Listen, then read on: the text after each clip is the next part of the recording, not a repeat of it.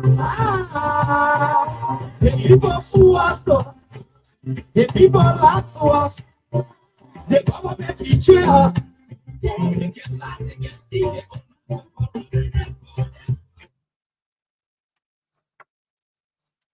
All right, so the time check on the clock, it is exactly 26 minutes past 9 o'clock to the mark, the 27th day in the month of January 2025.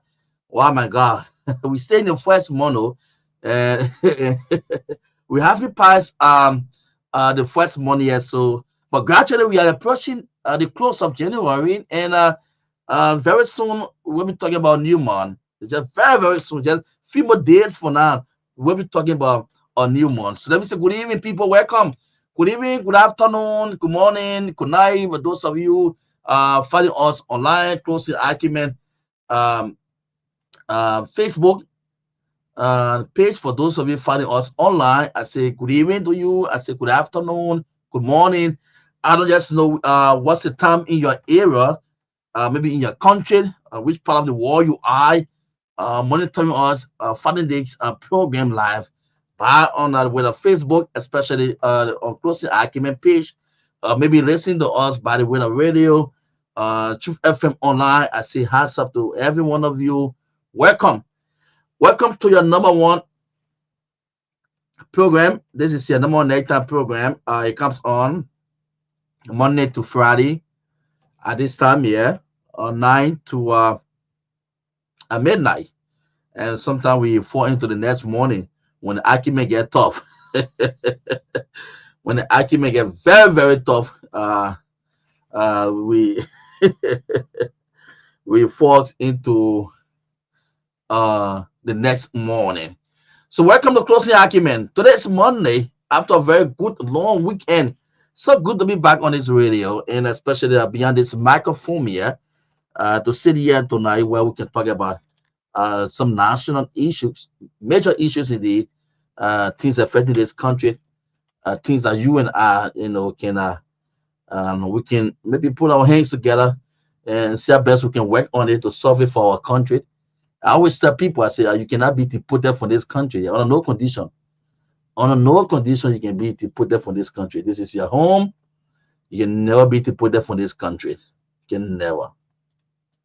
You can never be deported from this country. So there's nowhere at home because you can spend all the time outside this country here, and especially looking at some of the life some of you experience abroad. The facility, everything there, the living condition, everything is good. You can go through your experience, good note, and a good life, but when it comes to some of their movement and stuff, you miss back home because your home, you have that freedom.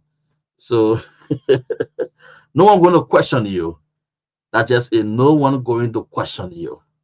So welcome to the program, Closing Argument. The team of panelists will join me shortly. As soon as the guys comes on, I leave my main studio and join our team of panelists. They join me on the show, so we can run it up together up to midnight here on Closing Argument.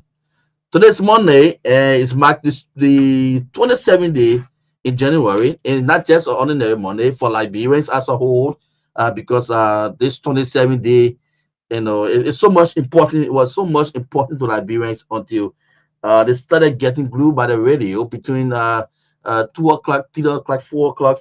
That's the time they started getting very close to the radio to listen to the president. Oh yeah, to listen to our chief. All right.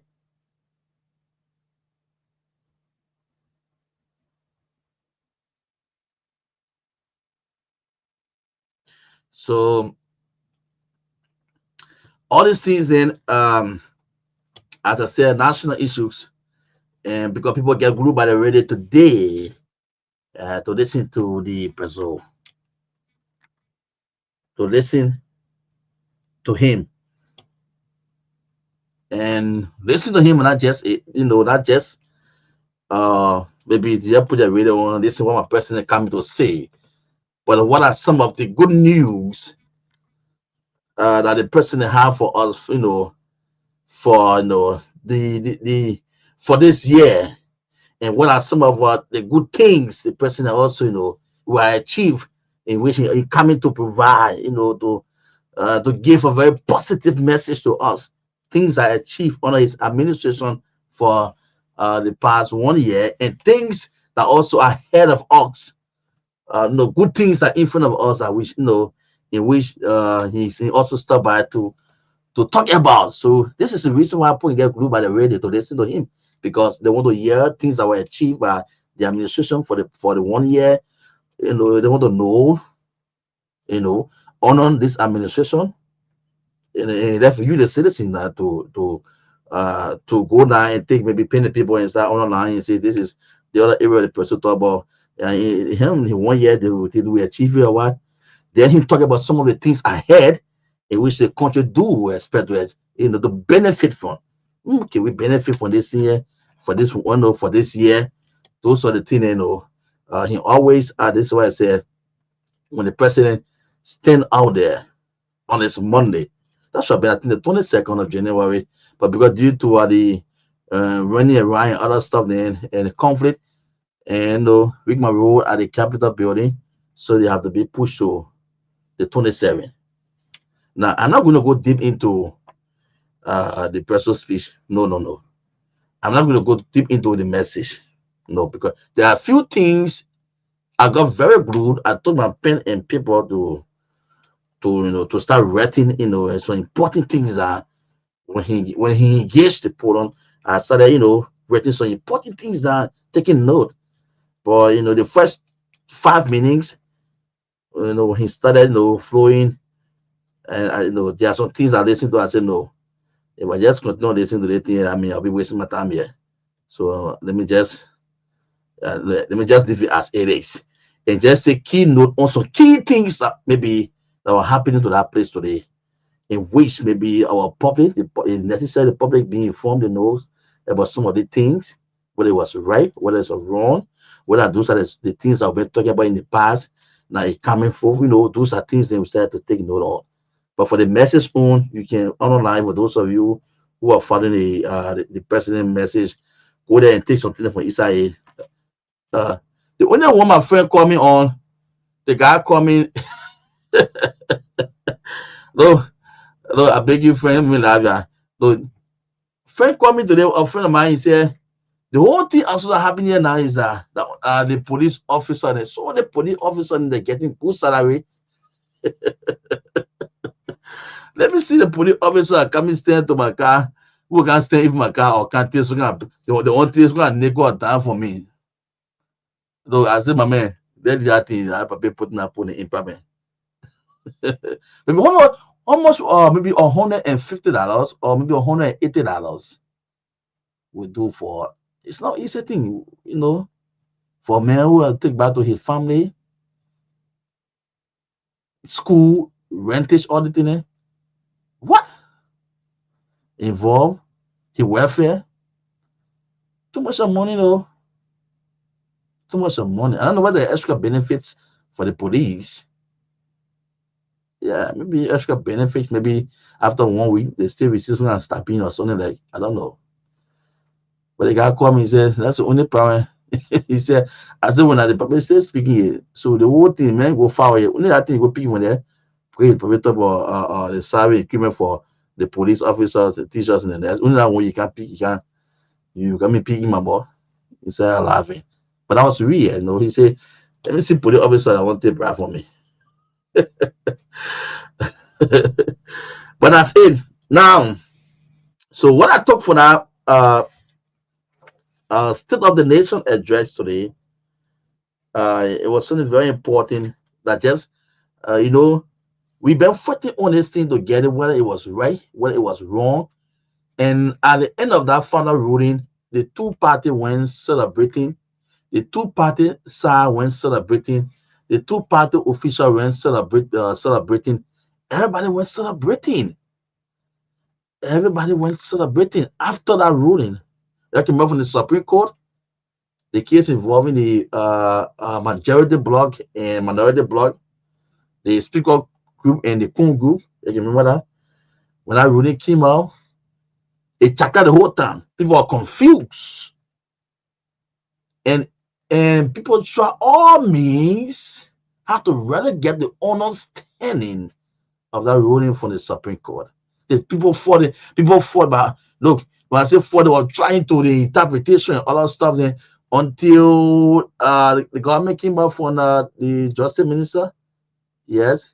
His own way too, he came out with the way how he owners to it, how the government owners say, so for that reason, he just took it that way too and put it out to the people and say, if I say this is how we the government, as government, this is how we understand it here. So this is how we want it to work.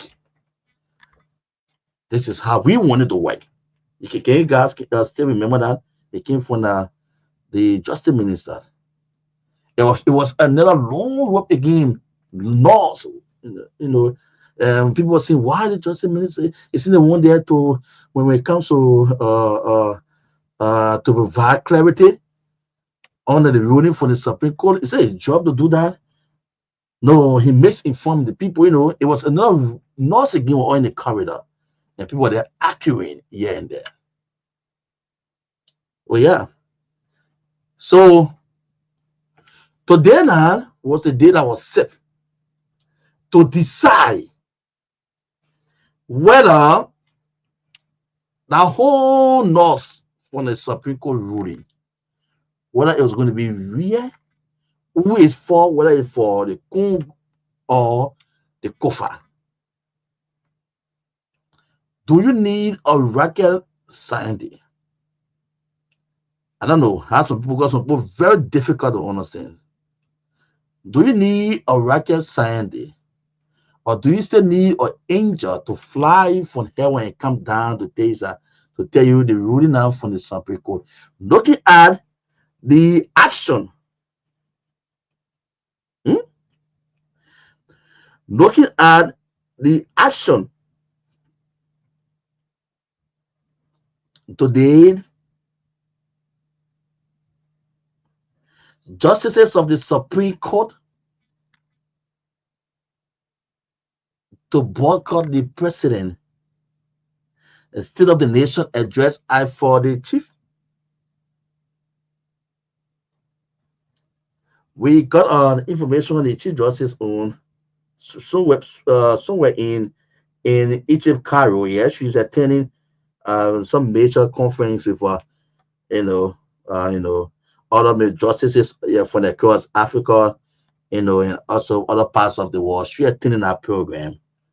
Yes, it's clear because there was some videos and photos and other stuff we saw from Cairo. So she couldn't just attend to the sooner.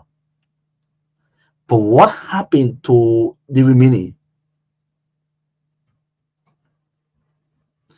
Do you still need a rocket scientist to come down from where or angel to tell you that the ruling of what from that Supreme Court, whose favor or what went wrong at the Capitol building at that time, with all the activities that happened there at the Capitol building at that time, the guys them forced, when I say force it electing Richard Kuhn, setting all their own committee, staying at RLJ for a couple of months. Do you still want to believe in I don't know, or are you still doubting in what you saw today? Because if there any reason, say maybe the Chief Justice is out, what happened to the remaining? They will still attend the program. So that shows, or it was very clear that these people cannot sit on Honorable Kuhn, because all eyes now, the Liberian people, apart from the other group of lawmakers, are in the water. The Liberian people who are looking up to see, to know exactly what next was going to happen. Let's see whether the law will hold. What are these professional people who took upon the time will look at this law? Will they bend or break or what this law? Let's see. Would they violate this law? Let's see. The people acts were on it. So meaning that if these people never show out to the president sooner, so that's clear that somebody or someone or the entire law was tampered with. So you want to believe in that, or you stay in it because there are some people who see the reality, the truth. They will still want to turn it around, and that was the unnecessary argument someone was carrying on. But the person is not, is not doing that. The time for the president report him and he going to report to the Supreme Court. No, there's no law that states it. That was the unnecessary argument they were saying. Supporting the constitution, they can just play with it. They can just play with our constitution because of party interest. So because it's in their favor, so they can just want damage it. They can just know. Do you know anything you see that happened before? You want it for it to happen today. So we'll keep doing the same thing and we'll see one result. We'll keep doing it. Suppose when we're back to Honorable Snow, they said Honorable Snow that they put no show also what necessary. So you see it. So meaning that it should keep repeating. There will be no changes. So today now it was showing clear that the rule from the Supreme Court, in which we all try to balance, so we're arguing on it, we couldn't understand it whatsoever. But I think that for today now, we all got a clear understanding. We all got a clear understanding today that whatsoever happened at a capital building at that time, it was wrong. And this is what the Supreme Court show is to all today clear. So even the asking of the Chief Justice, what happened? What happened to the remaining issue? I still sure.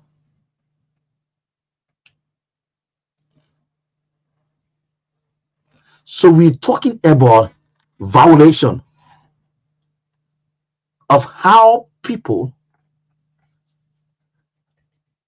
violated the laws and they try to turn it in the interest only because we can't keep running this country on party level. Because Afiza is my party in charge. So when the wrong thing happens here, I would just say I would just look at it as the best way. The wrong thing happened party level. Party level. We take the party being put in your heart too much. It might just so even the wrong thing my party doing it, say, oh, I know that the right thing. But you forget to know that when you take office to govern your people, you know more govern your political party or institution, or maybe your party scene. So all eyes now is on you because everybody want to see what you're able to deliver to your people. But people taking it that they taking the party they were too serious that even the wrong thing happening. It was wrong at that time. It remained wrong. And we have to correct it. We have to. Because if we don't correct it, it will haunt us today, tomorrow, in the future. It's going to haunt us. So we have to correct it. That's shown today by the Supreme Court. That what went wrong, it need to be corrected. Finish. We need to. We shouldn't temper. We shouldn't violate the law. We shouldn't mount party level. We do everything force. No, we know just say if this other thing cannot happen, we'll do it by force. If the one we not want to do it, we'll do it by force. That's just what happening in this country. Anything that maybe government cannot do whatsoever in the legal way whatsoever, we'll do it by force. Then when we reach the other people, they put it in party. The party thing here? Is that party thing? People have taken the party over this country, that things affecting the country, but on the fee because the party is enjoying. That entire thing that happened today at our capital building there, it was just like the president was speaking to his party. The country is divided. The country is divided. You have people there from different. You have the EU, you have the US ambassador, all the people going to that place there, attending a program in which the people are divided.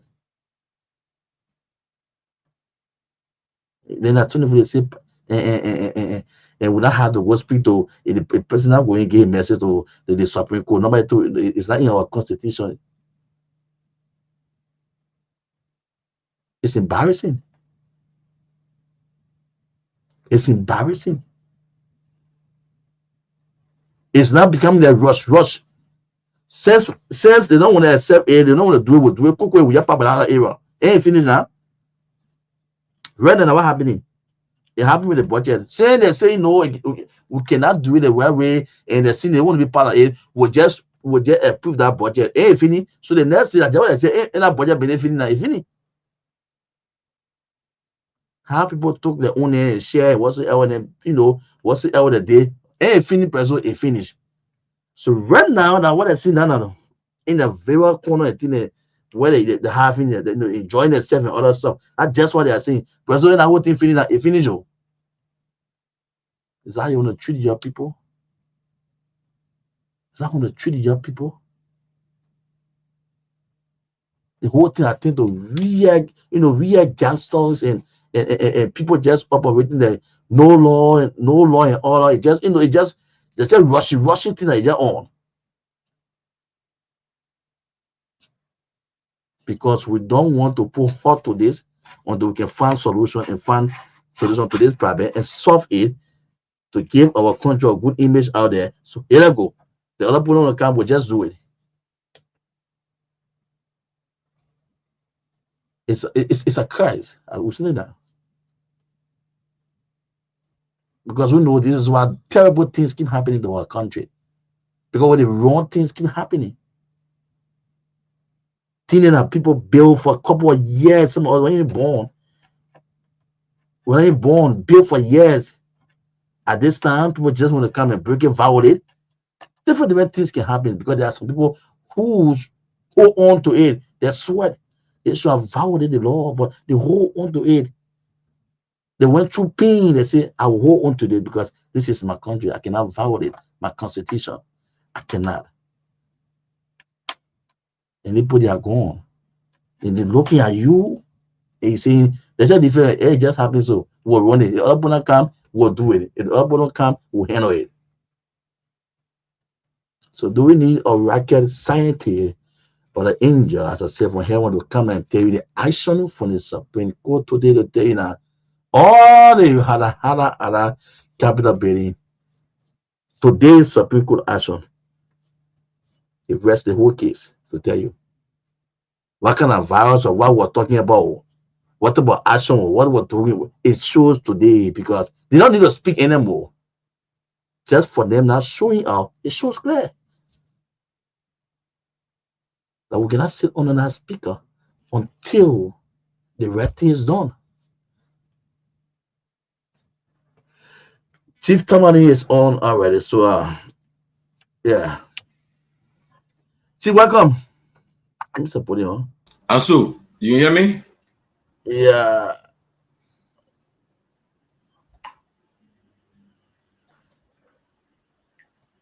Yeah, go ahead.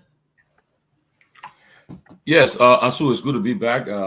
Happy to see all you guys and happy to see all our viewers, listeners in radio land, TV land, wherever you are. As you are aware today, uh, the president fulfilled his constitutional obligation, which is to deliver, according to Article 58, the State of his Nation address, reporting to the Liberian people through the representatives, the state of the affairs of the nation. President Boakai said that the state of Liberia is better, or the word he used. The state of Liberia is better than what he inherited.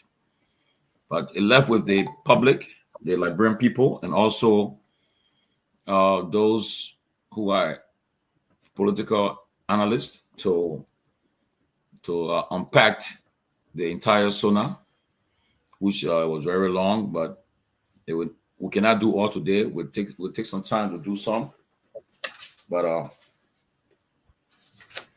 I'm sure everyone listened to it. It was a much anticipated address, and it was only good that Liberians took time off the business schedule to ensure that they listened to the president's address, and but it was an interesting address. A lot was done today. A lot of history record was set, and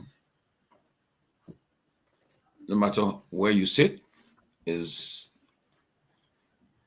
how you're going to view it. But let me first of all welcome everyone. We are live on True FM. I want to say thank you to our True FM family, led by the CEO, Liability, the manager, O'Neill, Rabos, and Somba, rest of the crew, for keeping us on the radio. And, to operate a station like True FM that have been around for a long time, and they have public have access to it. It's not an easy thing, especially when you're operating in an environment where you are not government control, not opposition control, but you try to be for the Liberian people. A lot is required. So in order for us to keep on with this network, the station, to keep on broadcasting us live to the Liberian people in Radio Land, can you listen to us in the counties, the 15 counties? There'll come a time we have to support the station, but to find a way to support them, because the cost of fuel oil is increasing. A lot's happening, and it's only good that we got to try our best to get things going. But at the appropriate time, I know O'Neill, you will have to bring him on this station, the platform, one of these days, very soon, to come and help us to talk to the people, let him give an update about what the station really needs to keep it going. It's a long fight, people, long journey. You want to have True FM on the next 5 years to keep it going, to give people opportunity to come and express their view. Will come a time we all got to be supportive of it, because this station is monitored across the country. And let me tell you something. All the stations you see today, all these stations, all the guys, most of the top guys, talk show hosts you see today in Monrovia, started from True FM. They started from True FM. They nurture them, and today they have their own platform. They have their own programs. True FM was mama, is like a grandmother organization for all of them. That's tap in from their talents and brought them up. So they are going through some challenging times, and at the appropriate time, in not too distant future, we'll reach out to our thousands of people from across the globe to come to see how best we can be of help to them too. Because in America, CNN, MSNBC, Fox, National Public Radio, they are supported by the people that watch them. It's not how they generate their money. The national, and because as you turn in to watch them, yeah, they had to get money, and sometimes they use that's why they have their cash app, they have their money mediums all up. The world is changing, people. Nothing is free nowadays. I mean, to do it, all the people you see giving on this platform, they appear there, they appear on the platform and bring a lot of us. They come, they're not doing it for free. They get paid, but just for us, we just doing it voluntarily, just because we love our country and we love this whole process. But to keep the station moving and everything, it comes with a lot of responsibility and challenges. And whenever we call upon you guys to at least give the station some attention to keep it going, hope you guys will please and join us. But today is a good day in Liberia. Today, according to our constitution, on the 4th working Monday of every year, the President of the Republic has to report to the National Legislature, which is the people's representatives, on the state of the nation. He making a report about what happened in the past year and what's going to happen in the future. So he making a report from 2024, his first year in office. And then he also made a report today to tell the people what he's doing, what he plans to do 2025. But there have been mixed reactions about what happened today and what's happening. As you know, the first thing is that the attendance. I remember a couple of weeks ago, we said on our platform that we were watching the Supreme Court justices to see whether they were going to appear at the State of the Nation address, because they had issued an opinion that said that whatever was done by the so-called majority bloc was ultra-virus. It was illegal. So the process that brought the guy who is now referring to himself as Speaker, Richard Kuhn, was illegal. And so the Supreme Court said it was illegal. And because of that, I can't say something is legal, then I go and support it. The same thing I say is legal, I go and support it by being present. So that's what happened today. And the entire Supreme Court bench were absent. For the first time, some are old, since I've been monitoring annual messages from Samuel Kanye the whole time, it's the first time. That's why it all happened. It's the first time where one of the branch of the Liberian government decided to boycott the president's State of the Nation address. So the Chief Justice, I know, is in Egypt, but yet and still, the other 4 justices, led by the senior justice, should have shown up, but they boycotted the president's State of the Nation address. So when I hear folks from the ruling party trying to give it a spin, to say, so, this is why I got a problem with some of them. Some of them are so clueless. They are clueless. Some of them not only clueless, but I think they're just deceptive, very deceptive. JBM Yamo, I'm following you from Bonjman City, Lofa County. That's good to hear. Good to hear. Thank you, BN Yamo. And good to want to hear you guys from across the country. That's Elijah K. Cody, following from my county, Magibi County.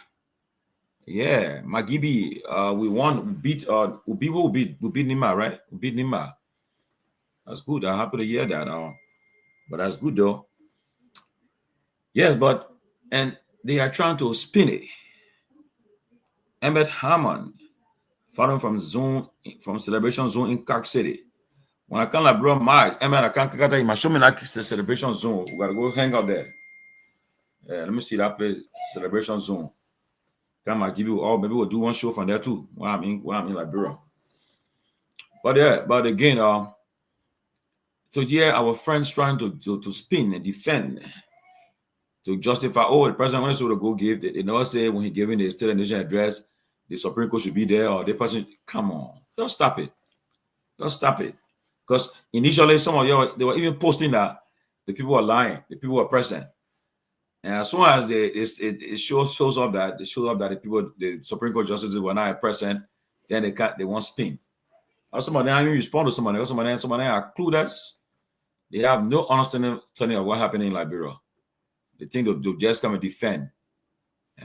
What do they know? This is what we call a scathing rebuke and rejection of the president and his government today. That what happened today was a scathing rejection and rebuke. For the first time in the history of Liberia, ever happened. So that was you get a message. So tell me, don't say the president just had to come and do this and no. I mean, if some of my friends in the UP told me, say, man, this thing is not a good thing for us. You know, the people really didn't do well by not showing up. But you can't say, oh, they were not forced. Give me a break. The president of the republic, the three branches of government supposed to be present. And if you even watch the president's speech today, because it was in his speech, even though the people were not present, but he kept saying, sometimes you say, Mr. Vice President, Mr. Speaker, Madam Chief Justices, Chief Justice and Supreme Court Justices. He kept calling the court, referencing them because he knew they should have been present. So that's why somebody to even have the understanding. Why think the man kept calling the justice of the Supreme Court in his speech? Because he knew they should have been present. So you think he had no idea they should have been there, he would have mentioned them? No. Throughout the speech, as he went on, he was calling their names. He referenced them. He referenced them, recognizing them, but when they were out. So they come and say, me drink some water. Me drink some water too, yeah. Abigail just remind me drink some water before I can.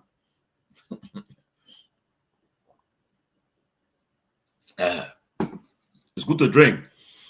So in the first place, you shouldn't have waited the president reached the end of his speech before they drink water. So I drank. They should understand this. President Baka is not a young person. He's an old man.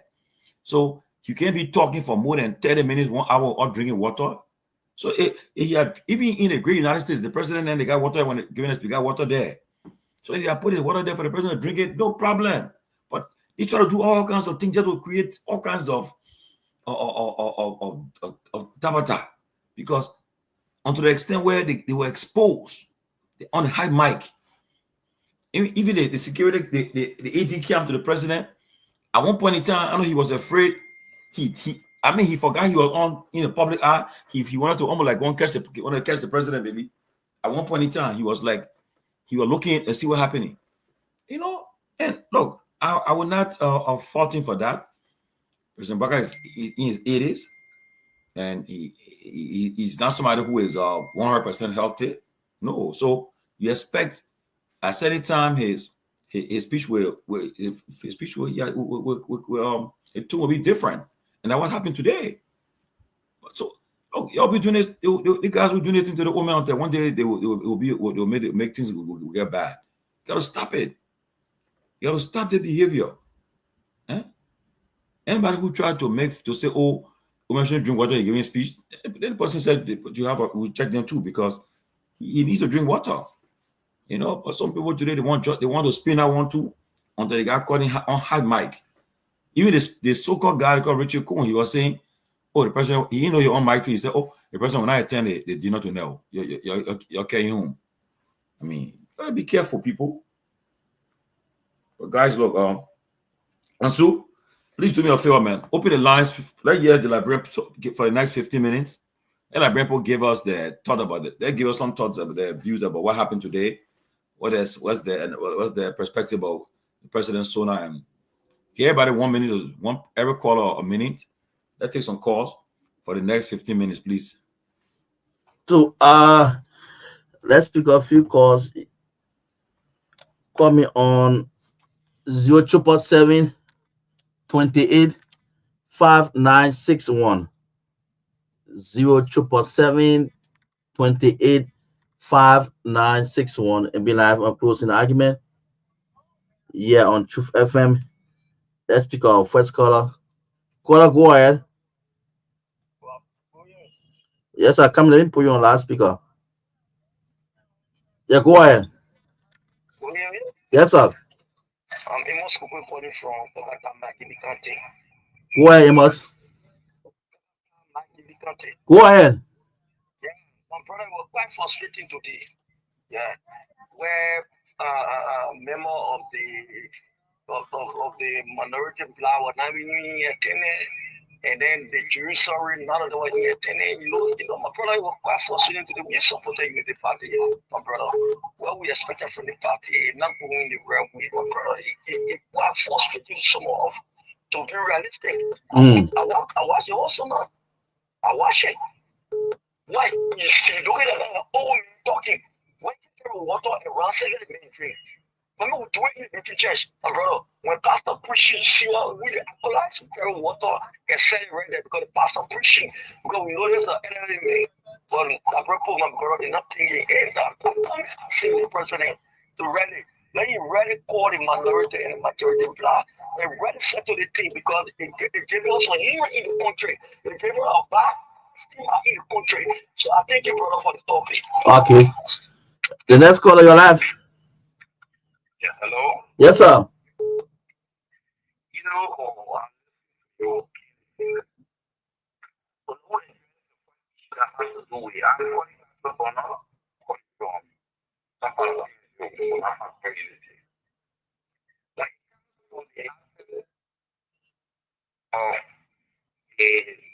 justice or member of school. Sorry, though. I hope you can reach out. You come back. Caller, go ahead. No. Walk away from your monitor. No. That's not good for me. The next caller, go ahead. I'm so sorry, how you doing? Yeah, I'm so sorry. Let's hear you. This is Pascal Davis. Oh, Pascal, what's up, man? Until the calamity has befallen Liberia. When we said that what was happening at the legislature was against the constitution of our country, our people said that political house. Once the executive was interfering, nothing is what will undermine the peace of this country. Somebody said, yeah, move on here. Whoever wants to speak up. No.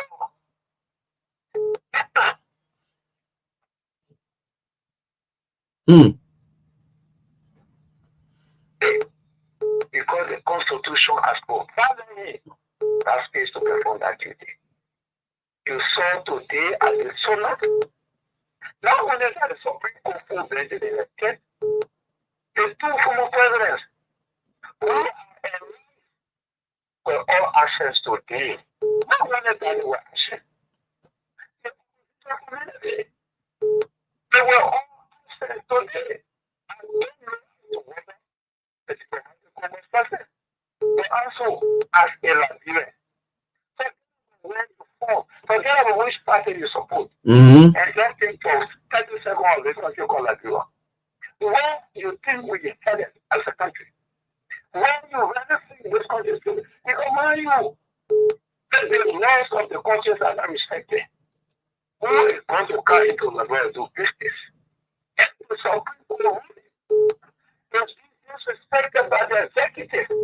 Our institutions are supposed to enforce the laws of the state.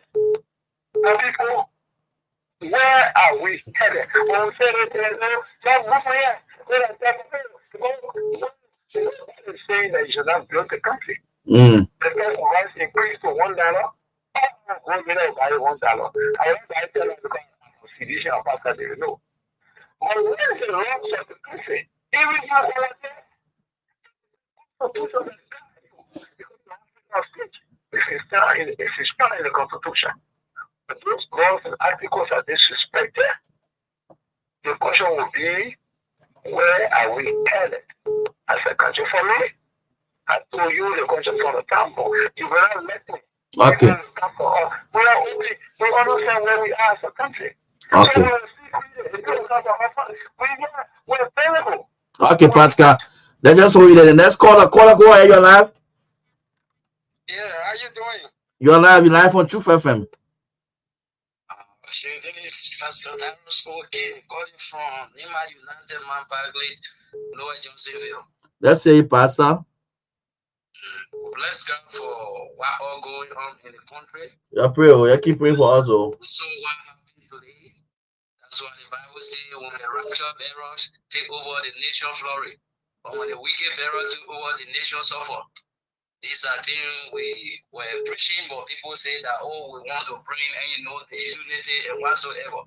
See what happened in the place there today. The whole nation, how can a Supreme Court rule and people go against it just because they want for another man to sit down and unseat another person? So we need to group ourselves and see to it that God himself help us, because without repentance, nothing good will happen in the nation. Thank you. God bless you. Thank Pastor. Go ahead, caller. You're live. Good evening. You have to walk away from your monitor because the feedback is not good for me here in the studio, please. Yeah, I'm listening already. Yeah, go ahead. Yeah, my friend from speaking from our country. The people that talking about the crime more than the series. What people are? You know what that means? Those that talking what the people are talking. They are oppositions, pastors, and all talking politics. The country, the country is progressing. Oh, but the pastor get right to talk? What? The pastor don't have his right to talk? This is what the say into politics. This is what the advisor of the country. But you can't advise you on this way now. Let's see you look at the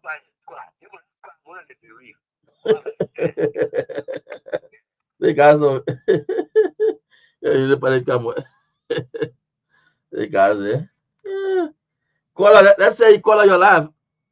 818, let's hear you. 818, you're live. This is Moses B. We're calling from the Watchtower. Let's say Moses. Yeah, you see, my dear brother, so we have to be free. If you have no accent to contribute to the show, the previous caller just keep you looking to this, say you have nothing to say about somebody, shut up. The pastor had a right to talk. You saw what went on today. The 1st of April in Liberia Team 1847 for the president to give the state of address. Then the action of the Supreme Court, they say that it's party business. We are discussing Liberia. This not for party. Look, this country Liberia is above political interest.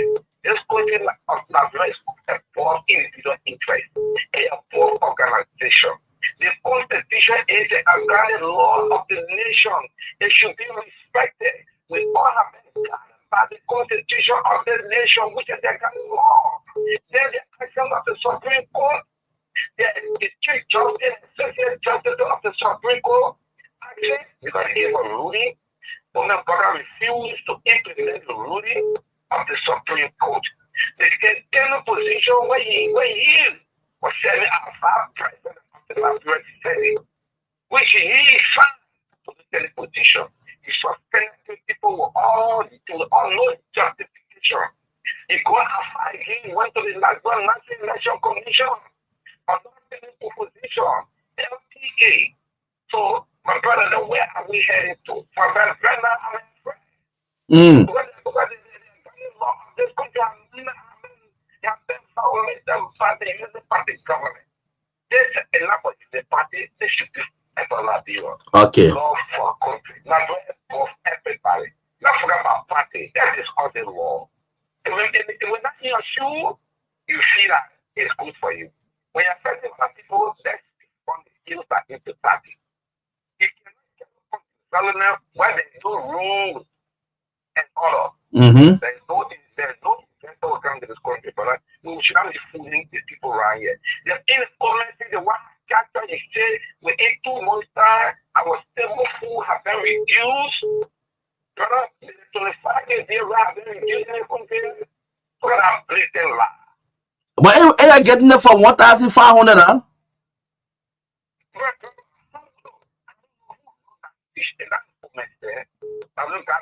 And those crowd, those desert dreaming politicians, they hear the pastor on that talk. The party chairman, the president party chairman, you know, ready? The president is not ready.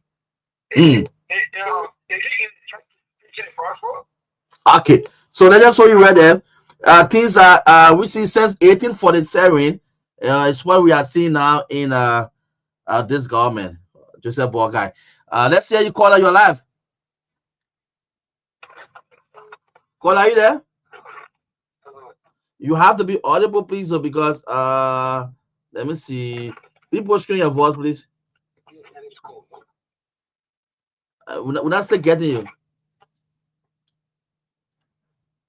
Why? He's off. 077-285961 are the numbers for you to call and be live on closing argument. Yeah, tonight.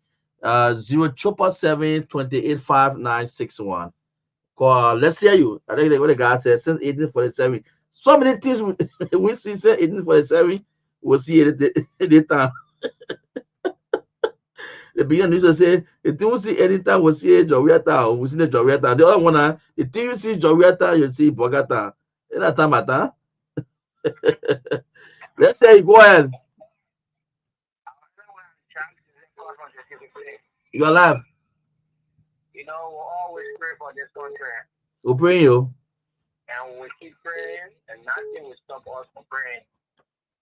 But sometimes when you vote for funny looking people, you always got funny looking people. Anytime you vote for on serious things, believe me, anytime in life you go on serious things, that's the result you got.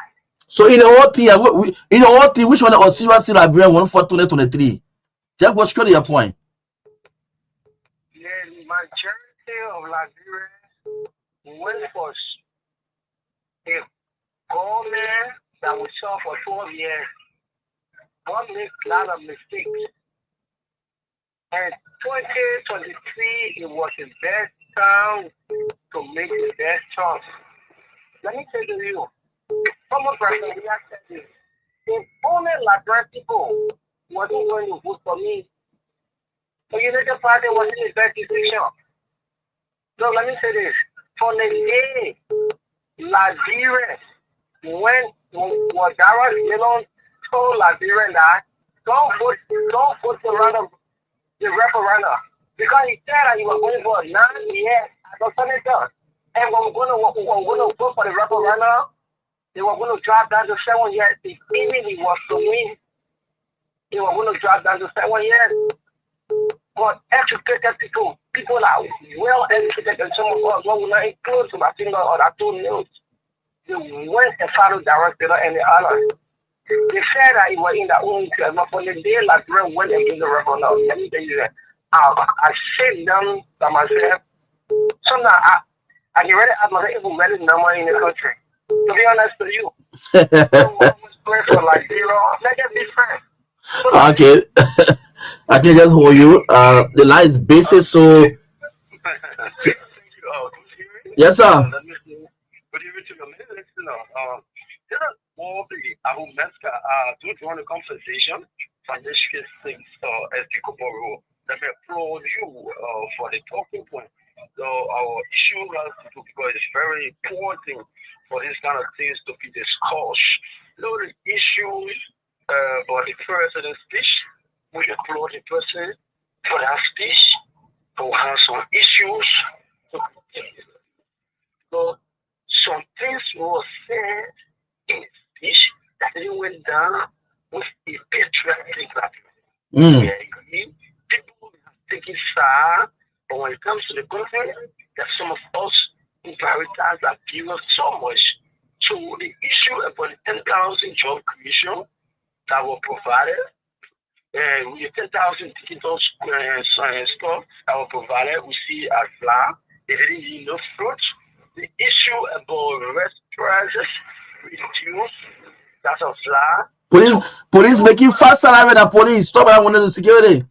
They're making fast salary. These are issues that we all need to sit.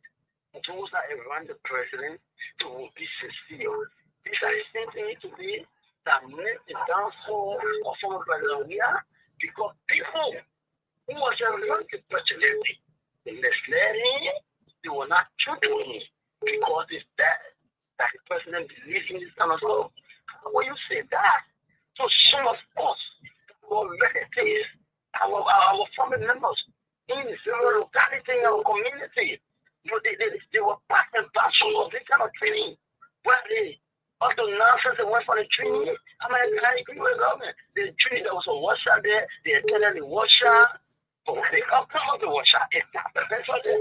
What the government said that they were going to give them money, they didn't give the money to them. The government said they were coming to give them to get a computer to empower them. There was no computer given to them. I mean, this thing was budgeted for, maybe money was allotted for it, for those who were they squander this opportunity, and the person should be very mindful.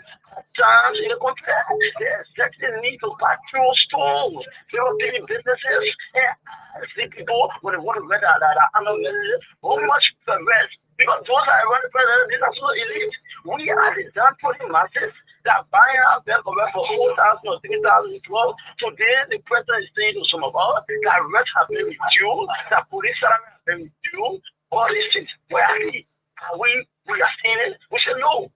So, President Porter, you have to drive 5 more years to win. Okay, they just wait there. They just wait there. Yeah, they wait there. The next caller. Yeah, you live on closing argument.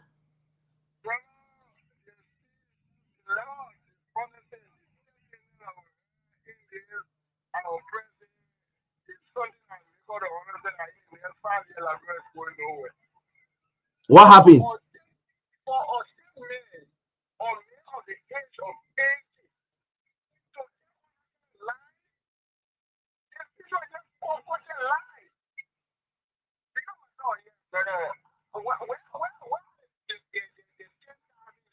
Went to IT or whatever. The president was being very much honest and showed some remorse, and then started challenging where else is the mistake. At least I do one understand, right, but in the meantime. But while we see the challenge, we're seeing the bad things going on, and you look at it, you forward the time and bring life to us. They tell us that if the homeland is honest, they tell us that we are going nowhere, and we cannot run around such a question. If I'm sure I'm not honest, when you choose the power, the honest are politics. Okay. We see what's going on. So you want to tell President Biden, want to tell we don't have this, that we don't have a sense of feeling. But you're not seeing you guys are not seeing the police getting some fat salaries, teachers receiving a fat salary. You're not seeing that one, eh? You know why? At least if the person was a driver or motorcycle or ticket runner, to know those people are, roughing on the goal, you're not getting salary, you're not going to be there. The reason is saying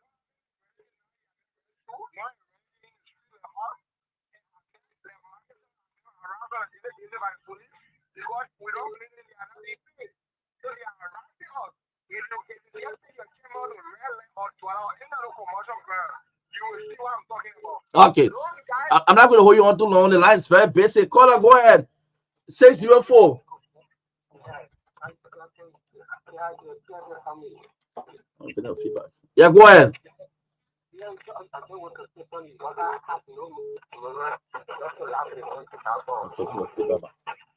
You say what? What you say?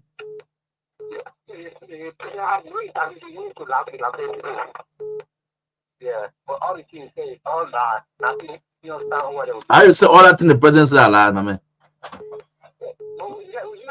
You listen to me. All the things I say, you listen to me.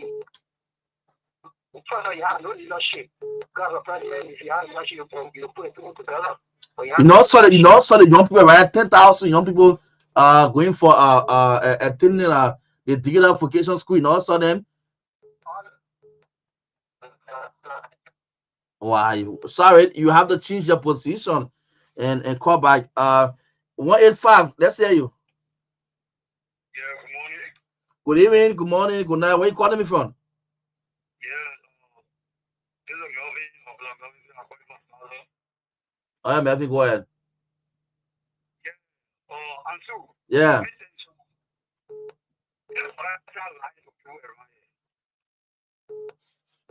That's to put around here because in the first place, it's trying to say The machines here, oh, the machines are here. what? The machines here, they also put a machine outside here.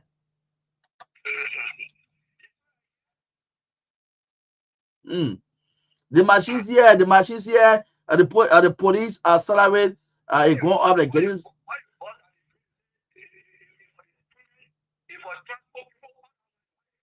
It going for text. Those bosses going for text.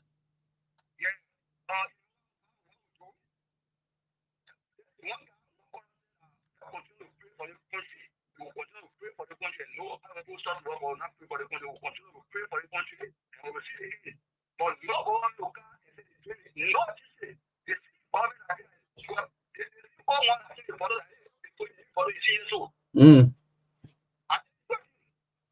Okay. Okay. Thanks to for participating on the show. Yeah, closing argument. My name is Ansu. I have Tomalin, Sylvester Pewee is also at the back. He will soon come on. We are listening to closing argument here on Truth FM 96.1. We're picking up free calls. You listen to the president today. The State of the Nation address. so many Google things were said by the president.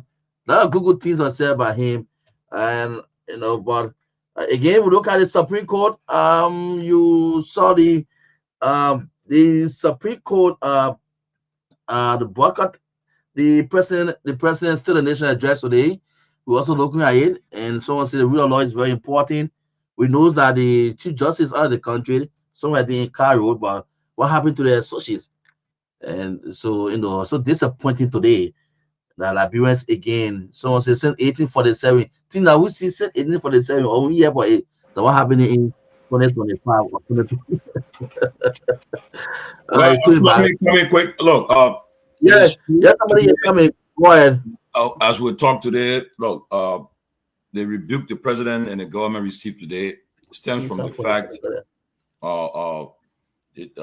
almost like a judicial protest to rebuke the executive branch. That's what happened today for supporting the illegal and unconstitutional removal of constitutional elected Speaker of the House of Representatives, J. Fonati Kofa. That's exactly what happened today. No if and and about it. The Supreme Court, that's what it did. We consider it a rebuke. That's a protest to rebuke the executive branch support of the unconstitutional removal of the Speaker, the legitimate Speaker of the House. They try to do. And so they show them, they say, well, we are another separate branch of government, and we came out, or a case was brought before us, and we made it clear that it was wrong. Whatever the guys were doing on the other side, it was wrong. They were acting illegally, and for the fact that they went together and said electing a speaker was illegal, so it would have made no sense for the Supreme Court justices that came out and said, look, what you guys are doing is not right. Everything you guys are doing is illegal. To go and sit under the same gavel of the very man that they talk about. So they were clear with that. And good that Sylvester Pewee, the new progressive chief of Leo, he appeared. He made a prediction last week. I think most people disagree with him on the platform when he said that people said that the people were going to go. And people have clearly said that, well, they should prove him wrong. But he said that they won't show up because if they shows up, that means it's like undermining their own position. So he was clear with that. People, good to see you, man. And like I said, you know what you said last week came to pass today, though, because you said that if we wasn't going to show up, they said they were going to show up, but then exactly what you said happened today. So, but as I said, Pewee, I consider it as I'll tell you the truth. What we consider what people call a judicial protest to rebuke the executive branch for supporting the illegal and unconstitutional removal of the legitimate speaker, and also for disregarding the opinion of the court that all activities carried out by the so-called majority bloc, including illegally electing a speaker, illegally suspending House members of the rule of law caucus, and other unconstitutional violations during the brazen coup deter in the House of Representatives. And lastly, through the action, the Supreme Court justices have resoundingly rejected Richard Kuhn as the Speaker of the House of Representatives and see him as illegitimate. These are strong positions, strong terms to use, but that's just a matter. That's a fact. And already I see people. There have been a lot of reaction from the president's Sona, the leader of STAN, the former CDC national chairman, Moba Malou. Yes, Malou came over. Not a scathing respond to the president's address. He took on him hard, and I just got a copy of it. It's almost an 8-page document. But before I bring it in, I will say this though: the only you can't say everything was bad, but the only good thing I saw today, from the president's speech was he talked about the road fixing of the road in Central Monrovia and other parts. Okay, that was something that people who have visited Liberia have confirmed it. And the road to Kimau, the highway to Kimau, and talking about the building of psychiatric and rehabilitation center for drug users and so forth. But besides that, and then he talked about unity, about which he has not done since he took over, about engaging opposition for the form of inclusive government. I don't know what he just saying it for the camera, the people to hear, but he has not shown any interest in that era where he would extend a hand to the opposition to join him. And then he called about reconciliation and talk about it. But besides that, nothing much. Because even the national budget that they proposed, honestly, nothing much was said about the budget that they're going to use towards the agenda. And the big thing about the arrest agenda, the Jane Buchanan, where are you getting the 30% from? You say how you getting the deposit to come up with that money? We don't know. But Pewee, what's your take, man? I know you already. The speech is so long, but at least you have gotten the basic part of it. You can start getting into it. Yes. Quite frankly, let me basically say a wonderful good evening to you and our very powerful compatriots and followers on this show. Today, one thing, and I've seen most of the president's supporters that are coming up in a more passionate way to defend the Constitution 58 and all of those goals. And I saw the Deputy Minister Kezeli for Public Affairs posting that the president is to commit and report to the legislature and a kind of a annual basic process, and I agree with him on that.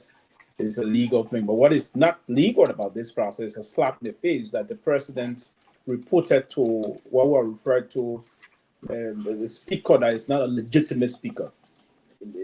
So the legitimacy of the speaker is in serious problem, and as part of that, the Supreme Court manifested for action today, as the statement they made some time ago about the process ultra virus, and then so there's a clear manifestation that it is not a good sign. This is a huge slap in the face of the president. It's basically it's a kind of a repudiation of his administration, that they're not legally sensitive. They are a government that the government adopts not adhere to the tenets of the rule of law. That's a very huge slap. If they will want to blindfold their eyes to this process and just move on with other knee-jerk way of trying to project the president from today's process, I think the takeaway from today, what really hit her, is that all of the justices of the Supreme Court, including the Chief Justice, did not attend. There's a slap in the face of the rule of law. Now, they're saying that there's nothing constitutional that said that the Chief Justice and the associate justices should be in attendance. Granted, nothing. But what is not constitutional, therefore, is that if you are reporting, because whenever these kind of issues are being conducted, of course, the state of the nation is being where the president is reporting on the affairs of the nation, then report and giving his legislative agenda to the legislature and the people of Liberia, it will have to be done on a legality, on a constitutional process. And that form of constitutional process was blatantly violated by the president himself because he spoke to a speaker that is illegitimate. So basically, that's the lie. And they would just dilute the entire State of the Nation process. But however, we will have to go deeply into the State of the Nation issue. The issue you just brought about, Timothy, about the rule issue in Monrovia. I don't know, because the earlier administration started that rule process about before her leaving office. It was under the reign of the former Minister of Public Works, Julie Moore, when they started paving the entire Syncope Belt. You'll see some areas they didn't complete that. I think the Weah administration came, they did a little in the Syncope area. Not much was done in Syncope. But the administration started this process. It will be a very good thing for the Walker administration to continue that and hit other major alleyways. There's this issue reported that was also earmarked by Judy Moore from the Dupero Cow Fee hitting So Clinic end. That's a very long stretch of road hitting through the community on that end. It's important that we also emphasize that process. The area of mental home and those for other drug abuse individuals, the president said there's going to be an ongoing construction that will be meant for that purpose. That's a very good development in terms of the speech today. And paving the Mandina Kitman Road. So that process is all the mobilization is being done, and it's up to kick up sometime in March of this year. That's some very good news also for the people of Liberia and that part of the region.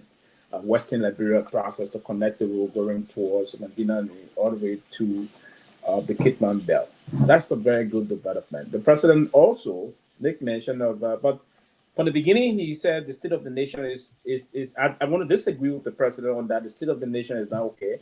There's untold He said the State of the Nation is better than what I meant. Yes. The State of the Nation is okay. The way he inherited. Let me say for sure, that's not a fight. You came on the basis of rescue. It was better before you inherited it. Now it have dwindled. There's some difficult times in terms of post-COVID. We directly speaking to the ordinary people. We find it very difficult in the country.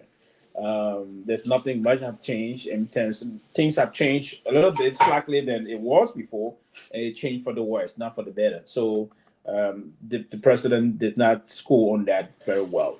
And another thing, this long line of issues the president spoke of, and basically if I would pivot a little bit more deeper into the speech alone, he spoke up of this foreign policy. This is about foreign policy.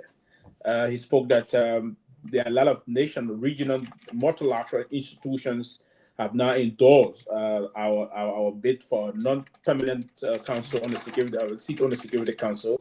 He's make reference to the ECOWAS and now the AU. We hope that will surpass and use some fruition in the next sitting before the next General Assembly. He also made mention that Bruce established 6 new bilateral relationships. All of this country he mentioned. Listen, and that's my problem.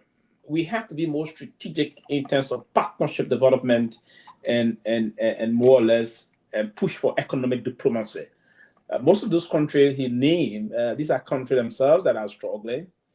So I wouldn't know why you're not pushing to more or less to establish a bid in country like Canada to push a more or less and establish a full-fledged ambassadorial role in Switzerland, wherein it's another hub, it's a major hub, also Geneva.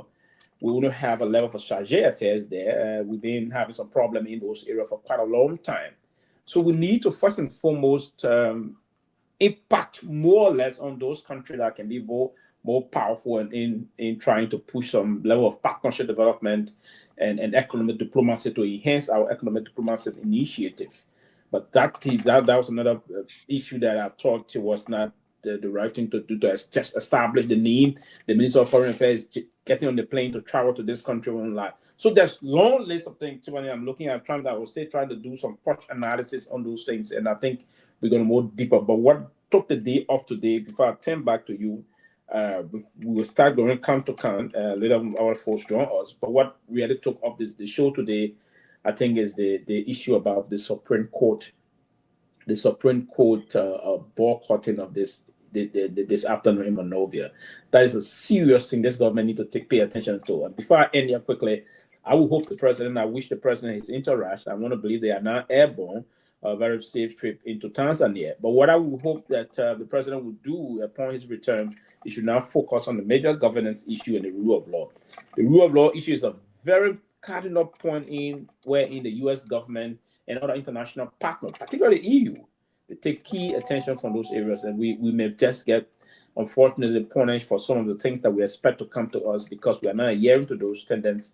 Then we may have some problem. But I think it was not a good day today for the country because we blatantly violated the laws of our country and undermined the Constitution. Yes, and another thing is that we'll talk about it later. You know, the president talked about his administration have given, he talked about press freedom. They are giving 45 operational permit to newspaper and station and so forth. But what we have come to understand is that, and this is not good for the government though. They need to go in the national cycle that you are now favoring certain media institutions. That's not good for the government. Like for instance, one of the station we're on today, 2 FM, that is being broadcast live in Monrovia right now in the various counties. They were denied.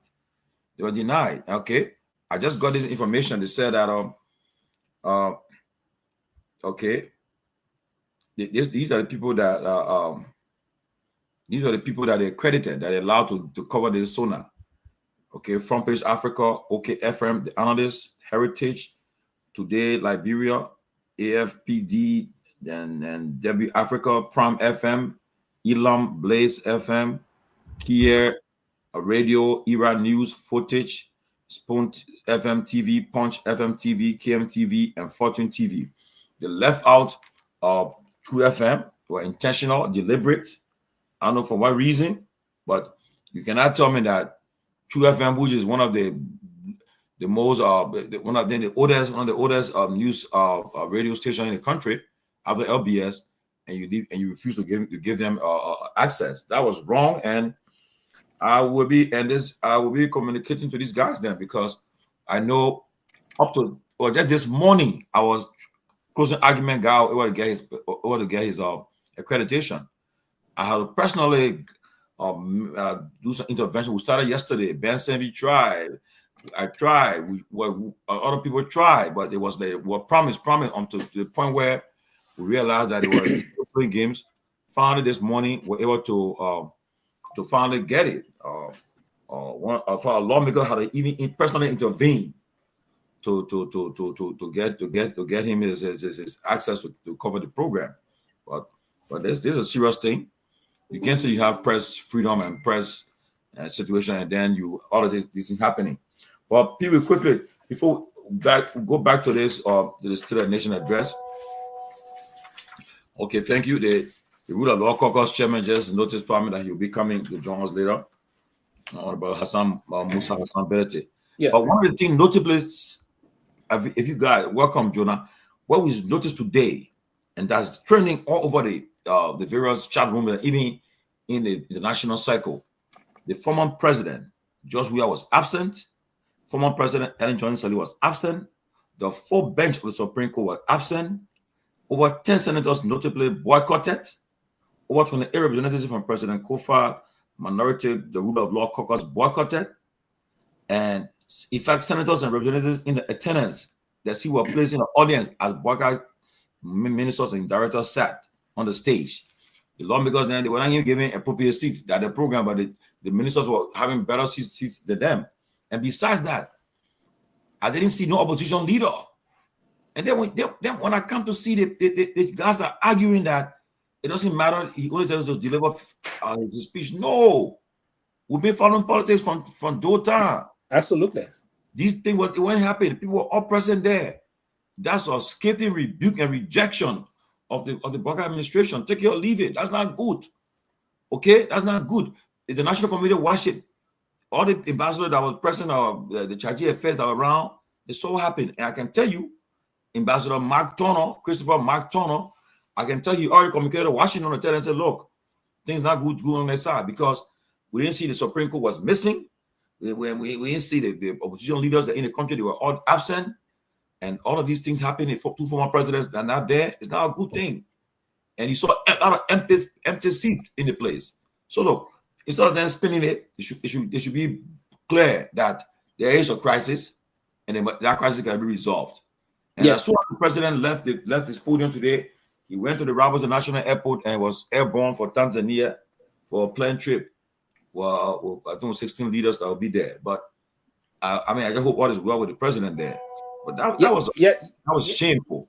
Very, very, very much shameful. And quickly, those individuals that are trying to spin this thing, these are counterproductive agents, opportunistic counterproductive agents that are doing these things. Period. So we shouldn't even waste our time, and that's why I see Mr. Kehleboe that been all over the place running before doing things. He shamelessly. I'm surprised at the same brother. He's a client. He's a client. He's a serious client. He's trying to say things in his place. You don't have to spin things. It's better to let the sleeping dog lie, as we can normally say here. But again, you said something about the radio station and all of things. You don't have to like Mr. Belete. You don't have to like Truth FM. The Renaissance Communication Network have done a very powerful thing for our country since 2005. I can still recall this. And that was the year I made my debut into politics in Liberia. 2005. This station. And I mean, listen, and they're going to see more things coming off of the 2FM they don't want to see today. A lot of things going to come off from that 2FM. 2FM is going to be the bastion by which our people will be informed. 2FM is going to play a major role that will link to a lot of community radios across the country. A lot of things. This station helped the people of Liberia and help our democracy. Part of the democratization process in our country, this station play a major role. Today, you try to, for some political reason, you try to intentionally undermine the broadcast authority of that station. Shame on you. So you don't have to engage. Listen, Mr. Belete himself played a major role into the country moving forward. He's been doing this ever since in the early 90s, when he played a role with the former interim president, his soul rest in peace, Dr. Sawyer. He was very key and very instrumental to the former president, President Ellen Johnson Sirleaf. He will remain a very pivotal element in the country. So if you believe that you're going to begin the process by undermining democracy, by targeting major broadcast institutions, we're going to expose you. I mean, you just have to come and tell people what you got. You came to rescue, you failed to rescue, you confused, you're trying to undermine the rule of law, then you're trying to go after a broadcast institution. We're not going to sit and allow those things to happen. We're going to lift those things. We're going to inform out of democratic institution across the world to be informed of your behavior and other things. We cannot continuously allow a group of people using the knee of autocratic tendency to undermine our democracy. We cannot allow those kind of things to happen. That's why the country today, instead of the president coming up to give the people of the country, now you pushing for reconciliation, you asking the opposition to form a government inclusion. How come the opposition will form a government inclusion? You got the mantle of authority to exhibit those kind of tendencies to money. For the president to come out today and say he called the opposition to do government inclusion, who got the power to appoint government officials in our country? Today you run one-sided government and you believe that you're going to. The former president Sirleaf, a United Party's former Standard Bearer, did not attend. That is very major. Mr. President, we did not attend, and those individuals did not attend because of the unconstitutional nature you are proceeding with governance. You have a speaker that is not recognized legally by the Honorable Supreme Court. That's a major problem. I didn't know that 10 senators didn't attend today. You just broke a news to me. Yeah. I didn't know this. It's quite unfortunate. Yeah, we look forward to seeing Mr. Belete. He's coming on the show, but the Rule of Law Caucus did not also attend. It's 28 lawmakers, right? Yeah, 28, yeah. It's quite unfortunate. It's quite unfortunate. Welcome to the Peabody. Why didn't welcome me first? Why didn't welcome me for Peabody? Well, I didn't see. I didn't see, man. What's up, Peabody? They're You blind, sweating you can again, see. like your I can be sweating. I bet you are also. Ben, you Man, came just before keep me, on- so you go ahead. No, Just give me no. what? Keep on go ahead, man. Just give me what? Yeah, keep on working. But also has to be cold. You should You be know, cold, guys. but you can't. Then you be sweating. You're thinking about living there ever. Yes, no, you know, guys, I was able to read the speech, part of the speech that I read at work, and like what you guys said today, he calling for the opposition to join him and to work together. He is just the opposite of unity. He's the opposite of peace. He's the opposite of bringing people together, especially for a man of that age and of that caliber, who is highly respected. You know, everybody looked to him as a dad and respect him. One thing comes to mind. Either President Barker inability to really lead Liberia, or I mean, like he just lost touch. Because even at his age, he should be able to deduce that some things are bad. We can't play this game that way. But the Supreme Court, who said, came up with that ruling, said this is not the right thing to do. You'll go back. This is ultra virus. He went. He was still there standing out there recognizing Corn as a speaker, calling him as a speaker. The rule of law caucus did not show up. What more embarrassing was President Weah did not show up. The former President Salif did not show up as well. I don't remember President Salif missing any of those occasions. I don't remember a time. Every time President Weah was giving so now President Salif or other countries would go back and be there. Even last year, I think when Barker did it, she was there too. And to see everything he was pointing on today, oh, we inherited this. Oh, this was bad. We inherited $2 million school fee. We inherited a bad health care. Everything he was pointing to the previous government. And he been in power more than a year though. You're talking about having $800 something million budget. 70% out of that budget is being supported by the international community. Is that how you live? Is that how I'm going to make my life to be a leash and depend on every time I buy food for my children, somebody got to help me to buy food for my children? Is that how we're going to live? Is that how Liberia are going to get money? You talk about, you make all this big news about generating funds, just generated $620 something million and all of that.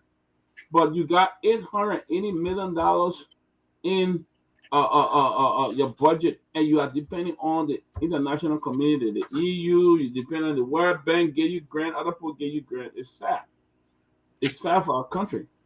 I mean, when will we be able to stand? See, you know what? That's the other money that our international partners are giving. Let it go to like roads and other things. We can sustain ourselves now in terms of our budget. We can raise our budget through our revenue generation and all of that. You know, but it was not fair. It was totally unacceptable for them to even deny. They're so petty, very petty. The government's so petty that it's even coming at station them who insult you all day. You're afraid of them. All right, because you know what? They live in the owner of Spoon. They live in his pocket. It's not a lie. I was here when I was on Spoon. We used to take money to Joe when Joe Barker. Yeah, we took money to him right in Delaware area that go into Maryland. We went there several times, and several cash packages were given to him. So they're afraid. But you going after a poor station a very informative, good station deny them only because they stood up. They stood up to you. What a shame! What a shame to deny them.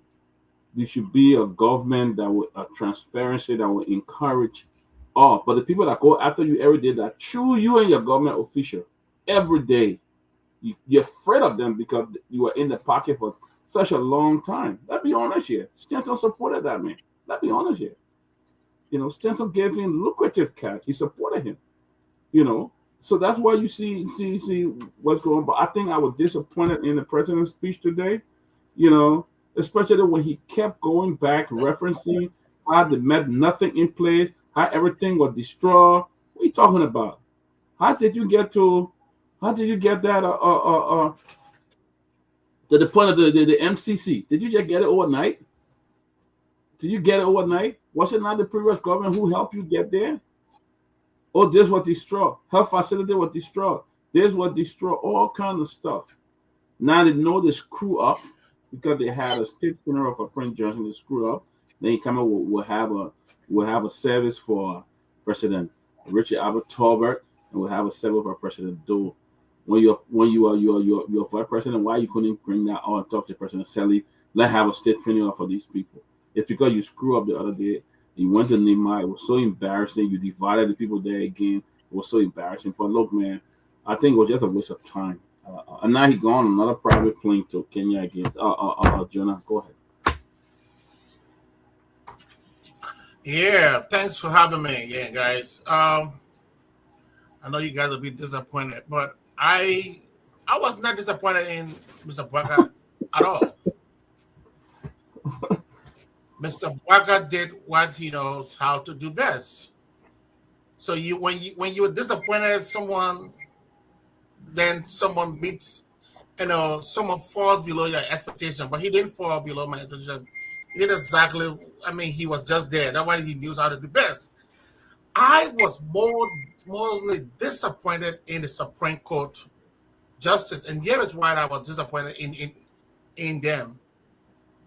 Look, it is about time that people stand up to dictators and people of bad character. This issue of taking the road that is least resistant, I think it is dumbfounded to me.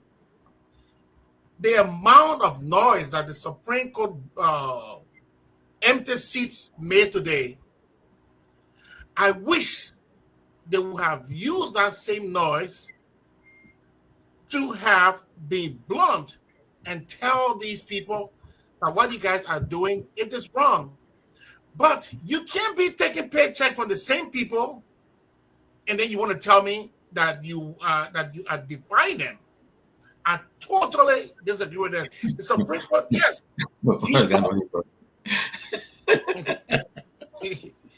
Supreme Court, you spoke. I mean, you were loud. But I wish you did the same thing. No, Tomalin, what the Supreme Court did today, it will make international news. My problem is, what does that do for the common people in Liberia? Everything that happened there today, it will only make international news. But if the Supreme Court had stood their grounds and said, we're not functioning, this is wrong, let's one part of the government be parallel and do the right thing. But you know what it did? They found the easiest path. And the easiest path is to do no harm. Stay away. And then after today, then what? After today, what happened next? You go back to the same status quo and do the same thing. This is when you hear Martin Luther King talking about the least resistant. These are the kind of things they are talking about. If you have the voice, use the voice. Don't go in the corner and use it there. No. So that was my only disappointment. Not Bwaka. Bwaka was unpaid because he doesn't know.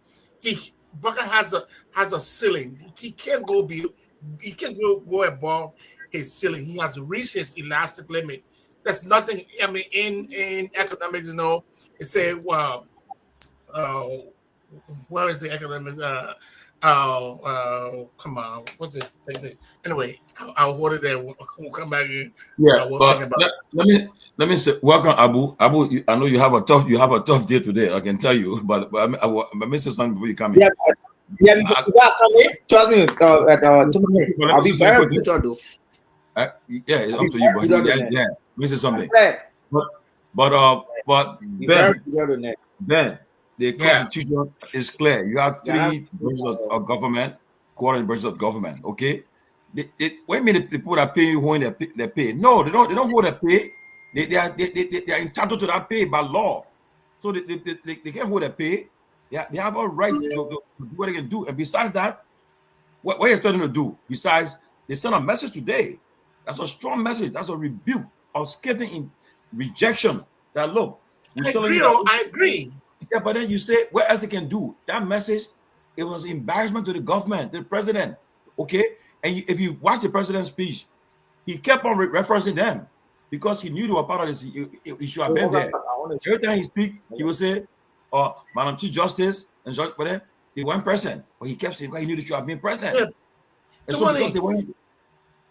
That rebuke is not going to affect the Liberian people. So what else can they do now? Let me tell you what the Supreme Court should have done. The Supreme Court should have shut down. So you shut the Supreme Court down, the government is already paralyzed. Yes. I mean, if you want to be serious, you shut the whole down.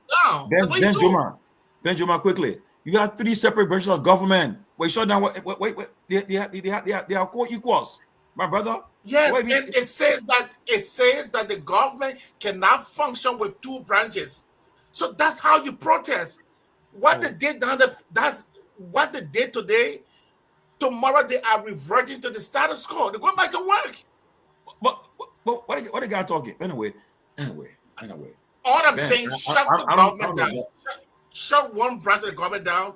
Automatically, the government cannot function on two branches. It is clear.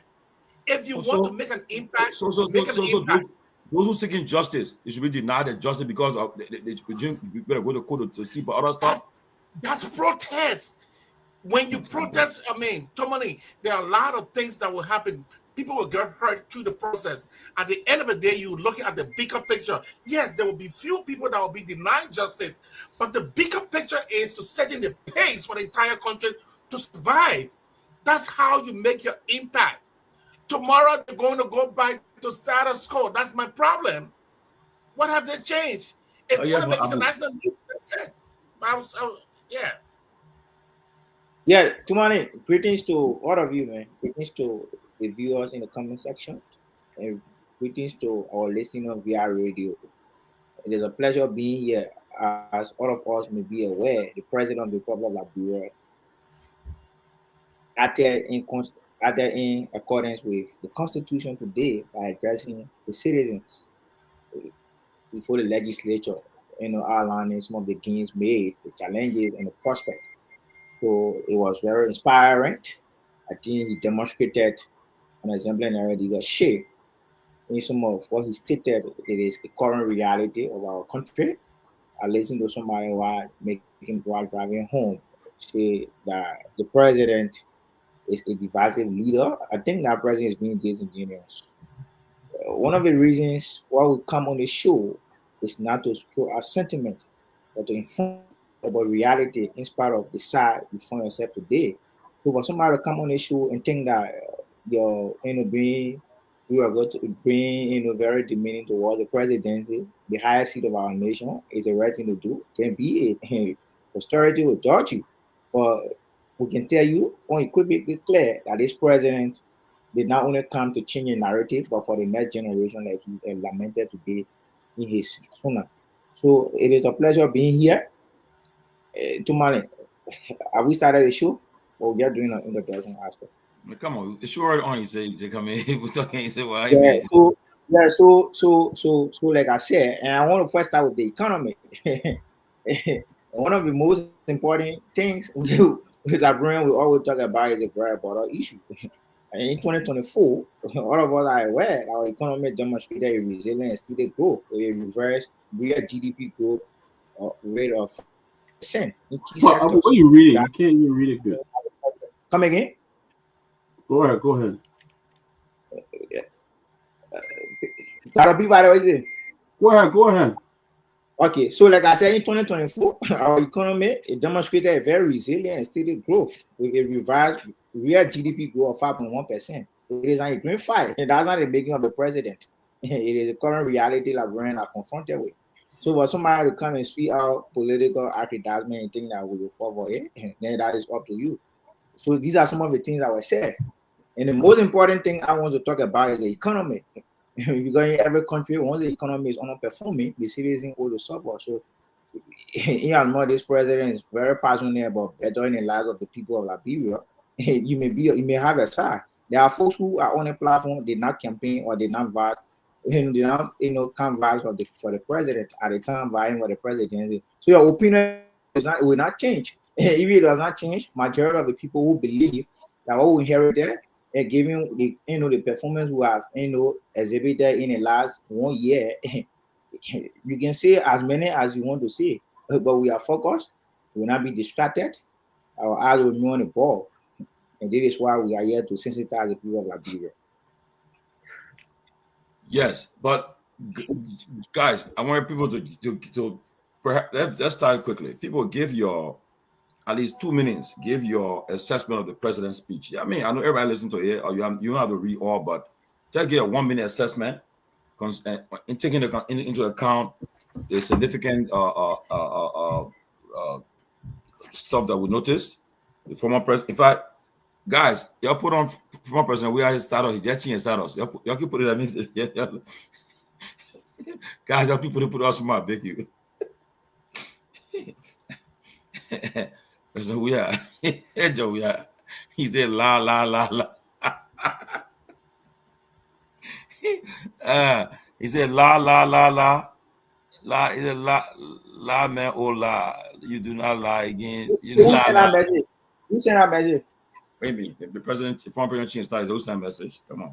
But I want you guys to give your analysis, your post analysis quickly. 2 minutes. One president got more to talk about the mentor about bringing Nigerians in Scotland important. You're talking about bringing scholarship of people. You're changing quick. Fake money. They're on course. Less than 2 years on course. Man, yeah. Let's start with what Pewee? You're more than Pewee, right? But then, okay, who are you? Okay, everybody can start. You can chime in the quick analysis of the president's speech in 2 minutes, maybe. Look, ultimately, I did not follow the whole thing. I was reading it, but what I read, I think the president's out of touch because let me be honest. The only good thing I read in that speech today was having a memorial service for President Torgbean and President Doe, and of course he was trying to piggyback to the blunder they made with Prince Johnson, and people were mad. So he was trying to do it, but other than that, I think the president was just reading what was handed him, but in his own word, his own deduction, he doesn't. I don't think he see it. It was just what was handed him and said, you need to read it and what we have done, so do it, and all of that. But other than that, there was nothing really stuff to talk about too. That the Liberian people, the poverty will be reduced, because I listened to the president's speech. He lied about public servant salary and all of that. He talked about the harmonization, even though it was the very World Bank that came up with that harmonization and all of that for the Liberian people. So I think he was just speaking because they handed him something, and he just had to stand up there to say. But totally, I didn't see anything that really reduced the suffering of the Liberian people. I didn't see much on corruption. He didn't even talk much about. In fact, they all compromised, so there was no way he could even talk about it. But I think it was just another blunder by the president. Thank you. Okay, let's Lofa, welcome, man. But Ben Juma, what's your quick analysis? Just overall everything. Now, I'm not going to waste my time on that. On something that someone read that the man body language was different from exactly what he didn't believe a word that he was reading. So I'm not going to waste my time on that. You can just go to the next person. That's not wasting my time on that.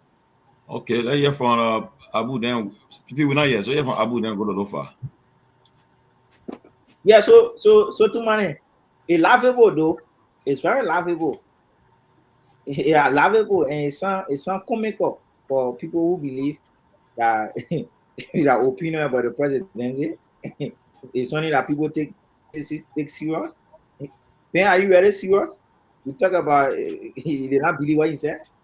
You think this president is the president what people prepare speech and giving it without him perusing it? Do you know who is Joseph Boakai? He's a sophisticated person. This man did not graduate from high school without understanding how to write himself a business letter, unlike the previous president. We have folks who was working in government. Listen to me, Chief. You were speaking, I didn't talk. We have people who work in the level of my own big brother. That the reason why he was relieved of a position from that president. Listen, my man. You are talking, I didn't interrupt you. Too many. Yeah, go ahead. Your 2 minutes. Go ahead. The issue will be nothing. Maybe you will take me on the issue. I'm being very clear. Man, yeah. Abu, respond. Yeah, so like I said, unlike the former president, people prepare speech for him without him going through it. So this president is very sophisticated. As a matter of fact, he writes his own speech at times. If you don't know that, Ben, if you don't know the history of Joseph Boakai, know it today. He's not a puppet who who just go ahead with something without perusing it. So to tell you, yes, what he stated is what actually Liberian people are confronted with. Did he say all is rosy? No, not all is rosy, but he is making frantic effort to ensure that some of these things we inherited cannot, occur as the people of Liberia wants it to be. So please, Mr. Ben Jonah, we have come to talk serious thing. If you got nothing to say, I think it is prudent to give other people a chance. But don't come here and say that the president did not believe what he said. Yeah, Lofa. Yeah. Good evening, everybody. Great to be back on here. Just listening to the president's address to the nation today. Of course, just like I predicted, there weren't much that President Boycott could really speak to. Unfortunately, not because the possibility weren't there, or not because the desire for true transformation in Liberia is in existence, but the innovative ability to make that happen, to bring that to fruition, unfortunately, does not exist in an opportunity for a leader to be innovative and succeed. He must have that vision and also possess the needed pedigree to be successful at it.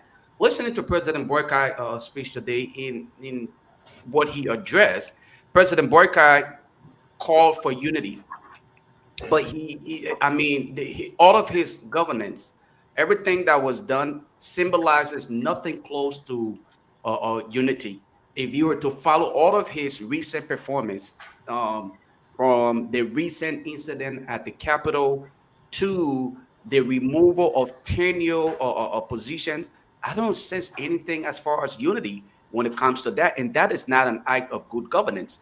We listened to President Boyka also spoke of the promise, the 100-day days promise that was made, that they were going to make sure that no car would have been stuck in any dish or the mud, as we reference it in Liberia. Unfortunately, it is obvious that after the 100 days, there are still roads where vehicles are getting stuck.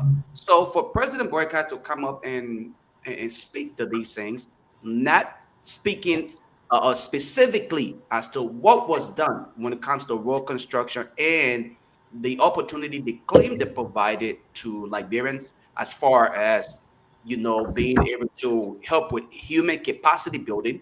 He referenced the fact that they help with cybersecurity technology training. I talked about this here several times, and I'll end on this note. Part of the reason why some of us purposely spoke against this whole idea that people should come out here and misinform the general public that this government have trained Liberians on cybersecurity and all of these things is because the information is not right. It is just not right and will never be right. Even in the great United States of America, I have not seen a single person who is involved with technology who have gone through tech training for a week, and then we'll talk and then push them out there to obtain jobs. So all of these things, I don't see how it was successful or how they were implemented. As far as all of the promises that were made, there were several promises that were made throughout the speech. But what I'm looking for here is the ability to deliver. In my area of profession, we don't look at promises. We look at your ability to deliver. If you're delivering based on what we know of you, that's where you get your credits from. We can see that you are competent enough, you bring quality to the work, and you are delivering. Unfortunately, based on all of the promises that are made, I will only speak to any of those things when I start to see or feel them. When Liberians start to feel all of those promises, then I could come back here and say, like I said a year ago, that I have no reservation that anything will come out of this government, because those who are in power today, those who are purporting as these relevant, educated people, really come to the job with nothing less than jet showboat.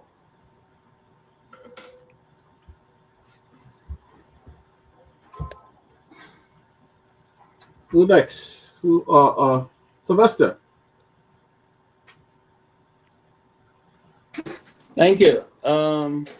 No, so basically, I think in summary to what would be discussed would be the process about that there was some point, and don't mess up in this. We have to be, and that's why I say we have to strike the balance here. And now, one of the major takeaway today was the boycott of the Supreme Court, the entire Supreme Court.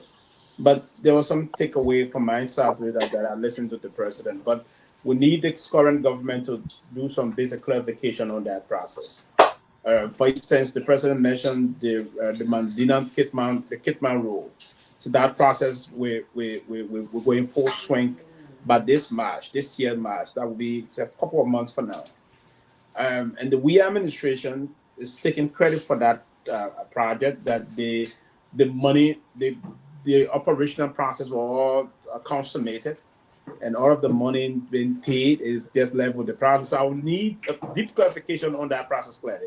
And the president on infrastructure also, particularly road connectivity, did mention the process about the Robert P. International Road. Now, his government will also have to, I mean, this part of it, because the past government is claiming. So we want to know if actually the we administration did pay for that project, and this current president is claiming it. So we also want to know that. We know that there were some challenges about that whole road issue, and but we want to get the basic information. But another thing the president said before I go to some of the good part of it is that he said his detractors are trying to undermine his government because of the steady progress the government made. And I thought the specific area the president was trying to reference is this area about what happened in the whole speaker debate thing. I thought that was not the detractors trying to do that, unlike this is own government trying to undermine the government activities. But key issue here, Dr. Peabody, this process about the the the the the, the acquisition of the land we have already, and to build this metro home. That's a very good process on a most serious note. That the president did mention of, and he says some good thing about building mechanization centers. And I think we all been having some problem in the country about this, and I've been believing that the country need to be moving on an industrial level now, in the more level of engaging in an extraordinary mechanized farming activity in terms of this regular subsistence farming we do in the country. So he said the government is going to push, and he doubled the money going to the Ministry of Agriculture. That was a very good issue to the country moving on. Another major thing, because this is something before I end here, he spoke about the diaspora Liberian base. And he's proposing there's going to be a meeting held here in Washington, D.C. For the Liberian diaspora. There was a very good thing he said. They need to get the diaspora Liberian base across the globe a very major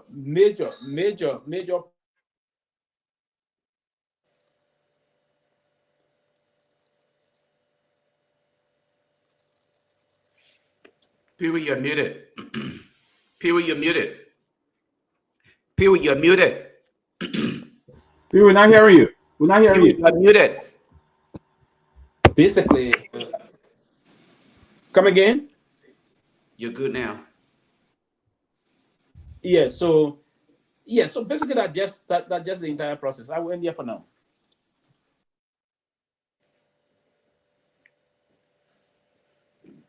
Have Abu. Abu, go ahead. Then we'll go to Siddiqui. Siliki. I haven't spoken. Go ahead, Siddiqui. Go ahead. Sorry, buddy. Okay. Hello. Okay, great. So good to be here. Welcome, Chair Mobility.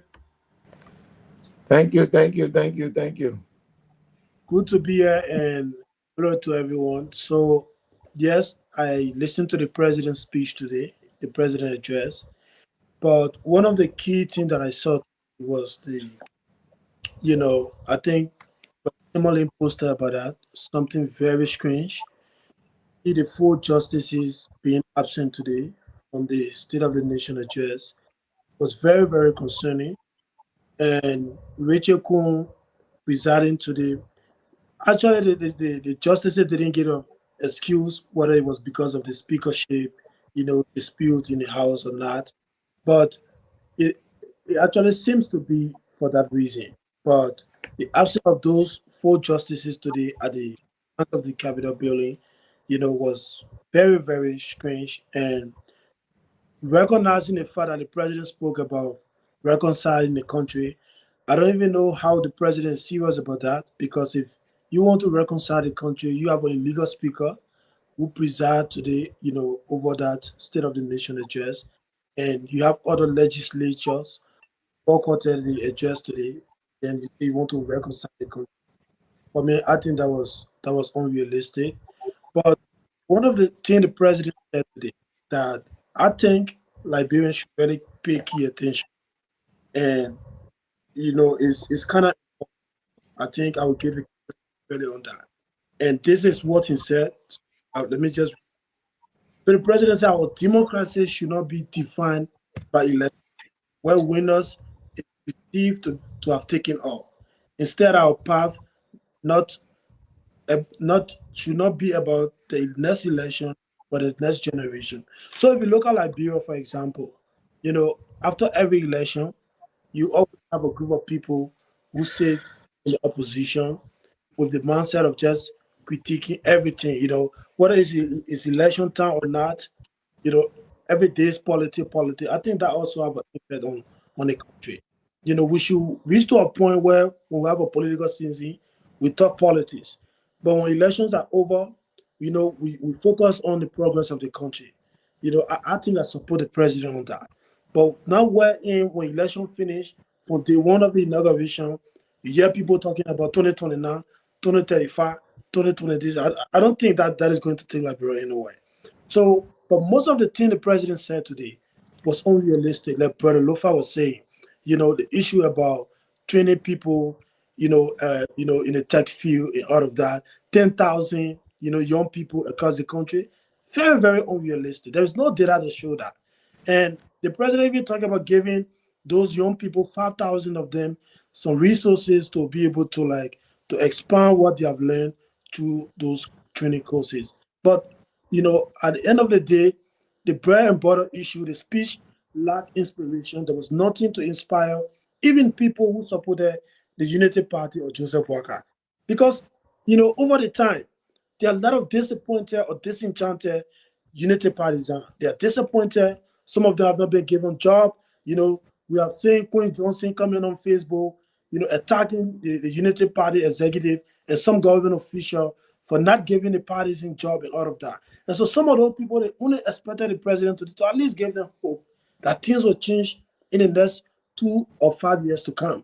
But nothing about inspiration, just a long speech. Librarians have listened to people who come and give 2 hours, 3 hours speeches. But at the end of the day, no action. I don't think librarians really need just talking right now. We need action. We need a leadership where we just it doesn't matter, even 30 minutes, 40 minutes, whatever it is, but followed by action. That's what it is. Not just necessarily coming, giving a long speech, and at the end of the day, we don't see that reflecting in the lives of the people. Before I close on, one thing the president, cannot dispute, or any United Partisan cannot dispute the fact that, Liberians continue to suffer, even to the extent that families in Liberia cannot still afford to be able to solve some of their relative basic needs. They're sending their children to school, paying electricity bills, whatever it is, something very simple that they should be doing for their family. But the president refused to address the very important issue, or just intentionally made some unrealistic remark today that does not reflect the current reality in Liberia. And if the president really serious about reconciling the country, should start with this dispute that is currently in the House of Representatives. I think that would be fair. But I just want to say thank you to those four justices for staying out today, because Rachel Kuhn, the way the guy portray himself, he knows very well that he's desperate. And nobody who really follow the rule of law should even sit under that guy, him being a speaker. So thank you very much. I will just stop here and allow all our panelists to comment. All right, Chairman Ability, it's so good to see you, the chairman of the Rule of Law Caucus. In fact, you guys have just issued a statement on the president's Sudan address today. But welcome, Chairman Ability. I will just let Abu, you want to come in, and then let me bring the chairman in, because we're going to go through a long range of stuff for the chairman. Yeah, let me come in, right? Let me come in. Welcome, Chairman. Chairman, assalamu alaikum. Yeah, so quickly, right? Salam. So quickly, to what my brother said, we did. Only an insensitive Liberian will not acknowledge that Liberians are suffering. Are we the one that created the suffering? No, that's something inherited. And President acknowledged it, that he's working out modalities to ensure that if not eradicating it, it can be mitigated. This is one of the, this is one of the things the president highlighted today. And one of the things I want to talk about before the chairman comes in, the president do not decide who becomes speaker. The speaker is elected or is produced by lawmakers. Whatever that has to do with speakership, it is determined by people who are members of the legislature. The president is not a member of the legislature. Don't recognize the legal speaker. You're recognizing a legal speaker that's undermining the rule of law. But how is that possible? You doing business with someone the Supreme Court says is illegal. The Supreme Court says it's illegal. The Supreme Court says it's illegal. They said that, and they manifested that today by not attending the state of the nation. What did the ruling say today? What? The ruling, because chairmanability, and the rest of the folks from the minority have gone to the lower court. Today, even though the chairman is here. No, listen. I'm not going to preempt. I'm not going to preempt what the chairman is going to say. Listen, 1 minute. I'm not going to preempt what the chairman is going to say. The chairman going to take a. The chairman going to deliberate on that in a detailed form. The ruling today from the Supreme Court dismisses Funati and his cronies. Storm at the court. They didn't even follow that. Say hey, colleagues. Okay, colleagues. That's the word you should use. They are not his cronies because they are colleagues. He just forced them more equal. Go ahead, Chairman.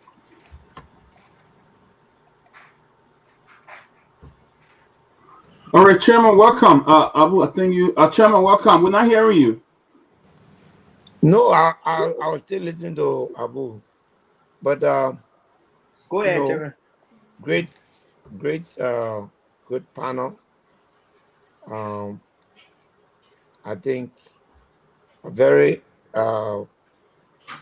it's quite a full day today. We went to court.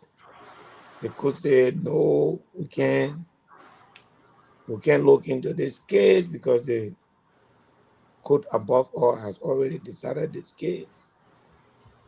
And I think the Supreme Court made a statement today. And I hope that, again, what the Supreme Court did today is why it did. is to give us the opportunity to try to resolve this issue. And I hope we take advantage of that to sit down and come up with a solution. As our name depicts, the rule of law caucus is mostly about rule of law. At this point, we have very little interest in anything else besides the rule of law. We have told our colleagues, let's sit down and solve it. We stand by that, and we hope they will come around and solve it. The state of the nation, our caucus has responded to the president's speech. Tomalin or Peabody, we can share it with the folks. I think I sent Okay. Sylvester, I sent it to you too, right? Yeah, we have it. We have it. I'm going to put it in the chat room. Yes. So we can that's our position, and for us, everything else is thematic. I mean, a lot of empty, promises today, but let me not go into that. All I have to say is that we, at 1 year, we have an opportunity to restart. We have an opportunity to reset, but I just want to commend the Supreme Court. It would have been, like Yaka said, and we discussed it extensively this morning, that if the Supreme Court went to the SONA, that was a tacit endorsement of the fact that their decision meant that it was just like the Minister of Justice had opined. It would have meant that we should do business with them. It was going to be the end rule for us, because at that time, the Supreme Court was not going to make any decision that will prejudice its own position. If the Supreme Court had gone to that place today, how do you expect us to go to the Supreme Court to declare Richard Kuhn, the executive, and the judiciary's action illegal? So they did the right thing, and we're happy for that. But again, for me and for us, this is not victory. Instead, it's an opportunity for us to resolve our issues and move forward. For the government, they got to do better than this. This 1 year, according to them, they're preparing, but it's the end of January. If you have not put together a plan of action for 2025, that means you've lost it, because at the end of the first quarter, your action should be in place. So we look forward to a very productive year. Politically, we're gearing up. And, we're ready to shake the ground, and move. We have to take some drastic action politically in the country. And when the time comes, we'll do that. So we're here. Chairman, you listening to the speech where the president talked about the budget, and almost 70% of that budget will come from foreign direct assistance. It showed that we can't generate money for our own budget. How can we generate money for our development and all of that? I mean, what do you think about that? $800 something million, almost 70% will be funded by our development partners and stuff like that. I think my position on the budget has never changed. The budget is a disaster. It doesn't inspire growth. you have to challenge yourself. Let your dream of trying to be a big country scare you. Let the president, let the LRA worry. How are we going to come out with 2 billion?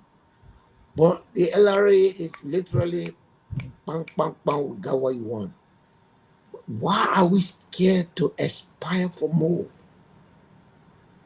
This is a country. I own a house in I think it's Gwinnett County in the US. That county budget is almost $1 billion. Yep. In the state of Georgia. Mm. The county of Gwinnett. And we are here as a country of 100 and I don't even know how many years old, and we have not been able to achieve $1 billion.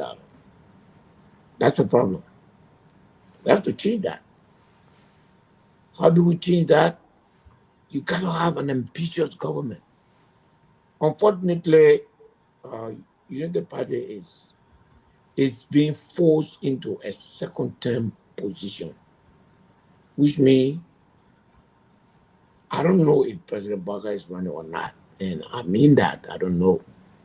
But 60% of his government officials have begun to develop the mentality that this is their last stint in government. That is killing the government. So people are being personal, people are looking out for themselves. It almost appearing like a last-minute rush. And then there are those in the Unity Party that are only concerned now about preparing for 2029. It's tough. If they live with some people, they should take Joseph Baga out now. So all of that, and then within the party, within the whole governing coalition itself, 2029 has taken over and is spilled over to the House. There are all kinds of scenarios being created. Who's going to be vice president to Jeremiah Kuhn? Whether it's going to come from Lofa County, whether it's going to come from Grand Bazaar, whether it's going to come from Magibi, or whether it comes from Lofa or Bon. It's just confusing. So right now, in my mind, and based on that, there's no clear, there's no laid down, mission and vision to say, year 1, this is what we're going to achieve. Year 2, this is what we're going to achieve. Year 3, so it's giving a government hard time. I don't know where they're going with that, but it's not. I mean, I don't know how the rest of you guys see it, but when I hear people say, but and the CDC were doing that, cringe. Nothing bothers me more than that. For 2 reasons. That's why they give the CDC, they put you there. And 2, you have a prior experience of 2 years. And then you should use that experience and govern properly. So, I don't know, but gentlemen, I believe that this year, the last 12 months, the government, it failed. Do they have the opportunity to succeed? Yes, they do. Like any other person, I hope they will be able to muster the courage.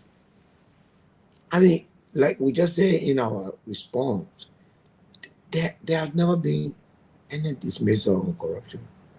If you follow the government response to those that, if they follow the president response to those that he put in the government, then that means everything is perfect in Liberia. You know, things are not perfect. The legislature had been paralyzed. Okay? It has been totally paralyzed. Which means Since October, there's not a single agency of government has been scrutinized because the legislature, the House has ceased to function, the Senate is definitely annexed, and then we have all of this problem. It's deliberate.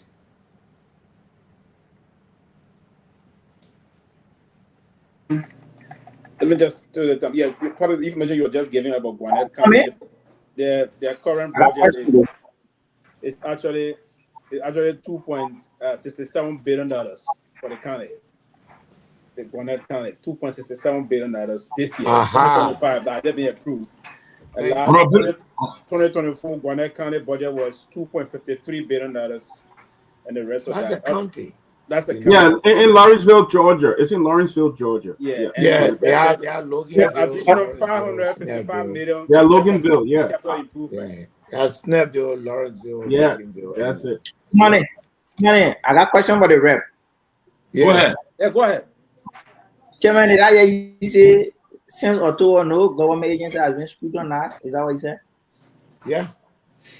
No, I recall because the executive has effectively taken over the legislature. You saw what happened today? I recall vividly in a event that is organized by legislature. You saw what happened to them today? But the cabinet ministers were seated up and the lawmaker was seated down. Yes. In an event by law that is organized report to the legislature. Yes. He said, you keep to our building to report to us. Yes. Amen. No, but let's stick to what you said regarding no entity has been scrutinized since October. I think that's not being fair to the audience. In fact, we call vividly. So go to the point. The lack of Mo Ali. Do you know my friend? Do you know the meaning of scrutiny? To send for somebody to no. What they did, I know what they did. They were looking for legitimacy. At that time, there was a question of who the government should report to, and they sent for Mo Ali and the Minister of Internal Affairs, who was escorted by traditional dancers and different things. What is it? Scrutiny? What's the meaning of scrutiny? Your law says scrutiny not mean you must come and romanticize and someone. They were not romanticized. But answer the word scrutiny. Who has been questioned? Who you saw us performing before October? You saw when government officials came in our building. It was hard. Everything gone away. One of our colleagues by the name of Victor Collins made an accusation against the leg of Mo Ali, and I think one other official of government from Ministry of Transport. So what did your colleagues from the majority blood at the time did? they did invite them and they came. They were questioned. So he said they were not questioned. I don't know what you mean, but they were questioned. No, he said they were. He said they were not scrutinized. So Abu, by mentioning that incident, you have literally told me and the Liberian people that so far from October up to today, nothing bad has happened to Liberia. Do you know how many persons have died? Do you know how many dead bodies we found? What you think the legislators will do? Well, and that the legislature police and the security agency to question them. Nothing has happened. The legislature have been doing business as far as I know. The business they've been doing is to take the budget and be dividing the money in the budget. But that they haven't doing anything. Abu, the chairman is Abu. The chairman is saying that the House has oversight responsibility, right? They are not having a chance to do all these things. One of our functions. That's one of our functions. One of the hard functions. Yeah, but they are not going to sense October. When last time? Yeah, because you now having a quorum. I just called three officials of government apparent before the legislature. Abu, I caught two You are pictures. citing incident that took place while these guys were seeking legitimacy. While our side were accusing both the minister of let me end. Both the minister of internal affairs and the water and sewer of funneling money to finance them. And then these people came to legitimize the majority black. That was before the minister said, oh, the whole government can do business with them.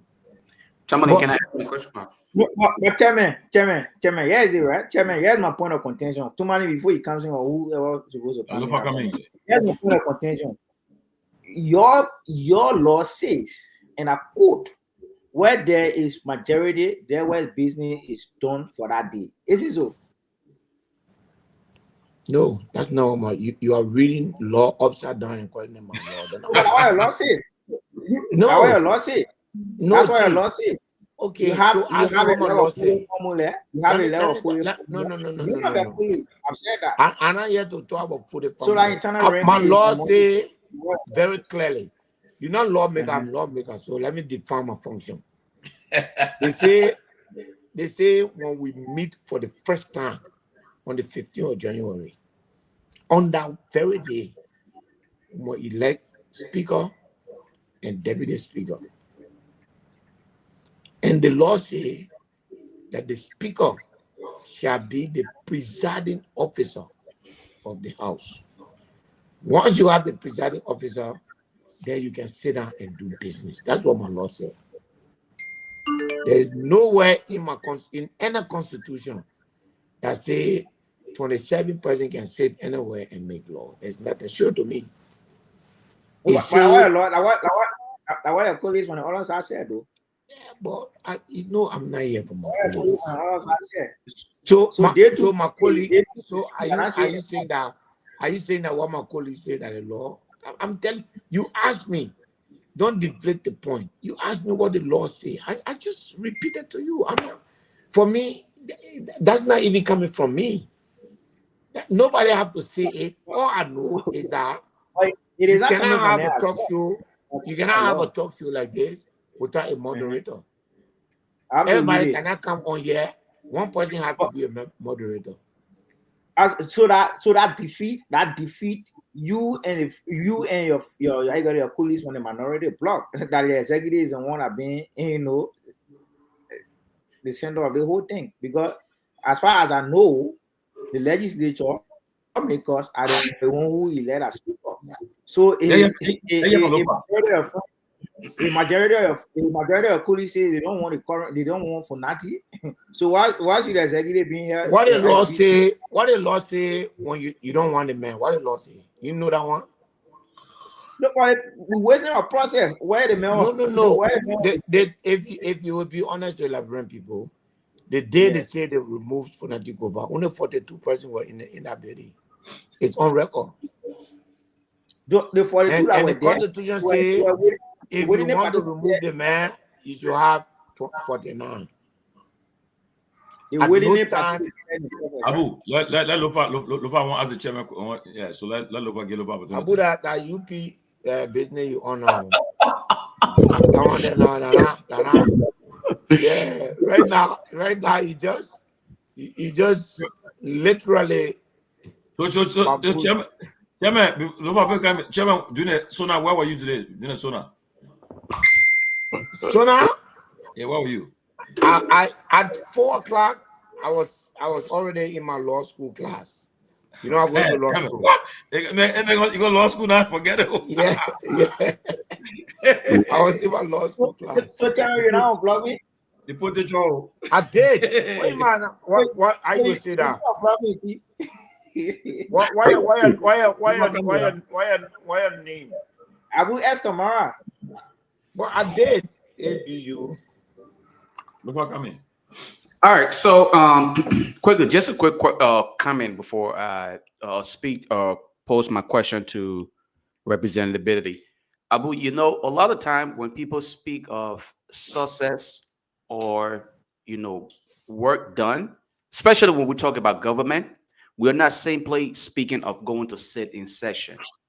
The work is felt through the lives of the people, the impact that these individuals who were elected to do certain things, when you start to see that there are adequate security, you start to see that there are improvement in healthcare, you start to see that quality education are being provided for the young people, and if not, people who are responsible for those various agencies are brought in for questioning, and not only to answer questions to validate their position, but when possible, they are also, if they have to be where they punish for something done against the will of the people, it is done in accordance with the law. So when you heard Representative Biddy said, we haven't been working, not that people haven't been going to session, but in its reality, what he's saying here is the work is not being done. The people are being victimized. Okay. And that Correct. government performance. Okay, so when he's making this kind of statement, I think you're supposed to buttress him, because when they start to work, your government looks better. Lofa, ask a question. No, I'm not. No, I mean, we are here to again. I think you kind of you distorted a lot of the information that was provided, and I think it's really fair for our audience to get that part of it. Now, to my question, to representability, my question to you is: today, something historical took place. I didn't see two of the former presidents. All right, Madame Sirleaf was not present at the SONA. Neither did I see the former president George Weah. And you also mentioned of the sitting arrangement that took place today. The Supreme Court, I think justices were not also present.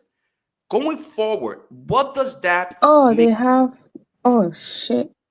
What does that make you think as a representative, and how do you all intend to address the entire governing process going forward, considering all of these things that are happening, and you can obviously see that the country is on a slippery slope? Oh, Julius, your question is so loaded. The first one has to do with what was that? I forgot that. The first one. The first part of it is the incident that took place. The first two of the former presidents were not present. Thank you. Okay. So I had a meeting with President Weah today on something else, and I was, eager to know, because while I was going at his house, I just saw the news flash and said, President Weah said he's not going. I didn't read the story, but when I met him, so I asked him, I said, no, he asked me, say, are you not going to SONA? I said, no, we are boycotting. And he said, oh yeah, we have two reasons we are boycotting. We're not going to sit under an unconstitutional speaker. Wow. And Liberian people can forget, I was president for 6 years. I invited Joseph Baga 6 times. He never showed up one day. So why should I go to his program? Wow. Yeah. What about the absence of the Supreme Court justices? I mean, in the entire process, what do you make of that going forward? That was, for me, that was the defining moment, Julius, because it was clear.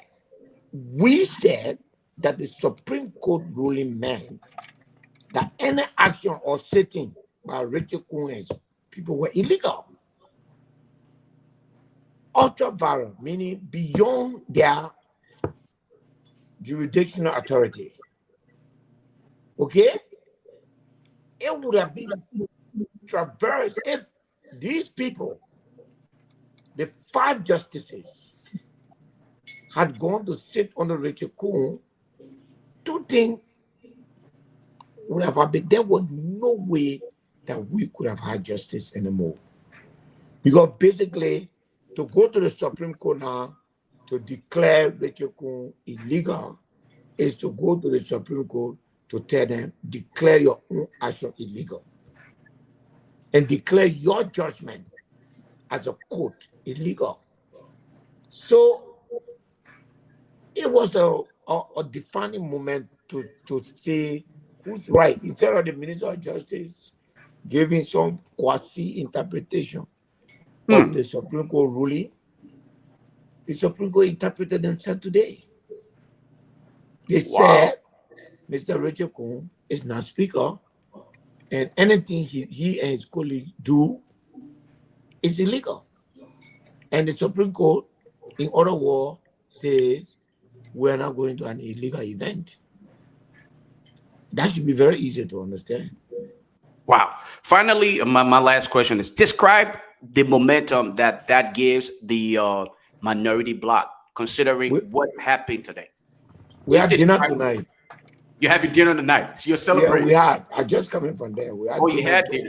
So you go to the one I saw Richard Kuhn. I mean, you go to that one? No. We went to our own dinner. I had to leave. I left the guys there because I was tasked to prepare the response. Yeah, that response is very, very strong. Yeah, so I was tasked to prepare, so I had to finish it and post it. You know, so we're talking about the Nima politics small. So but I'm ready for that. Very good. But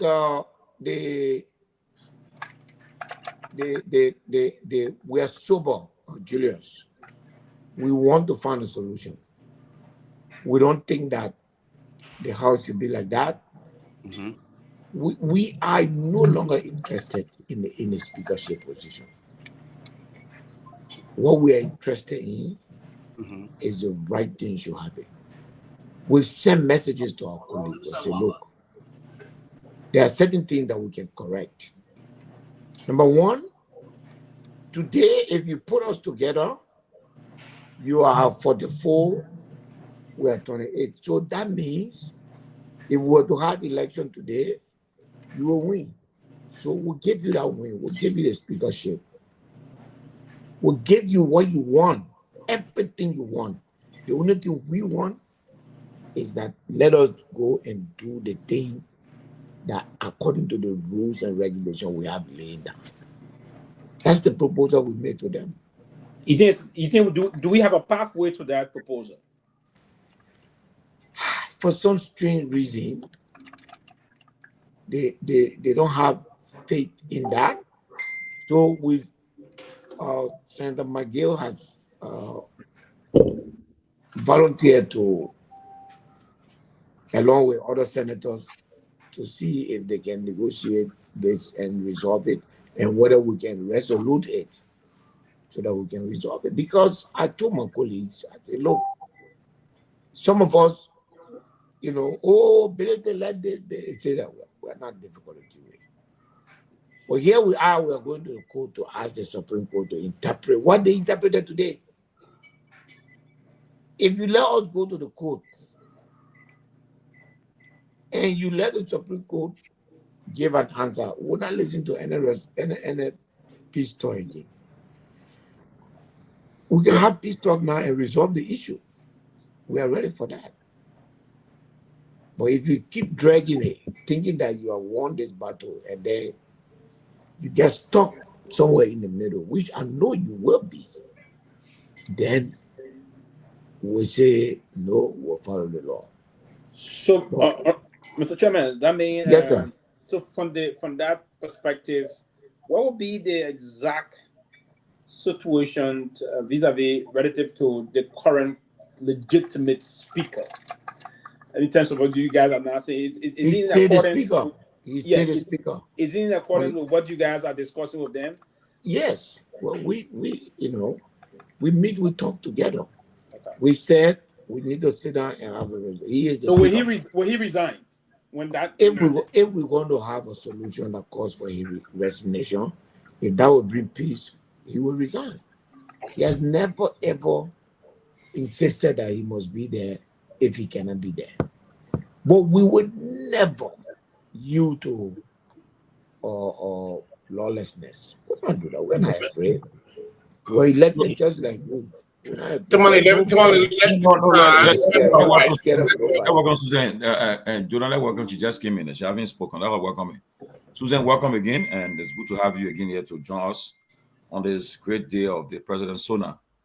But so we want to give you opportunity to give your perspective about what happened today, and then you have a question for the lawmaker. You'll be welcome. Thank you, Tomalin, and thank you. And our lawmakers, and Nima people who want to show that promotional thing. Go ahead. Yes.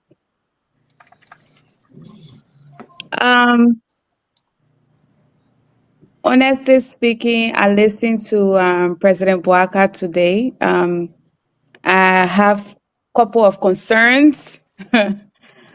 Me being a healthcare worker, he stated something about he mentioned something about bringing cardiovascular machines in a country, which is like a heart machine.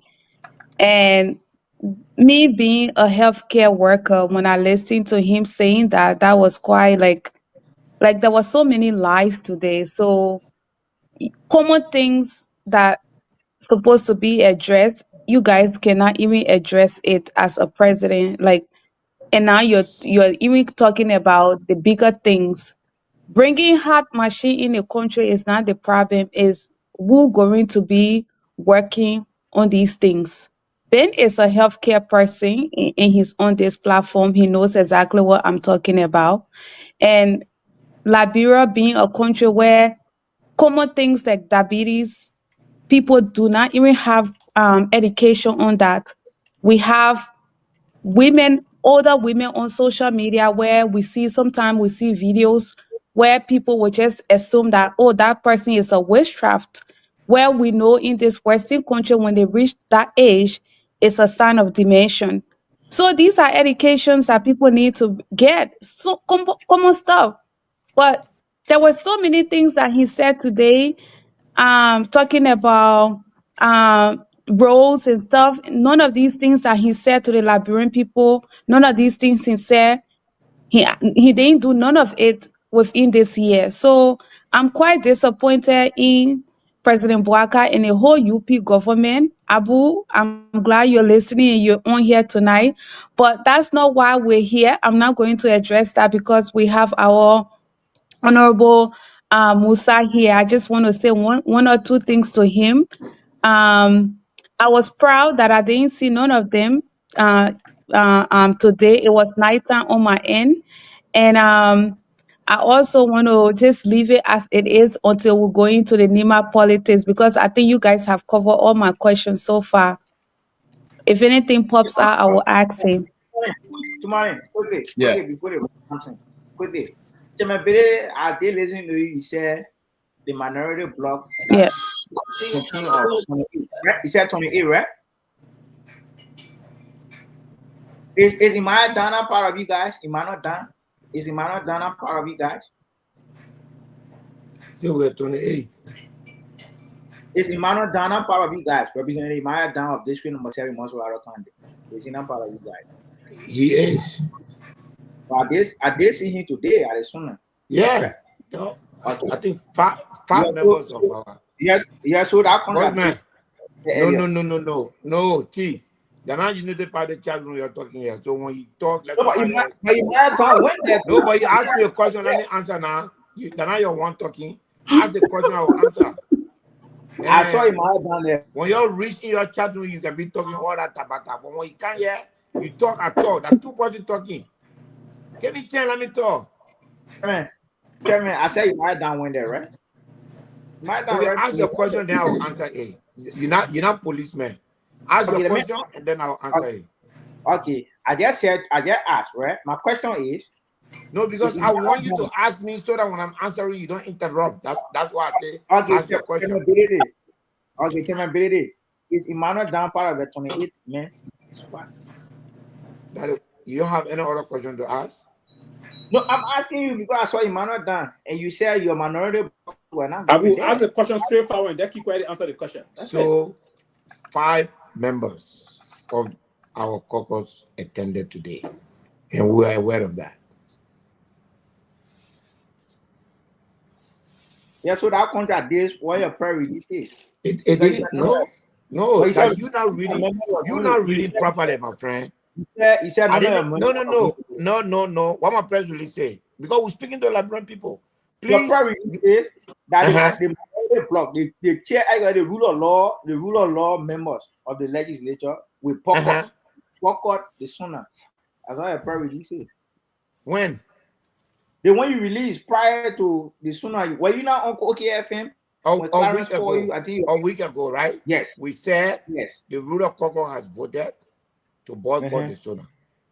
But the guy, so the 5 members. Just the president of Liberia, everybody voted for him. The 5 members. Answer that question now. Answer that question. Which question? Just the president of Liberia, everybody voted for him. Not everybody voted him. Exactly. We are 28. There's no question that we are 28. During that 28, as you can see, Bossman, you will give me chance to answer, or I will stop answering your question. I'll give you a chance to answer. No, I'm serious. You're blocking again. At the end of the day, the rule of law, we have 28 people. Every session day, 3, 4, 5, 6, 7 of all go there. Tomorrow, we made a press statement that we have decided to return to session and to carry on our legislative act. Today, 5 persons from our block went to SONA. We are aware of that. We know that. They didn't carry hijab with their hair cover. They went there, everybody saw them. There's nothing wrong with that. The caucus had said that they were not going. And we did not go as a caucus. 5 of our members went. Our decision was not to say we made a unanimous. We are very careful how we design. This is legislative politics. You don't easily impose your will on everything just like you're running scoutball or military. There are sometimes, just a few days ago, the Republican couldn't get all of their Republican party to confirm their Secretary of Defense. The Vice President has to break the tie to make the man Secretary of Defense. So when we have this kind of meeting, there are members of our caucus that come from different locations and different political terrain. So based on that, we do give leverage to 1 or 2 people to go. Like tomorrow, the majority said they were not going to go to session tomorrow, but 3 or 4 persons said no. Since the Supreme Court has made this move, we are going to go at session to continue our protest. So it's part of our democratization process. I want you to know. So Tomalin, just a follow up. There are other people coming, right? Follow up. Tell me. So can we say those who are members of the minority bloc, right? To what you guys agree on as a body? Say that. I hear you. So can we say few of the minority bloc members that attended the SONA today, they now adhere to what you guys agree on as a team? Can we say that? You can say that. Obviously. We're not let y'all who can have the lie and talk. What do we have? When things happen in our case, we acknowledge the right of our members to take certain decisions. And we never ever said that the caucus unanimously decided. We have unanimous decision, but not on everything. So as a caucus, if we have to respect the opinion of other people, based on their geography, based on the geopolitics, they say, no, I think at this point I want to go. People give different reasons. People even go for the good of the caucus as well, which I cannot disclose here. So there were different reasons why people went out there, and those people are still our members. They identify with us. Before all of this, I think we lost one member, which was Romeo Guar. But since then, we have not lost anybody. Okay. Thank you, Chairman. Okay, let's go. Look, we have no. We have a lot of. We have a lot. I don't want my man. We're moving on. But let me say this: we have the whole week to analyze this president, his State of the Nation address, because somebody now working on a fact check. To do a fact check on everything he said today, because most of the things people that he's mentioned today is not true. It will be a credible person, a very credible fact checker. You guys can come with debunk if that is the case. But let's go to Nima kind of quick. Mr. Chairman Ability, I know you mentioned that you will be breaking your silence on the Nima issue. Over the weekend, I was informed that this is what happened. Let me explain what I heard happen in Nima. The vice president, I think I heard he called a meeting with the MDRO group. There's a guy called Mike Myean, one guy he supported the CDC and President Weah. He was the county inspector for Nima County. We're hearing that the VP is trying to get him to go on an MDR ticket. At the same time, too, trying to get one thing back to go, trying to put about 3-4 candidates in the race. I think just to whoever keeps opposition will come up with, they try to go after them. But what you stand? Because I know you are. I know what's happening in the back with your movement, something. But again, at appropriate time, I know you will talk it. But what? But you know what's going on? What you stand right now in the Nima election, by-election that coming up? What do you stand? So my like I said, next week, because my people want us to do more consultation. So next week we'll come up with a more detailed position. But I can say a few things. One, I'm a member of the opposition. So there will be no way I will support the same candidate that the vice president will support. It's a government and opposition. Simple. So we'll not be supporting the same candidate. Whether I'm the one who running or whether somebody else is running, will be pushing for a united front to, Nimba is very critical to our body politics. And we don't want Nimba to be, we come to realize the power, the influence of Prince Johnson, the late senator, the godfather. But we also recognize that now that he's not here, a lot of things we call the paradigm will shift. Alliances will be built and rebuilt. So I'll talk more on that, but at least what you got tonight is that I will be a major part of the election, whether it's my person or whether it's another person, and we'll do our business through a political party. And that will be known to the public very soon. And we'll make all of that announcement next week. Okay. My last question before I bring Susan and the rest of the point. What do you make up of the superintendent calling, referring to the vice president as the new godfather of Nima? Did she say that? That what I was informed over the weekend. If you have the tape, you can play it, so I'll respond to it. Otherwise, I don't want to respond I don't want to respond to a hypothetical question. Susan, but go ahead. Now you have the tape, you can bring it so that we can listen to it. Okay. Susan, go ahead. Yeah.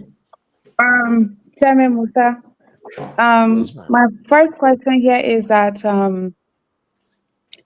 do you have any plan of running? Because you just stated that You said something. I don't want to misinterpret you, but do you have any plan of running? Well, I have a political institution that we operate in Nimba, and right now consultation is going on. What's the best situation? What is good for Nimba? What we should achieve together.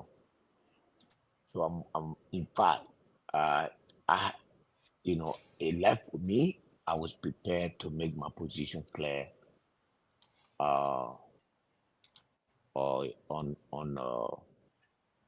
on today, but the team said no, no. The consultation has to finish. So this weekend we're going to do all of the consultation. But personally, I don't know what the team has come away. I don't know what the people in the district or in the county think.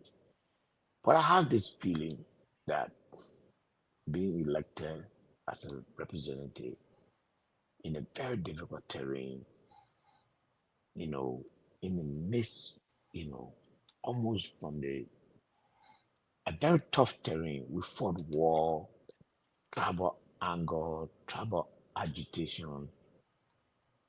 And then if you get the opportunity to win that election, and when people are saying, oh, he's got this motive, he doesn't really want this position, there's something else he wants.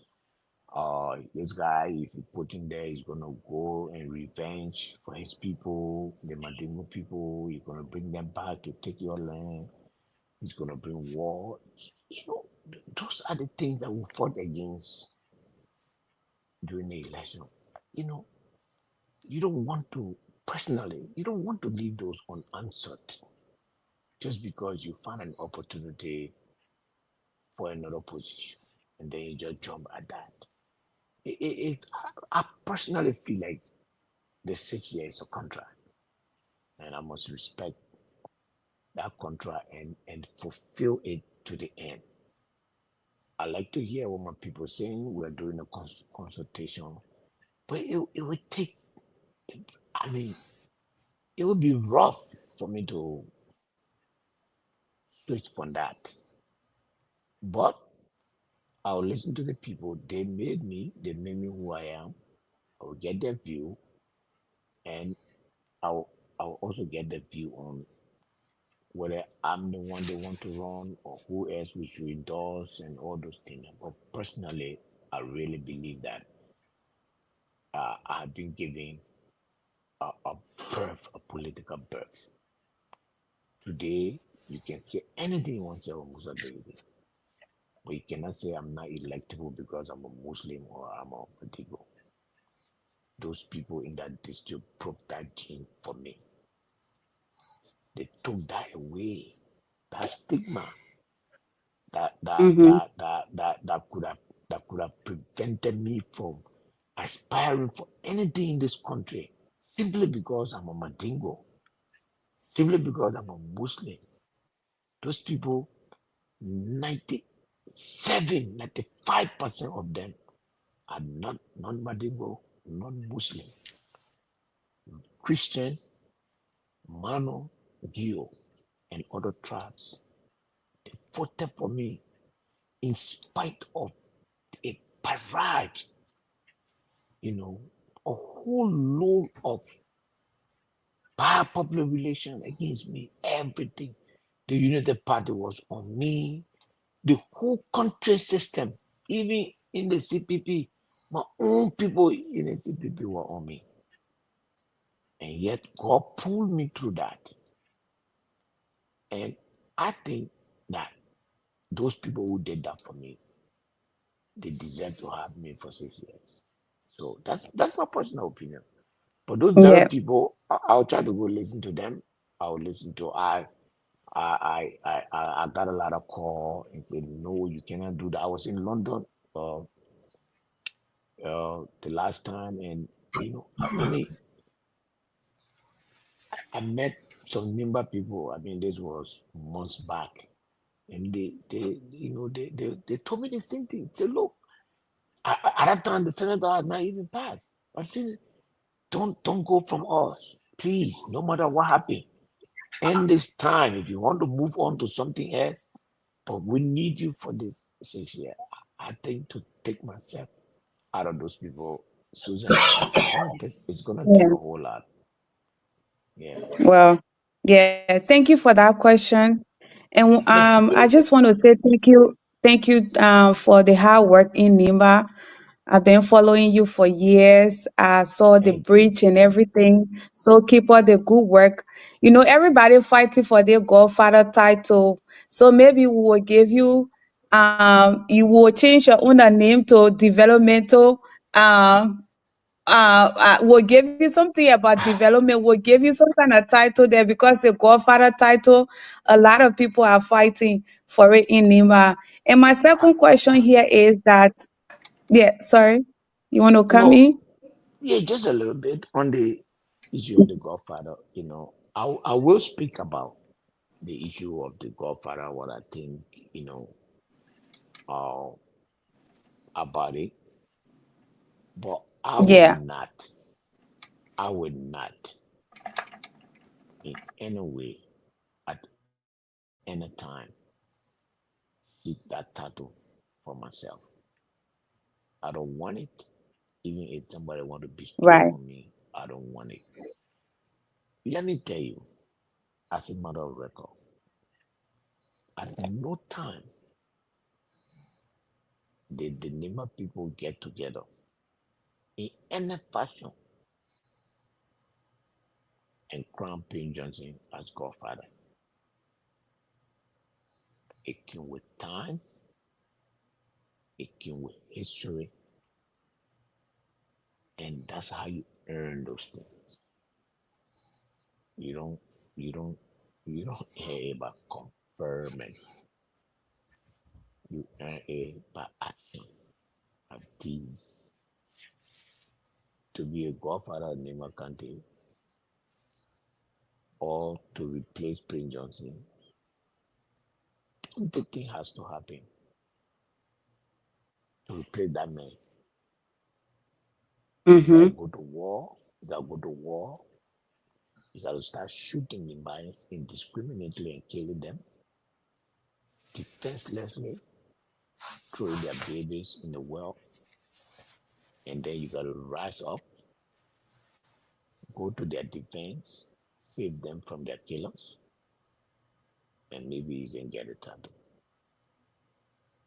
So it's not something that you can just confer on someone. This thing comes. And Susan, I mean, Chairman, think I have a about it, right? question. Your Um, your your parents, your parents, you love your parents because you look to them first for food, education, clothes. So the love you have for them is actually something that you are returning to them. When they're getting older, you think, oh, she took care of me, she made me, or he made me who I am today. So you actually gave him back.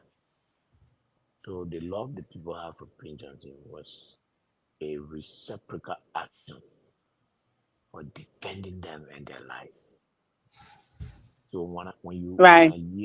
when I hear people talking about Godfather business, I think that we should consider the fact that that man who we call Godfather, we should allow him to enjoy it. Today, the American people still call George Washington, Abraham Lincoln, Patrick Henry as the founding fathers of America over 100 years after they've been dead. And then you want to replace your Godfather less than 1 week after he's dead? You have to be careful. I'm not in that Godfather business. I don't want Thank to you. be. I have no Mr. plan to Chairman, be. I will never attend any program that will attempt to call me Godfather. Thank you. Ben, before you come in, let me just ask my one question, my last question, please. What's Okay. your take about Senator PYJ, the late Senator PYJ? Because we saw a couple of posts on Facebook that she has intention to run. What's your take on that?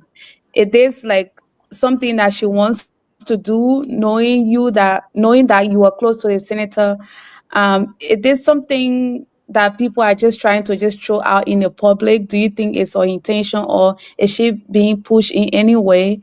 Um, what's your take on that? And if she's running, will you endorse somebody against her? We are about to enter a chess game.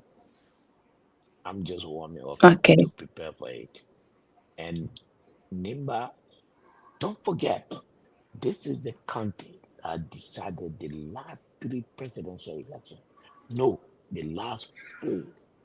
The only thing was the last three was influenced by Prince Johnson, and the one before that, 2005, was influenced by Koto, Minister Koto, because he ran for president and then he got all those votes and then he endorsed Madam Selig.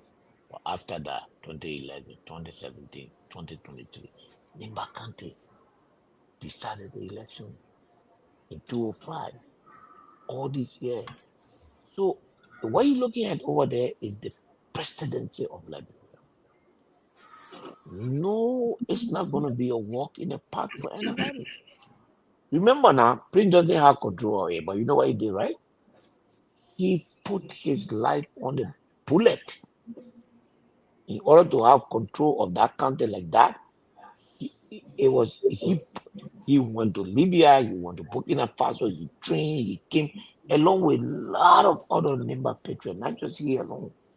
And then uh, uh, uh, uh, then he got the ultimate prize. So any one of us, including myself, if you think that you're going to just walk and take names,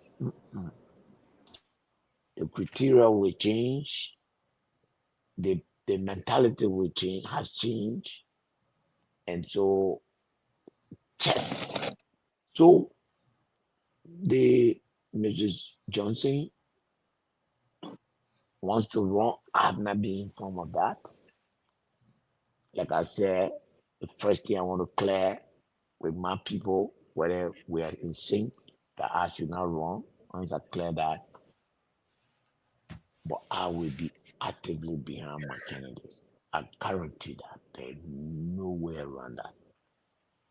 If I'm not running, I will have a candidate in the race. No question. Okay. Are you aware of her intention to run, or it is like some type of Good question. public I have post? not. It looks like a stunt to me because Okay. I I mean it'll be a surprise because sometimes you don't really know the fact that she was always in the bar, she didn't put herself in front. It doesn't mean that she will not come out. That would be an interesting decision. Sympathy is a major part of Liberian politics. Sympathy is why President Baga is president today. So don't overlook sympathy. Nobody should overlook sympathy. It can play a part, you know. So I don't know. I don't know because at this point in time, I don't want to talk about it. But I promise you, when I speak next week, but in this election, one thing I will not do at any time, I will not castigate any candidate. As a leader in Nimba, I will try to push for a new way of electioneering, campaigning, and politicking. I can disagree with Julius, but I don't have to call him names that he's not simply because I want to demonize him or make him look bad just for one position or one situation. So I'll focus on my candidate, either me, I'll focus on myself, either somebody else, I would say, I want you to vote for this guy because we have a development agenda in Nima County, and this guy is going to help us to drive that agenda.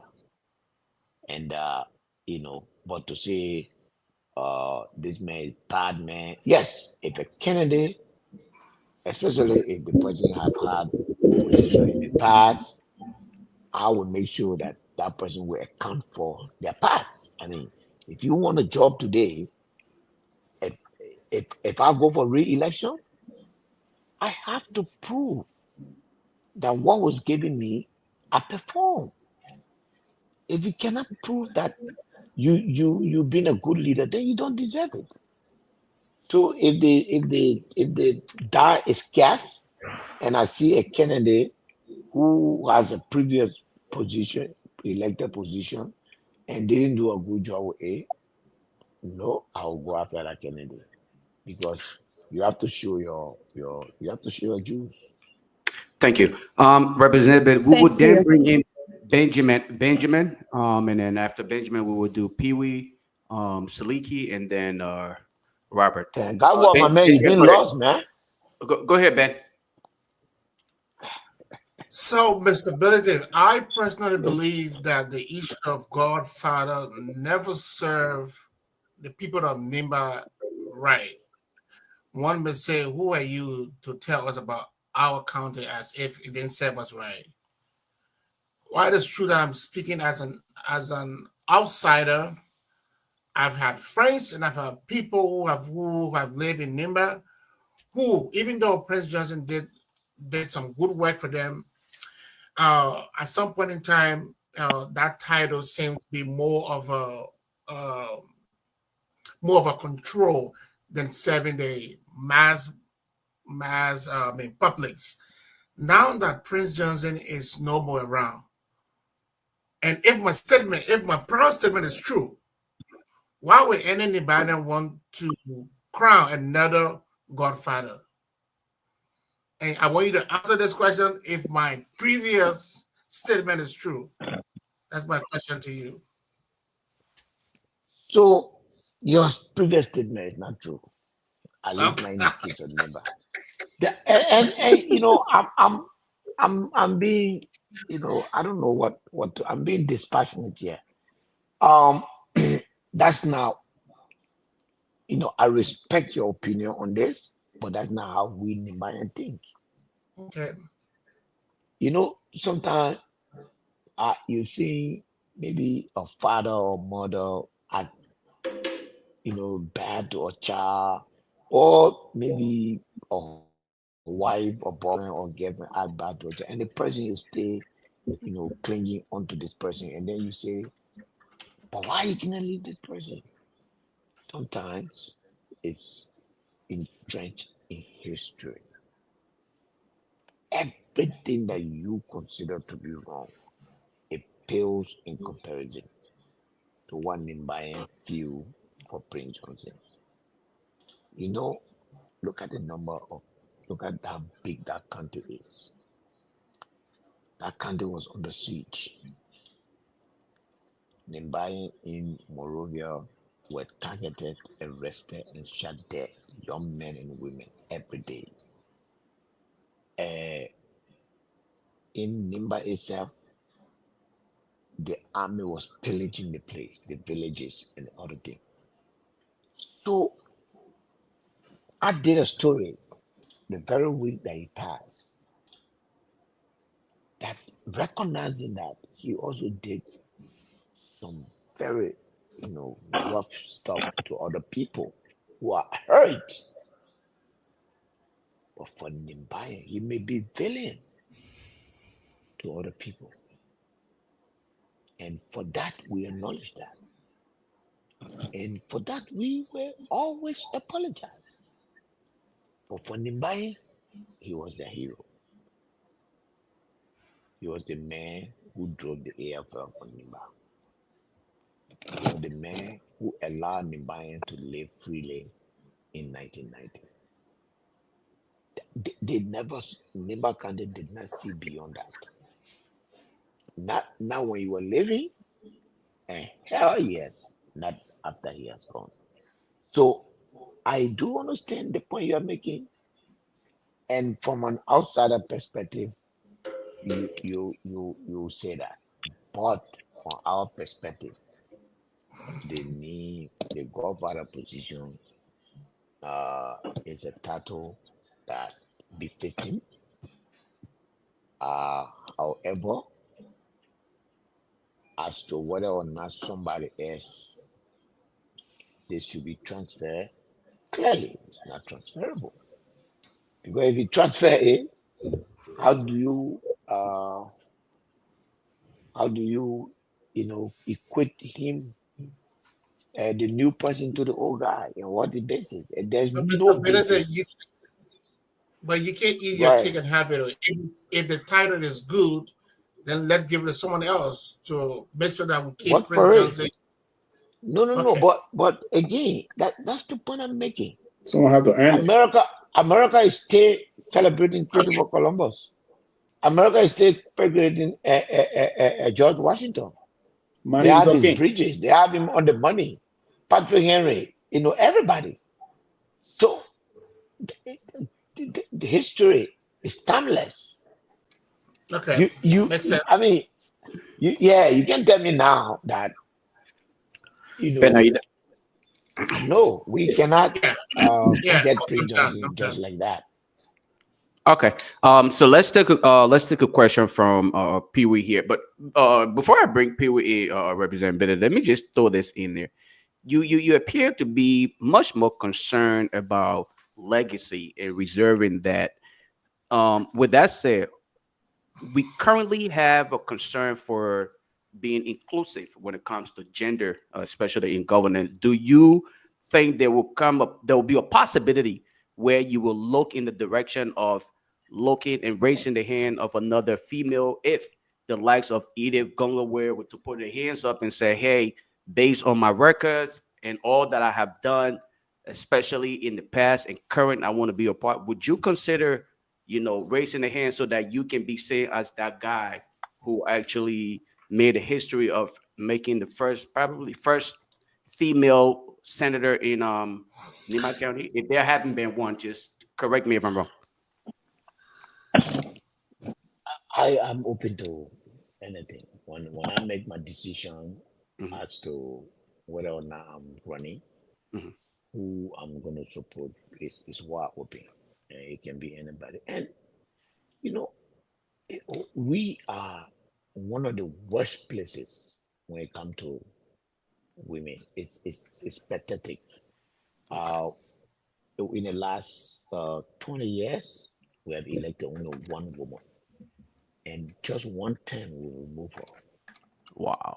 So but the problem is, it interests you that those that are, you will be surprised Mhm. to realize that it is women that are not advocating for women in Nimba. I mean, that is the crazy part of it.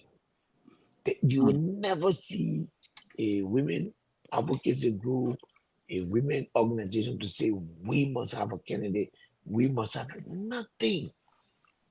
Wow. Susan. It's something that I think we have to address. And the way to address, one of the best way to address it is, for instance, what is happening now. You have a superintendent who is a woman, and I think she's doing an excellent job.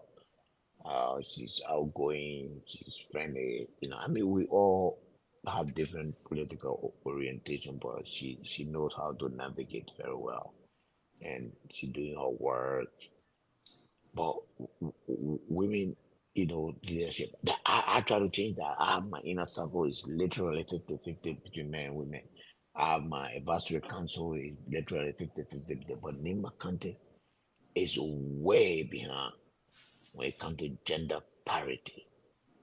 So, I do have uh it would be nice, to see a female, but it's not the only uh well uh criteria that we have to employ, you know, Thank you. in other party. Let, But yes, we are open to let's that. let's hear from Pewee and then Sadiki. Yes. And then we'll bring Robert. Yeah, for me, I will let today the honorable to interact with us. So I'm going to be a little bit brief today. I see the surge of basically energy and strength coming from Mr. Benedict, and actually what he just concluded on just now from his just concluded monologue. There have been a lot of contributions from the leg of him, even from his personal other businesses he do. You will see that he's been promoting female, evident by Sumex, chief executive, correct me, or the head of Sumex. But Mr. Benedict, I just want to push you back to the Nimba politics a little bit, and Yes, I listened to you. You sounded as though I went to the conclusion that you want to stick with your people for 9 district number 7. And but before going there quickly, let me just say for a few seconds, and I have said this on this show, the reason why Mr. Johnson got that godfather title, and you said the title cannot be given to you, you have to earn it. And I do agree with you on that. And I gave a historical and chronological proceedings the last time on this show, while the Nibayan believed in him that way, the champion him. There was a time when I toured Nimba and I listened to most of those things. They believe that he's a warrior that saved them. He's a brave soldier. And that's it. So he earned it from that perspective. He started earning it when some of them were even just 2 years old. And today they reached the voting age. They listened to their parents say we were being targeted, excommunicated, try to decimate us. I had not been there, we would have been decimated from this part of the country. So that is part of the reason why they treated him that way. And I said to everybody that I met in Liberian politics, if he had lived 100 years, he would have been the godfather of that country. It would have been very difficult to see anybody to undo him. So, but back to the county, you said your people of district number 7 still believe they want you to be with them. Now, my question to you, sir, is that I know you're going to be very proactive and loud in these elections, meaning loud constructively in terms of if you don't contest in terms of who will push into it. But beyond NIBA, are you going to begin the process of being proactive nationally in the country in seeing that the rule of law is maintained, the process about the bread and butter issue, the kitchen table process is sought after for the people of the country? Are you just going to limit the politics in Nimba, or are you going to be just across the 43,000 square mile of the republic? That's why I want to know, hear this from you. So I would try to let a little bit secret out. I would not give you I would not give you as much as you want, but we are already in the process of forming a party. Okay. This party is going to be definitely people. Wow, breaking news! Oh, what? Yes. That's a big breaking news. This party is going to be people oriented. This party is going to be mirror around our development platform in Nimba District 7. I believe, about 18 of the rule of law, members have signed up for this party. This is a new way of doing business. This party is going to accept people of all character, people of all record, but you're going to sign a contract with the Liberian people to start a new character, a new journey, not just a personal journey, but a journey for your country. That going forward, the moment you become a member of this party, you will have to look at your fellow Liberian differently. You have to look at your co-worker differently. So there will be a code that you have to sign. We'll call it the pledge. And once you become a member of this party, you will be officially certified. So if Lofa Julius is going to be our member, he will have to have his certificate. we will have the electronic certificate so you can carry with you in your phone, in whatever you are. But also, this party is going to be agriculture oriented. It's going to get involved into farming activity across the country, and it's going to be development oriented. In 2025, upon establishment of this party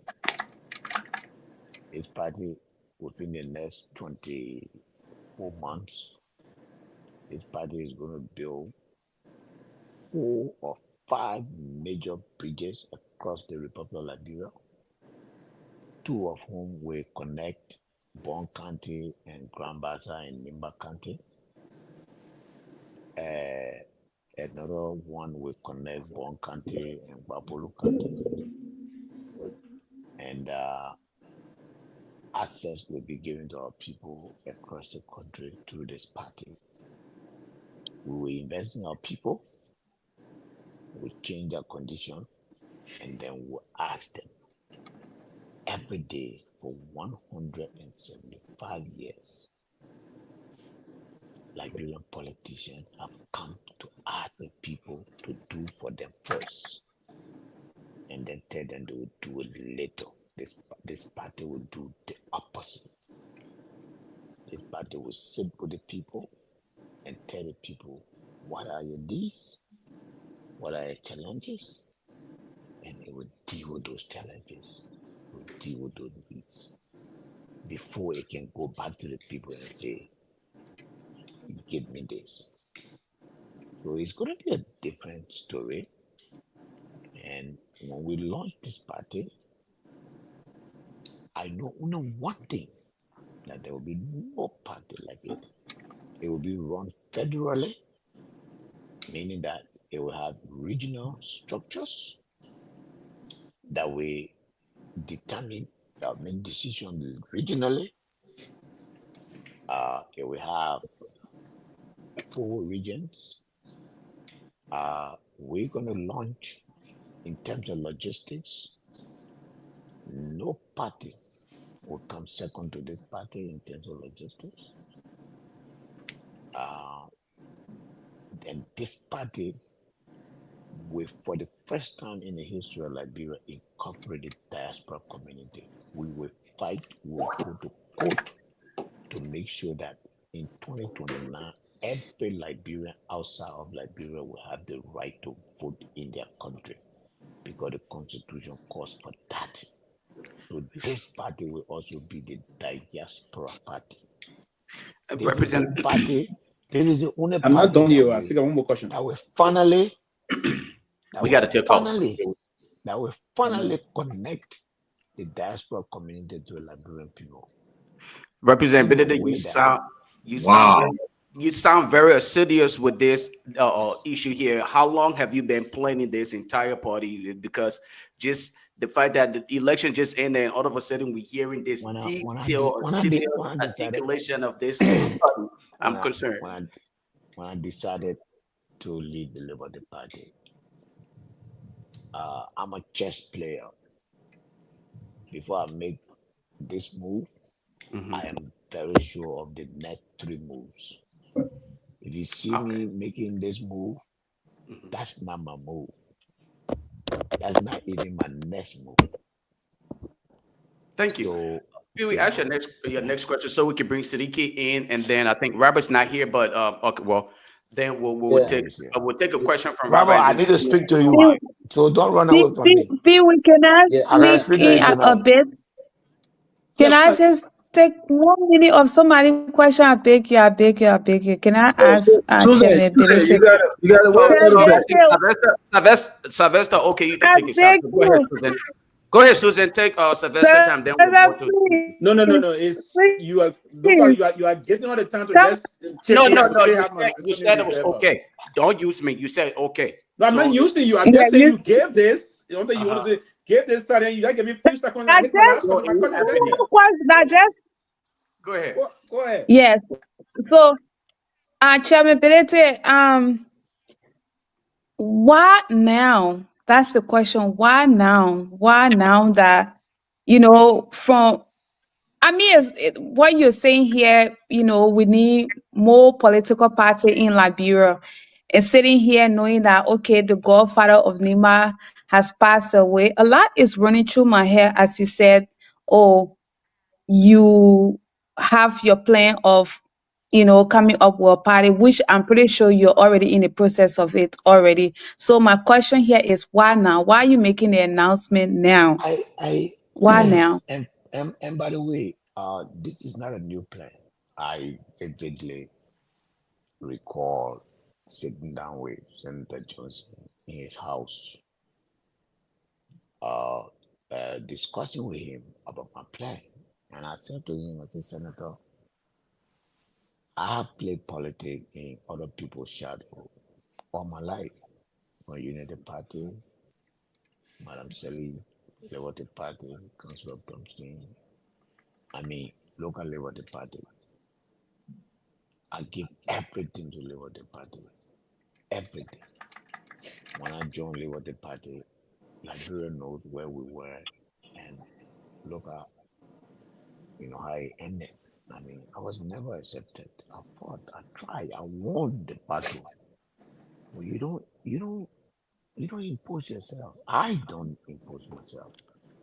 Don't do So this. when I look at all of that, Suzanne, and I went to Senator Johnson as a senator, now I'm going to form my own party.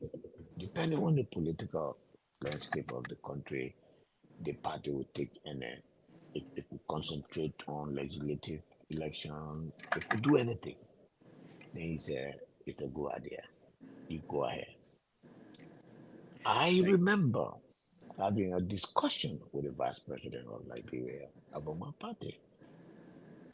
For me, that's how I do, And we did talk about it, and I told him. I remember having, I was in a meeting with the president, and we were talking on, I think that day, and when we went to talk about national security issue as chair on national security. And at the end of the conversation, he said, "Oh, so you resigned from Liberty Party?" I said, "Yeah." And then I told him what I was going to do. So, that's smart. That's a good idea. So everybody around me, in my county, in my environment, they're aware. But I wanted to make sure that I do this. It had nothing to do with the passing of the senator. He was aware. And the vice president, we talked about it. Almost every close friend of mine or colleagues or my whole team in the country, everybody do. We are somewhere, I don't want to say where we are, but we are somewhere at the election commission just following up on the process. Hopefully we'll conclude soon. Wow. Thank you. Well, Siddiqui, go ahead. congratulations, Sticky. You can come in. Sorry So to you, take you your want me time. to, So Susan, I look quick forward question, Lofa? to I look forward Let's don't do to that, bro. I look forward to your membership. The membership will be quite easy. We have, the day we launch the party, we'll launch the app. You can become a member the same day. Your card will be posted to you. It's gonna be a people's party. It's a movement. Yeah. Thank you.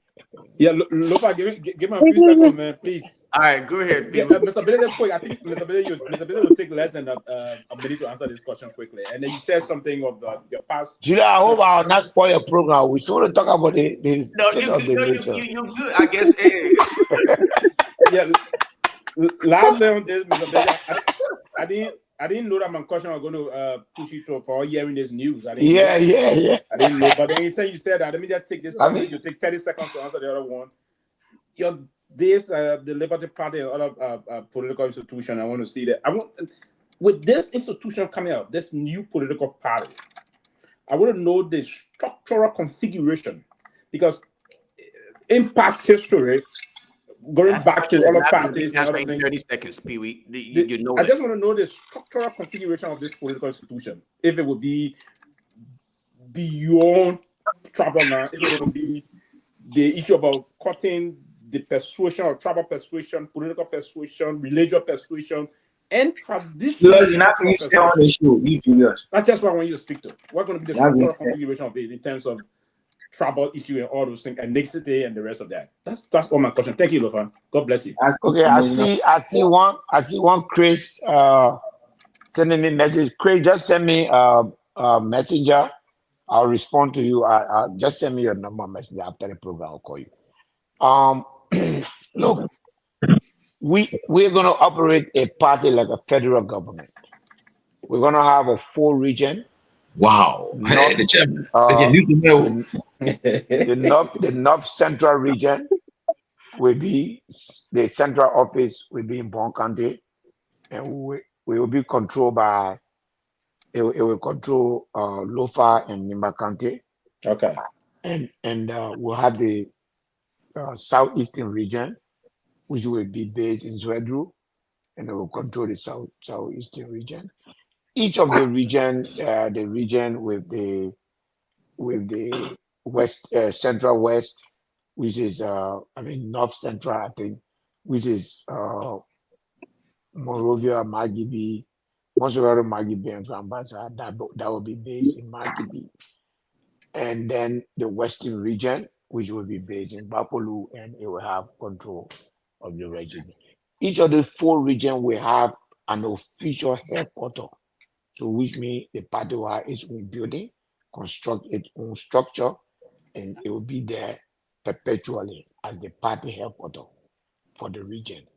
The region will have an executive committee that will comprise of members from the county so they will come to their own executive committee, they will make decisions at the regional level, just as the county will come at the county level, they will make decisions at the county level.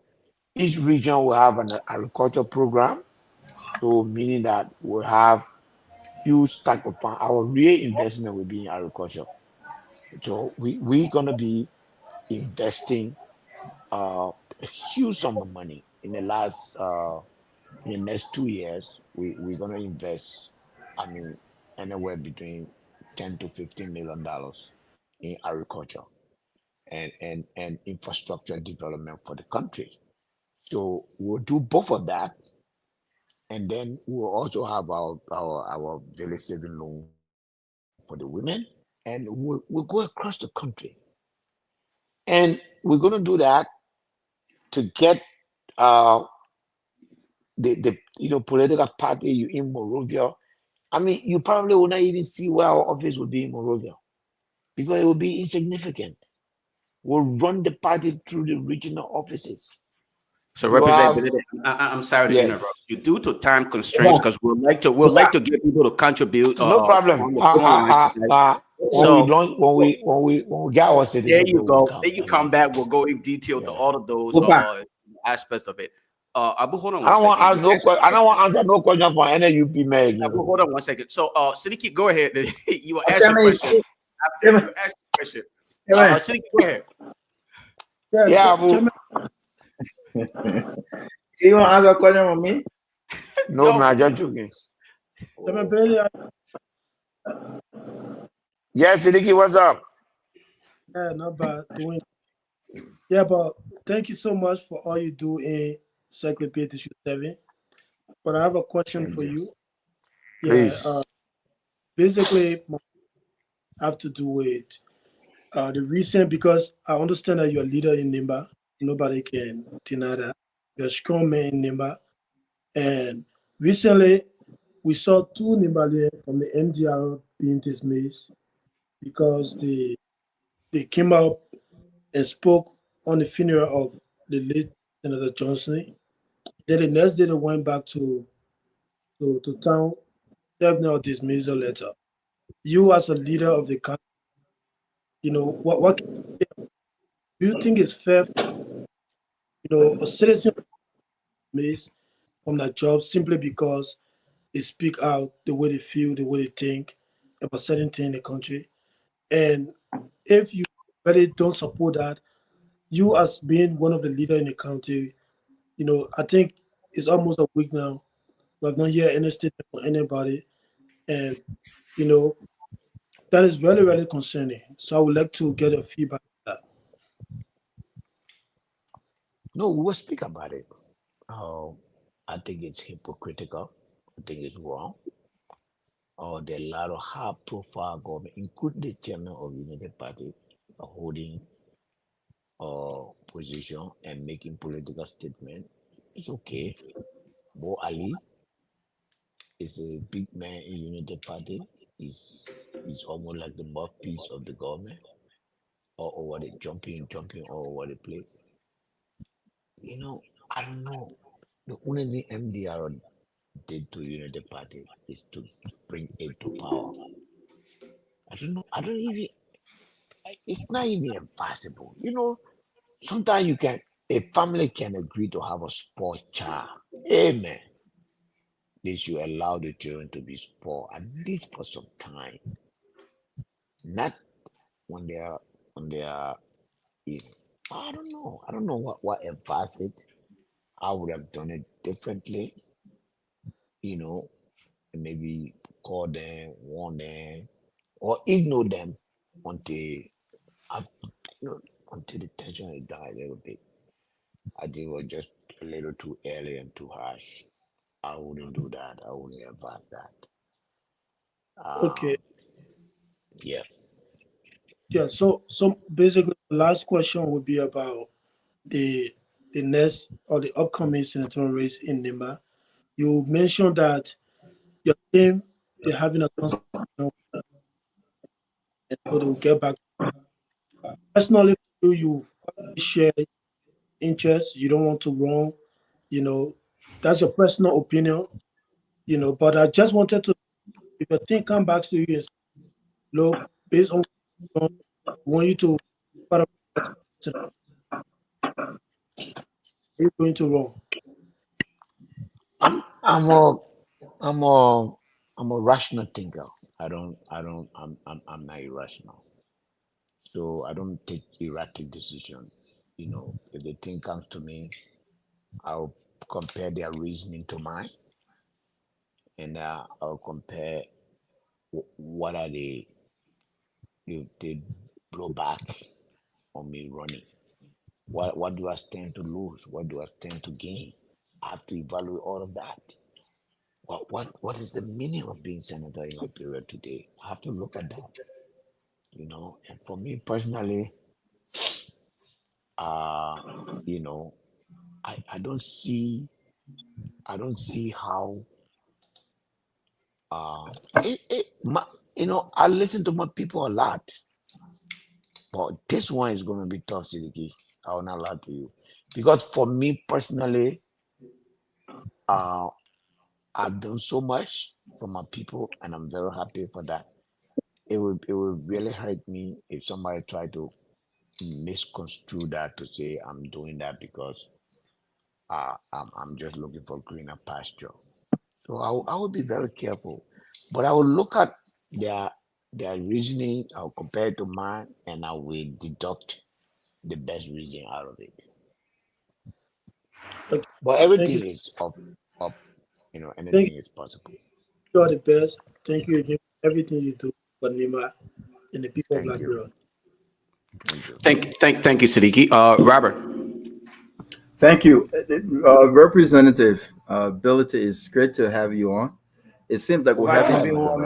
It seems like we haven't seen you since 2020. I've been trying to hustle you through third party. I can get a number. So please try to send me a number tonight. I will inbox you. People will give you a number. So I will inbox you my number because I got a call 2 weeks, I think 2-3 weeks ago, and someone said, "But man, it seemed like the representative can take care of the people from Spoon more than he can take care of you when you're in Liberia." Yeah, that's what I heard. That's not true. I haven't even met. Look, Francine is my sister. Finish. It has nothing to do with Spoon. I'm close to people on this network more than anybody from Spoon. We believe me and Tomalin can gossip all of you on the show and other people. So I believe that part. Yeah, I believe that. That's what I told them. And Peabody as well. I said, Well, listen, I said you didn't know me. I said that's a special relationship, but we will definitely connect. I will inbox you my number. But I want to Yeah, get to it please. because I think that, and I've told people off the record, I said that I think representability has proved a lot of people wrong.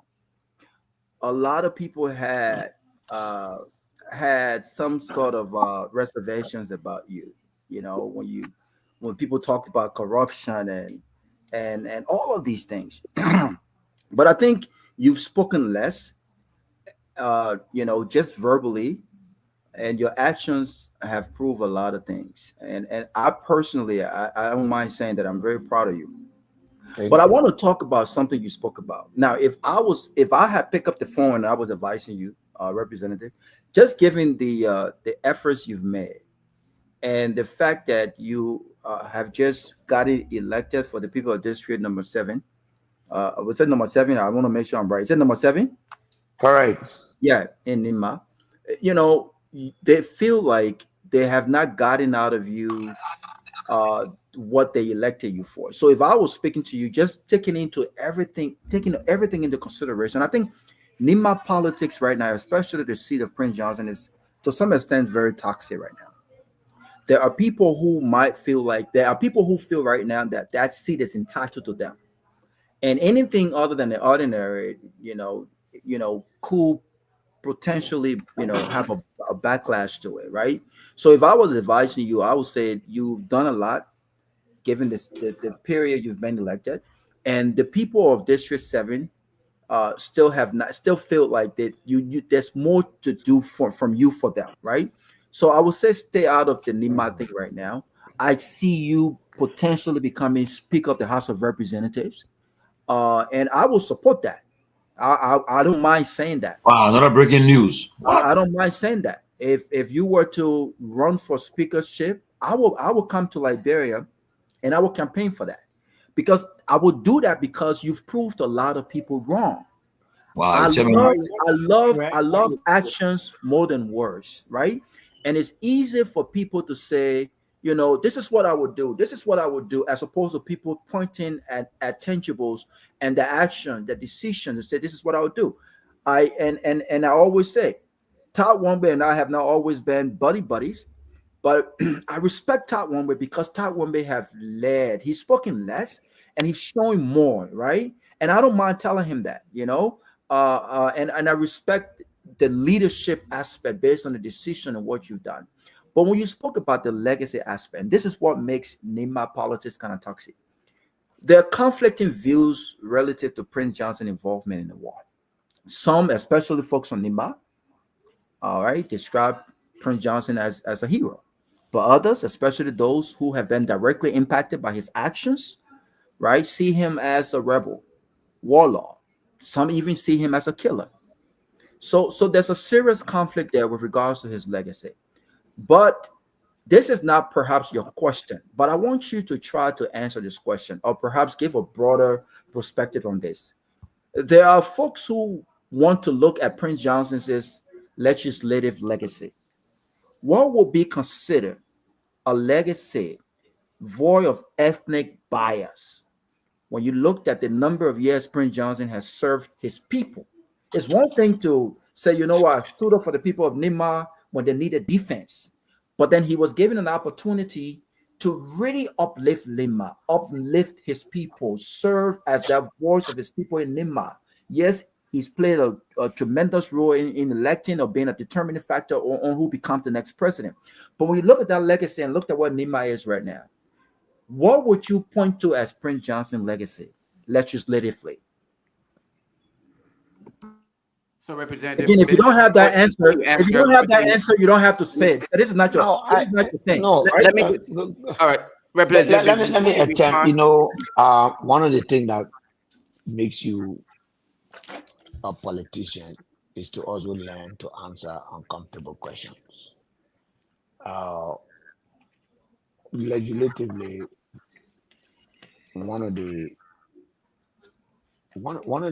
most admirable character of Senator Johnson has been patient.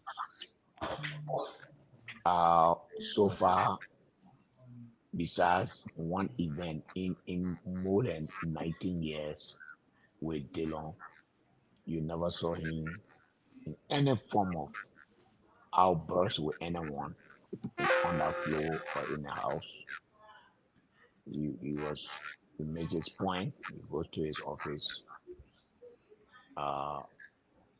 and then he he advocated seriously for Nimbayans. For instance, once you are in Nimbayan, you are nominated. He will stand up for you. He will go to the length to make sure that you are you are you are you are you are passed by the Senate. And his door open to Nimbayans. You know, you know. So legislatively, the legislature as an institution has not achieved anything. So I don't know what one person could have actually done. So it boils down to what people do individually. That whole place is a mess, a complete mess. It still is. It has not changed, and unfortunately, there's no change in sight. So, to and Robert, that place, an individual success is impossible. No matter how you alone feel, no matter what you want to do, you got to meddle with a bunch to come out with it. I mean, look at what is happening. Where is even the time now to even make reform? Nothing. What can one person do? So for Senator Prince Johnson, he spent most of the time using his political weight to implore Nimbayans but you are right. He was a controversial figure. While we celebrate him, there are some people who are hurt by his actions. To refuse to acknowledge that is also not to honor his legacy, because you see his transformation from the battlefront to the church, and we have to accept that way, and we have to accept that he died, as a man of God. And I know as I speak this, there are families that are angry, and I always say personally, if my precinct Senator Johnson hurts somebody else, I apologize. I'm never afraid to apologize.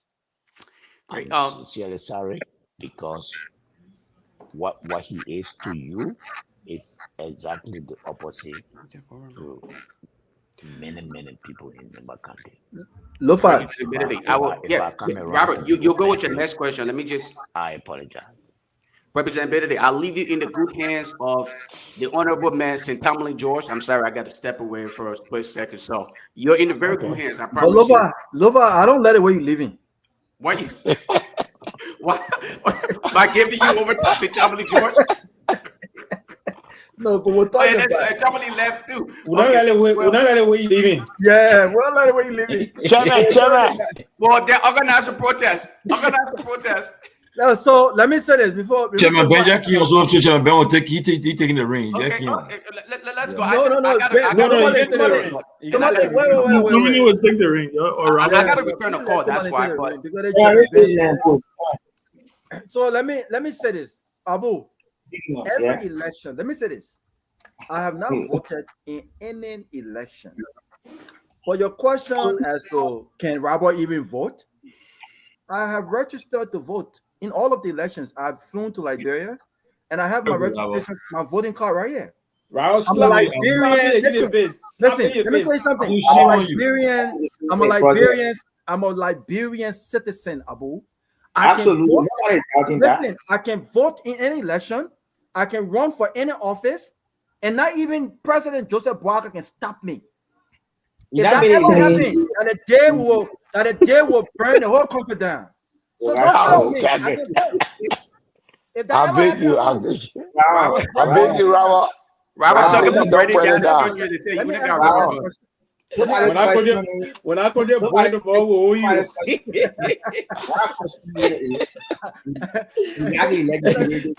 Let's see focus there. Gather very burnout. When I put the gather fire tomorrow, I gotta be involved first. But let me ask my next question. And my next question has to do with this. That's what I mean. You can vote in the process. You are not I can vote. Of course, I can vote. I can vote. You're not a lawmaker again. Yes, I can vote. Yeah. How? What you mean how? What's your question again? What? A lawmaker should be voting. No, I said campaign. I didn't say I will vote. I said I will come and campaign. Oh, okay. I will come and campaign for ability. But Abu, no representation. Yeah, exactly. I'm not a. So I'm not a constituent representative. Right, but I can campaign for the man. I can campaign to get vote. Who the representative can vote? How you be asking them to vote speaker? Yeah, but I was saying, I say you got to have a vote. He can campaign with his honorable and other honorables. Yeah, I can campaign, my man. I'm not as big as you, but I know some people in Liberia too. Exactly. So nobody say you know people. You know people. Oh, I know people. But let me ask the next question. Joseph Boakai, I don't think we have enough. We spend enough time. I don't think we spend enough time on this speech. But Honorable Benedict, Joseph Boakai said that the state of Liberia is better than when he inherited. But he's failed to state how. Today we heard a lot of promises. We did not hear nothing much that he had achieved in the first 1 year. But it was something that he said as part of his achievement. He said that they have trained over 10,000 folks in cybersecurity. I don't know what else he said because I didn't hear anything as far as achievement. I heard a lot of promises, and I got to admit a lot of things that was said in the speech.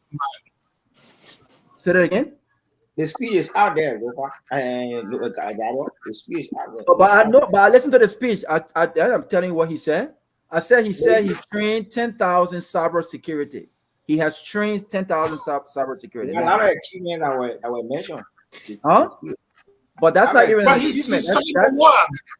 No achievement. That's not even an achievement. That's a lie. Yeah. That's a lie. Yeah. When you say you have trained, that means it's been through the training already. That's a lie. So, 24. What do you, Abu? Don't interrupt my question. Let the representative answer the question. I did not hear he said the state of the nation is better than when they inherited a year ago. But he failed to say how. I didn't hear much of an achievement in the first 1 year. But he did mention that they have trained, which again, when you fact check, that's a lie. They have not trained 10,000 folks in cybersecurity. But I want the representative to speak to the president's speech. What's your view of the speech? And what's your view of the speech? Robert, I'll spare all of us the time. We have done, and that's why as soon as I finish and send it to the guys, and it was okay, we posted it. We've done an extensive review of the president's speech, and I will ask either Ben or Pewee to share it with you. It's a little bit long, but it gives you answer to all of the questions that you want to ask about the president's speech. It's detailed. But in a nutshell, it was an empty speech.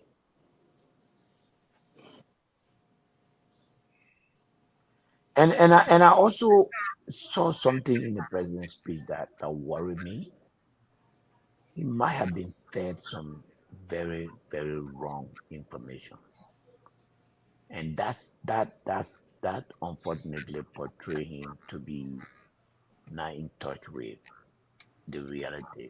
I think that's not fair to the president. Because one thing I know is that no president will go on the street to ask for rice price or petroleum price. You will come, you will give him. That's why you are a lieutenant. So those lieutenants did not do him justice. That's how that's not his fault. But the speech today was generally empty. I agree with you. Thank you. I agree with you. Chairman Ben, it's good to see you, my friend. Even though you want to DC without telling me, but we'll talk behind the scene. Chairman I Benedict, see. Chairman Benedict, how will you rate this speech though from 10? Empty, How will you Susan. rate it? Empty, Susan. Unless you want Well, to not disrupt empty, it. empty. Yeah, he's saying empty, but we just want to hear the number. How would you rate that speech from So 0 out of 10 or 2 out of 10? if this was his I know first it was speech, empty. if this was his first speech, I would give him 7 out of 10. The reason why he cannot get that now is because he made some very good, he laid some very good plans, but so far the record of implementing plans is very poor. So I cannot, rely on those promises. But the thing is, they should try to give the president proper information. That's not fair to him, honestly. I mean, I'm not speaking on this as an opposition. You have to give the president of the Republic of Liberia the proper information because the whole country listened to him. And listening to him today to say that the price come down, that turned off, I can say, the entire population because that was not true. So if President Baka knew that, I can guarantee you that he would never have said it. So if somebody gives him information on that, he should come to check it. The reality is that those numbers were not correct. So on the issue of the rice, he got the issue of the gas right because the gas price has been, coming down, rather steadily. So yes, he was misled in monetary, but he laid out some good plans. The problem, Robert, is that I can't now call those plans and count on them because the history of implementation is very poor. So it's up to him to lay out the plan that he just laid out and implement it this year, and then by this time next year, based on that performance, we can be able to say something else. Let me comment briefly. Oh, okay. Go ahead. No. Abu, Chairman Ben, go ahead. Yeah. No. Abu said he got to leave. I saw him typing. Oh, you leaving? Yeah, leaving, Chief. Abu, good night. Go ahead. Maybe getting all the questions. Oh, you going? Oh, you just saying bye? Okay. Go ahead. All right. I thought you wanted to say something. Sorry. Well, it's good to see Chairman Ability. He's been bringing a lot of news there tonight. Wow, what did you break, man? And I tell people all the time, what's the Musa that people are seeing today is the Musa that we always knew. Thank you. It's that some people it took a little longer for them to get there, right? Yeah, they were slow. And I can understand that we live in a very cynical country. We live in a country where politicians are not respected because their words are not their bond. They say one thing, they do another, and they make promises they don't keep. Yeah. So as a result of that, it's a brush. It's a big brush that is painted, and so you literally have to, prove yourself, from among the pack. And I think that's what you've done. I've said it, even though sometimes I like to remind people that just about a year and a half, or maybe a little bit over a year ago, you were seen as a totally different person. But it's okay. That's what life is about. Life is about progression. It's about evolution. It's about progression. So I want to congratulate you, my friend, for all that you have achieved, all that you continue to achieve, the work that you've done for your people. Like I say, I'm not surprised because I know we had these conversations and talked about what you are doing today and what we see you doing today. We congratulate you on the proposed new political party. The I don't know, you haven't called the name yet. So no, don't call it. I'm not calling it. To call the name, but we congratulate you on the proposed new political party. Only one man on the show here know the name. I will not call the president. Yeah. We congratulate you on the proposed new political party. I think it's a healthy thing for our democracy. I think people should have a chance to have options. It doesn't mean that people will not collaborate or will not work together. I think this party is going to be an opposition political party. So, correct. So you know, so there will be collaboration. There will be reaching out, and there's a lot of conversations going on, and we will continue to engage in those conversations. And we'll see. But Musa, I want to thank you. I want to thank you for your service to the country. I do want to say though, I don't have necessarily a question. I share your sentiments about the SONA. I think the president was deeply underserved today. I actually felt for him rather than trying to be critical of him.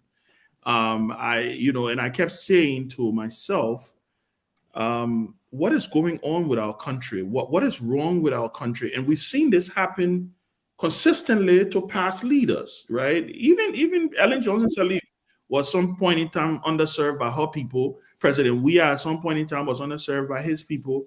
This notion that presidents go and give State of the Nation is not even supposed to last more than 40 minutes. I mean, and I'm really, really pushing it. Because something a lot of people don't know, Musa, and maybe you can bear me witness here, is that, constitutionally, the Constitution is very clear. When you read the Constitution, it said the president shall present his state of the nation, his report, his annual report. It don't necessarily mean the president got to go give a speech, though. I don't get that. All the president has to do is to present his annual message and his agenda for the year and his report on the past year to the national legislature, right? What we do, and what even because we model it after the U.S., the whole thing about them delivering it is the optics, is the is the whole thing about the grandeur. That is why most often you will see the presidents pretty much just reading a synopsis, a summary of the report. The report, because the report is lengthy. It encompasses the report of every government functionary. So the president cannot sit down and read that. But in Liberia, a lot of times people don't read and they don't know. They say, the president got to get a speech. He got to speak for 3 hours because he got to go line by line, talk about water and see what laying this pipe here. And LEC putting this. I tell you, man. And doing that. That is not what the president. It becomes boring. It becomes boring, right? So I just want to say, I hope and pray that next year, the handlers of the president, and I did reach out to a few people who I know that are in his orbit, and I said, look, sometimes you ask for help. They got presidential historians around the country. They got people who you can reach out to. But this cynical mindset we have in Liberia, where we are so protective of our territory that we are afraid that if we ask for help and we get help, then it means that we know what we're doing. No. So I share your sentiments, Mr.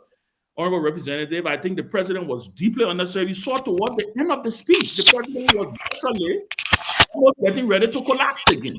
He had to drink water. We have to understand that it means nothing. It means he's 80 years old. That's nature. That's life. What I was doing when I was 20, I can't do now. I'm 40. Man, Ben, when you read it, they say you can't even walk. That's what I'm saying. You see what I'm saying? So they have to be cognizant. Seriously, they have to be cognizant of this man's age, of the fact that, and so I thought I just wanted to include that. The one won't be that way. The president, man, so all the things saying when be president, you do the job. Yeah, no, but he's our president. He's our president now, and we have a responsibility. We protect him. To protect the sanctity of the institution that he represents. Because it doesn't look good that the security are caught on hot mic telling the president to drink water and I mean those things. No, it's like drink some more. Exactly. If I was the president, somebody would have gotten fired today. But again, so I just want to say, but let me sneak one question into you, Musa. I wanted to know something. I saw the Rule of Law Caucus respond. I saw it was very powerful. I saw it was very pointed. And congratulations on that. I think it provides a balance, a counterbalance. Do you intend to continue to expand on this? What are you guys doing? I think I also know that the CDC said they're doing something tomorrow.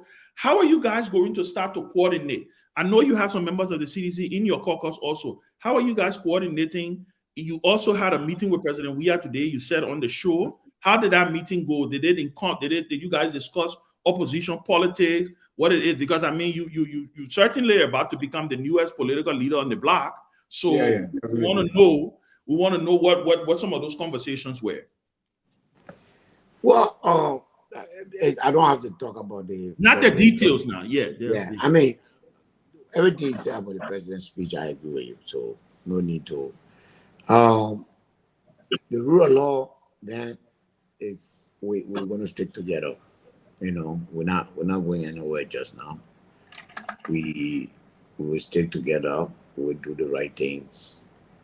We'll put each other into perspective. We'll do work. We'll criticize. We'll support. We're legislators. We're for cause. So we'll continue to stand up for those causes. You know, opposition unity, I always say CDC is the largest opposition party.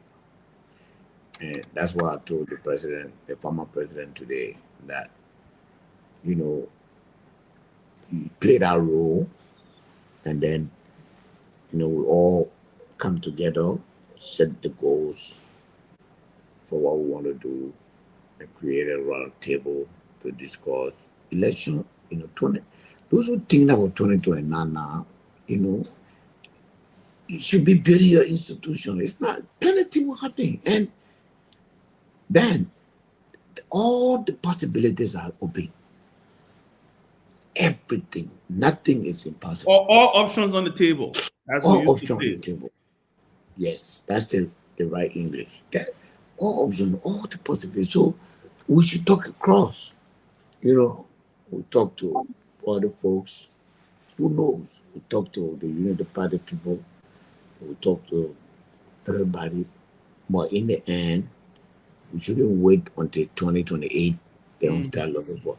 We have to learn from everything that happened with the CPP so that it doesn't get repeated. I don't believe that the opposition, if you have a loose coalition right now, we learn a lot from CPP. Like I said, if you want to even talk about a coalition, you have got to agree on the main things. So thank you. I want to interject something quickly. That was going to be my question to you, because let's also be cognizant that we don't have any midterms. So that's a plus for any coalition, right? Because you know that when the midterms are coming up, then they say, "Oh no, let's come together, win the midterm, then we will deal with the presidential down the that was made with the CPP." Right? It's tough, man. It's tough. So are you saying that, first of all, your proposed party, wherever conversation you guys are going into, how you engage with the other opposition party there, if a coalition is going to come out, there have to be a clear arrowhead. There have to be a clear lines drawn to say, you know what, this is the path we're going to go, and we're going to stick to that path. Is that what you guys are looking at? Is that what you're looking at? Yeah, I met with the former president today. We're exploring all different options. You know, looking away as opposition. You know, our party is coming up. CDC is there. The other political parties are there. We want to know what is in the best interest of the opposition, and then we make the right decision, man. Mm-hmm.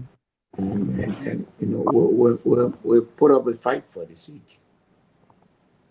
Okay, good. Yeah, I want one question quick.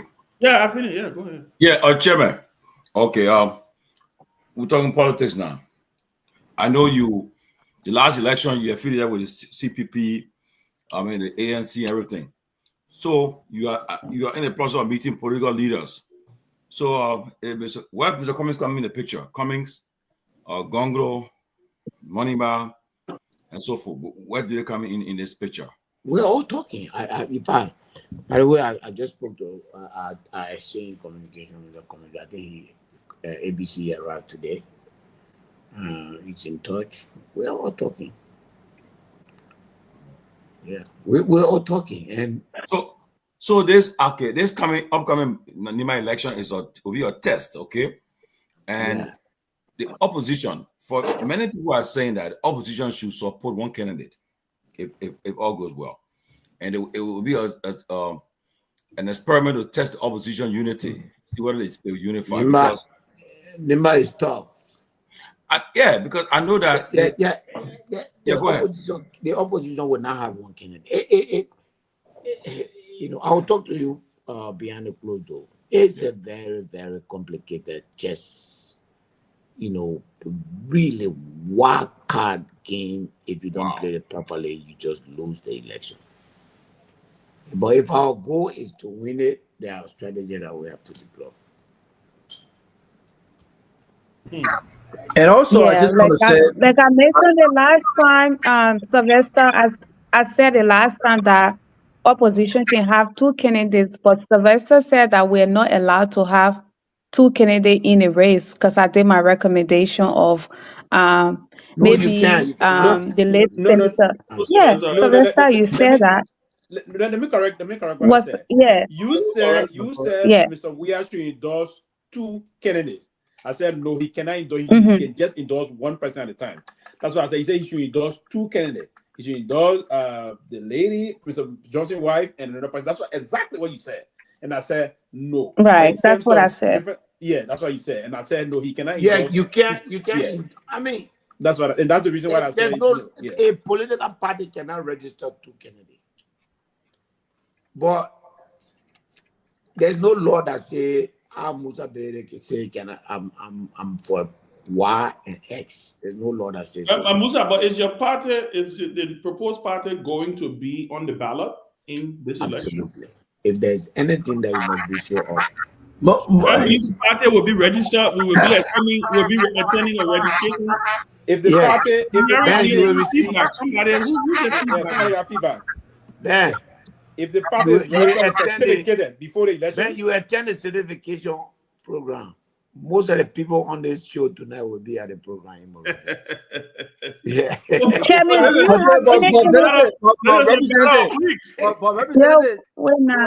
gotta be very clear now. Because the thing is starting here now. Yeah. You're gonna put a lot of points out to it. We gotta be very clear on what I gotta talk to you behind closed doors. I won't say nothing else. Thank you. Amen. Come okay. Now you are Mr. Benedict. Yeah. Mr. Benedict. Mr. Benedict. Yeah. Here is my question. I was just I got one question. Here is my question. What happens if Toga comes and want to be part of your party? Who Toga? Toga who? Peabody? No, Toga the guy from the Toga Alexander Peabody. No, Toga from the legislature. The guy Toga. Oh, Toga. Toga, not Toga. Sorry. Toga. Yeah, now you know where you from? Man. Ben, Liberia Team. Ben, did you guys still call? People keep asking me to work call too. His name is Koga, not Toga. Okay, Koga. We're trying to play the politics like, hey, you want to be messy? I'm asking you now. If Koga can't say I'll be part of your party yet, what would Billy just say? The party is open. Open? What a man when I'm well joined. Ben, I said, if you are armed robber, if you are anything, if you are former rebel, if you are anything, this party will not discriminate against you. So the day you join the party, you sign a contract with society that day. You pledge to be a new Liberian. And you no longer you denounce your history, your bad history, and be clean and nothing. It's starting more like joining some type of society bush because signing a contract to be part of a political party. Like, Yes, what because if we you don't want, decide to we don't want, Guys, we don't break want that let's talk one contract at and a nobody. say, guys. I don't want to be part? Susan, Let's here do is one the at a point. time. Yeah. Let's talk one at a time, Each please. member of our party will be an ambassador of the party. So you have to exhibit a certain attitude. Let me explain to you. I don't care who you are in this party. If you are caught in abusing your woman, assaulting your woman, your membership is gone automatically. So we have strict standard. But what we will not accept to say, Tomalin, Tomalin used to be rebel before, so you might not join. No. We're not here for that.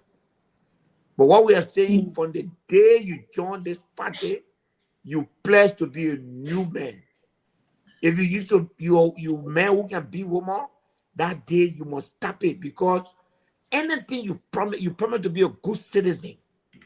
You promise not to, when you and Susan working, be gossiping her, trying to undermine her. You promise not to do that. The thing that, what we're forgetting, we are looking at a big picture in Liberia. Apart the news, tough and spokesperson.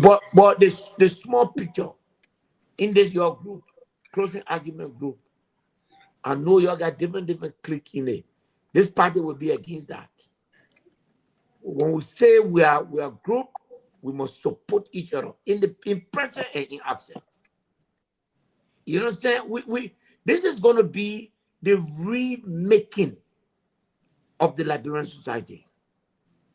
This is an initiative aimed at rebirthing a new country. The way we think, the things that we accept as norm. I mean, Ben, let me explain something to you today. I know y'all will put your head on your.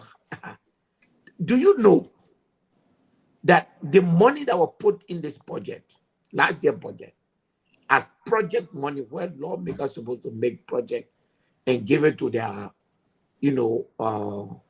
constituency? Do you know that some lawmakers are receiving that money in cash right now? But Chairman, 1 minute. It brings to the question about the audit. Did the audit still? Where? So we got audit, Dominic. Wait, go audit. So the point I'm making to you is, if we don't begin to change this country from that point, okay, what? We're having young people. We're going to be recruiting young people. We're not going to bring a young man who thinks that he should be in this party, and when the party wins, he is entitled to a position that he's not qualified for. We're going to bring a young man and say, become party member, take your bow, take your step in life, go to school, the party will offer you opportunity, go become somebody and come back. You understand what I'm saying? So That's awesome. There's going to be a lot of changes. This is not going to be one of those parties where you join. It will be oriented. There will be membership orientation. Before you are given that certificate, you got to go through orientation. You got to sit down to understand the creed of the party. You got to sit down to understand that by the time you become this party, you cannot be a bad citizen. By the time you become this party, you cannot see a crime being committed and not report it. By the time you become member of this party, you cannot allow people to do wrong thing to the country and just sit down and go suppliantly. This is going to be something different. But what is going to be more important is that this party will invest first and foremost in the people. Before we ask the people to cast one ballot for us, we have to do something that will have already impacted their life concretely and physically before we ask them. So this is an investment party. This is the part that will invest in the people first. Thank you. Guys, That's please, good. you guys take some calls. Lofa, can I just ask my one question, please? Susan, Kennedy, do you have in mind? Susan, I'm begging you. Not just Kennedy, I just want to know the candidate for his party, the candidate he's going to be putting up for the election are coming We'll from have his enough time party. to do that. Thank you, Mama. We'll have enough time. Let's take some calls from back. You have the entire platform. We'll decide next week. We'll You'll answer that question. You'll answer that question later. Okay? Yeah. Let's take the calls back home. Okay, And let's we'll take take some calls here. A lot of great news will come up. Okay, so thanks for following the closing argument here on Truth 96.1. So the lines are activated 0777 Caller, go ahead. Hey, Lofa, how you doing? How you doing, Chairman? Chairman, thank you for forming your party. Because the city. Call out your name and where you calling from. Oh, sorry. I thought that's what I'm calling from Maryland, United. Go ahead. Thank you for forming that party, Chairman. Because the CDC is so hopeful. They start listening to us and they got in power. We don't want to send some of us. And we're about to come down on the trend that joined the Chairman. So, Chairman, congratulations for that. But let me say this, Chairman. Liberia, the lawmakers for 11 hours. According to the outside budget, we got from school because Senator Wilson now is a new father nation. That you guys were instructed, sorry for saying you guys, as lawmakers, you were instructed to use 3 million. If I'm mistaken, you can correct me, Chairman. But you used 13 million. Where did that money come from? From 3 straight to 13. I'm just asking you because I already know in my mind that's the reason why the project political fund. So some of you cannot be around there, so you can get a rubber chihuahua in the Richard Coon who is just going to buy it and not boy. So just a program agenda can be carried out and the Liberian people cannot benefit. I listened to him also today giving a State of Nation address. How can you be talking about the rule of law and you got Richard Coon behind you? You got also 12 behind you. And you don't even have the Supreme Court, no justice from the Supreme Court sitting behind you. All right. Thank you. I want you to address that. Thank you, guys. For those of you from the diaspora, we'll close the line here for you guys. Let's take the calls from back home first. You guys in the United States will respond to you. We'll take your calls later. Guys, let's take the calls in Liberia. Okay, thank you. So the lines are activated. Stay off my monitor. Hello, caller. Yeah, let me. Where do you call from?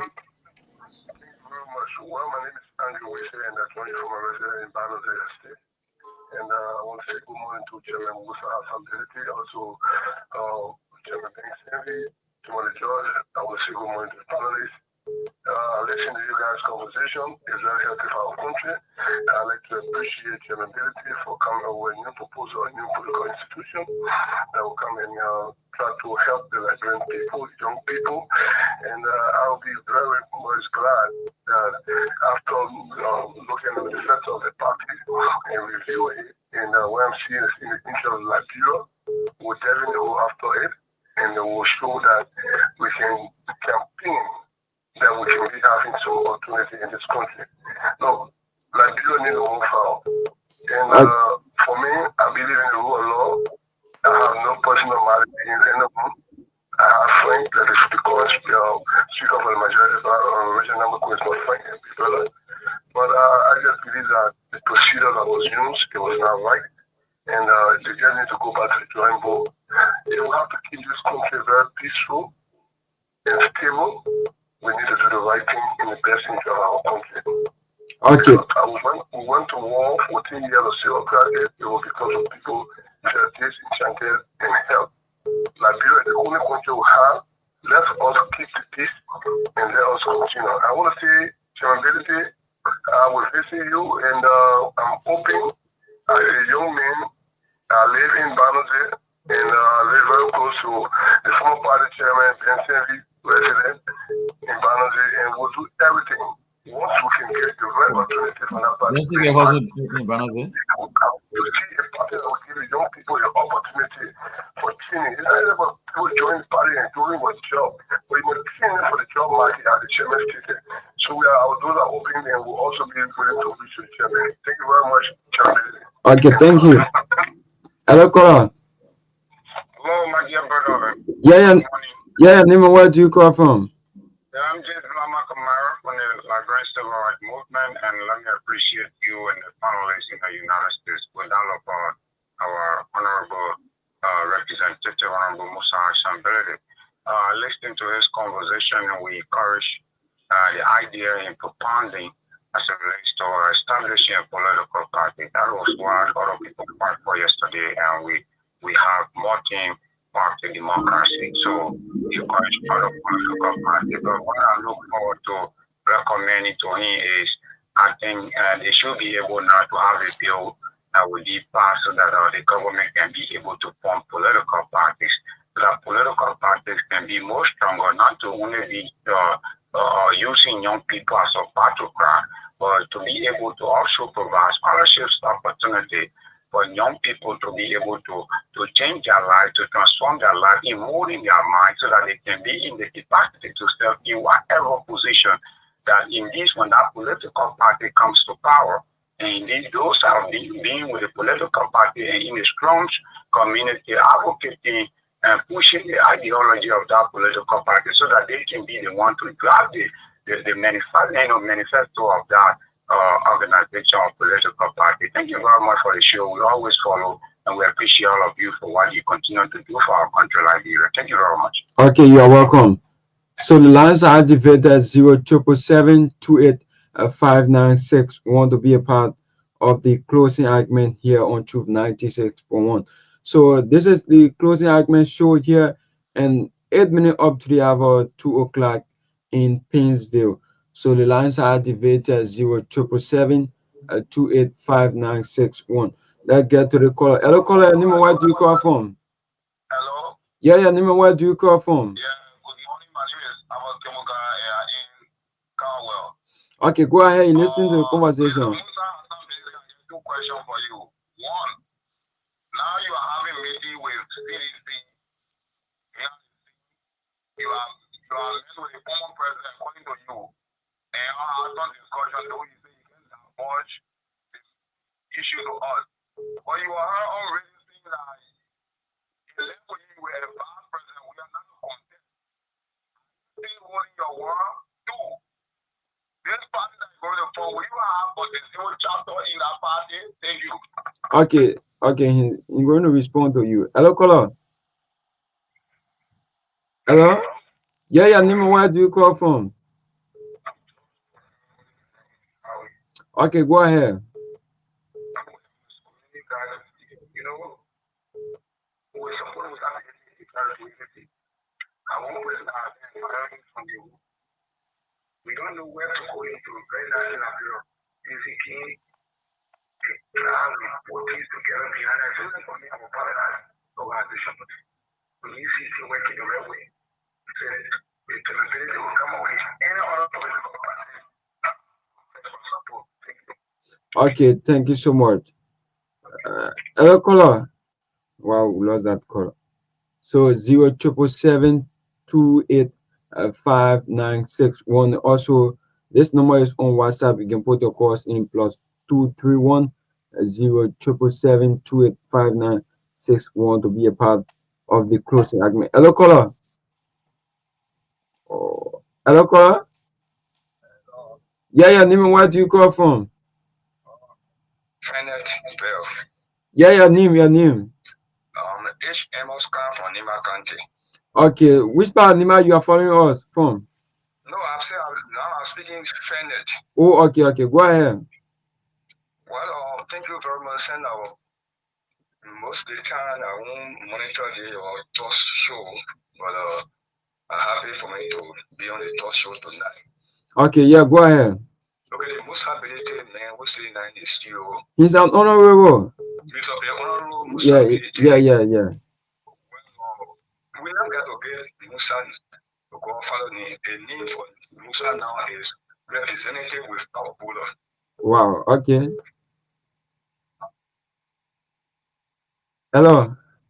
So hello. Yeah, go ahead. You are saying something. Okay, now my people used to show their printing from Mali, that of Gray, Musana, open that row, and the people put their printing right in Mali and bring Monrovia here. And I speak to you, I will go in certain place they call Ola. The bridge, Musa, they construct certain bridge. I saw that kind of bridge in Arigo Charming on the to Abidjan. Yeah. Now I spoke to you, going to my home to wait and I won't part to great. Musa believe now, open our road, certain area that we got to wait. Okay. You understand? So he was representative, he was Senator John in Nima County. Okay. So I came on Musa become Senator, he would be doing President John in Nima County there. All right. So just one day I would like to see him. Whether the whole man or young man said that Nima see Musa Bilete yet. Okay. He's listening. Huh? He's listening. Okay, thank you very much, Musa Bilete. Thank you so much. Thank you, Chief. Thank you. I appreciate it. Thank you. Okay. You're welcome. Hello, Man, caller. let's take two more, okay? Yeah, name where do you call from? Okay, go ahead. Yeah.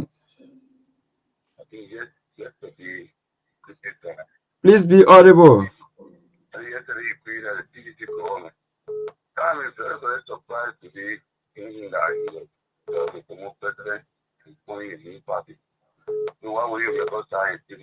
We are not getting that statement you are coming in with. I got in. Oh, okay.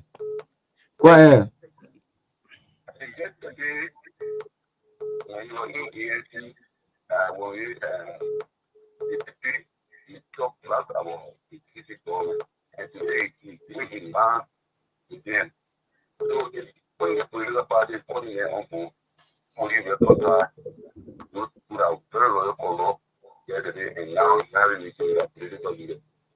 Okay, thank you. Let's take this last caller. Hello, caller. Yeah, good morning. Yeah, name and where do you call from?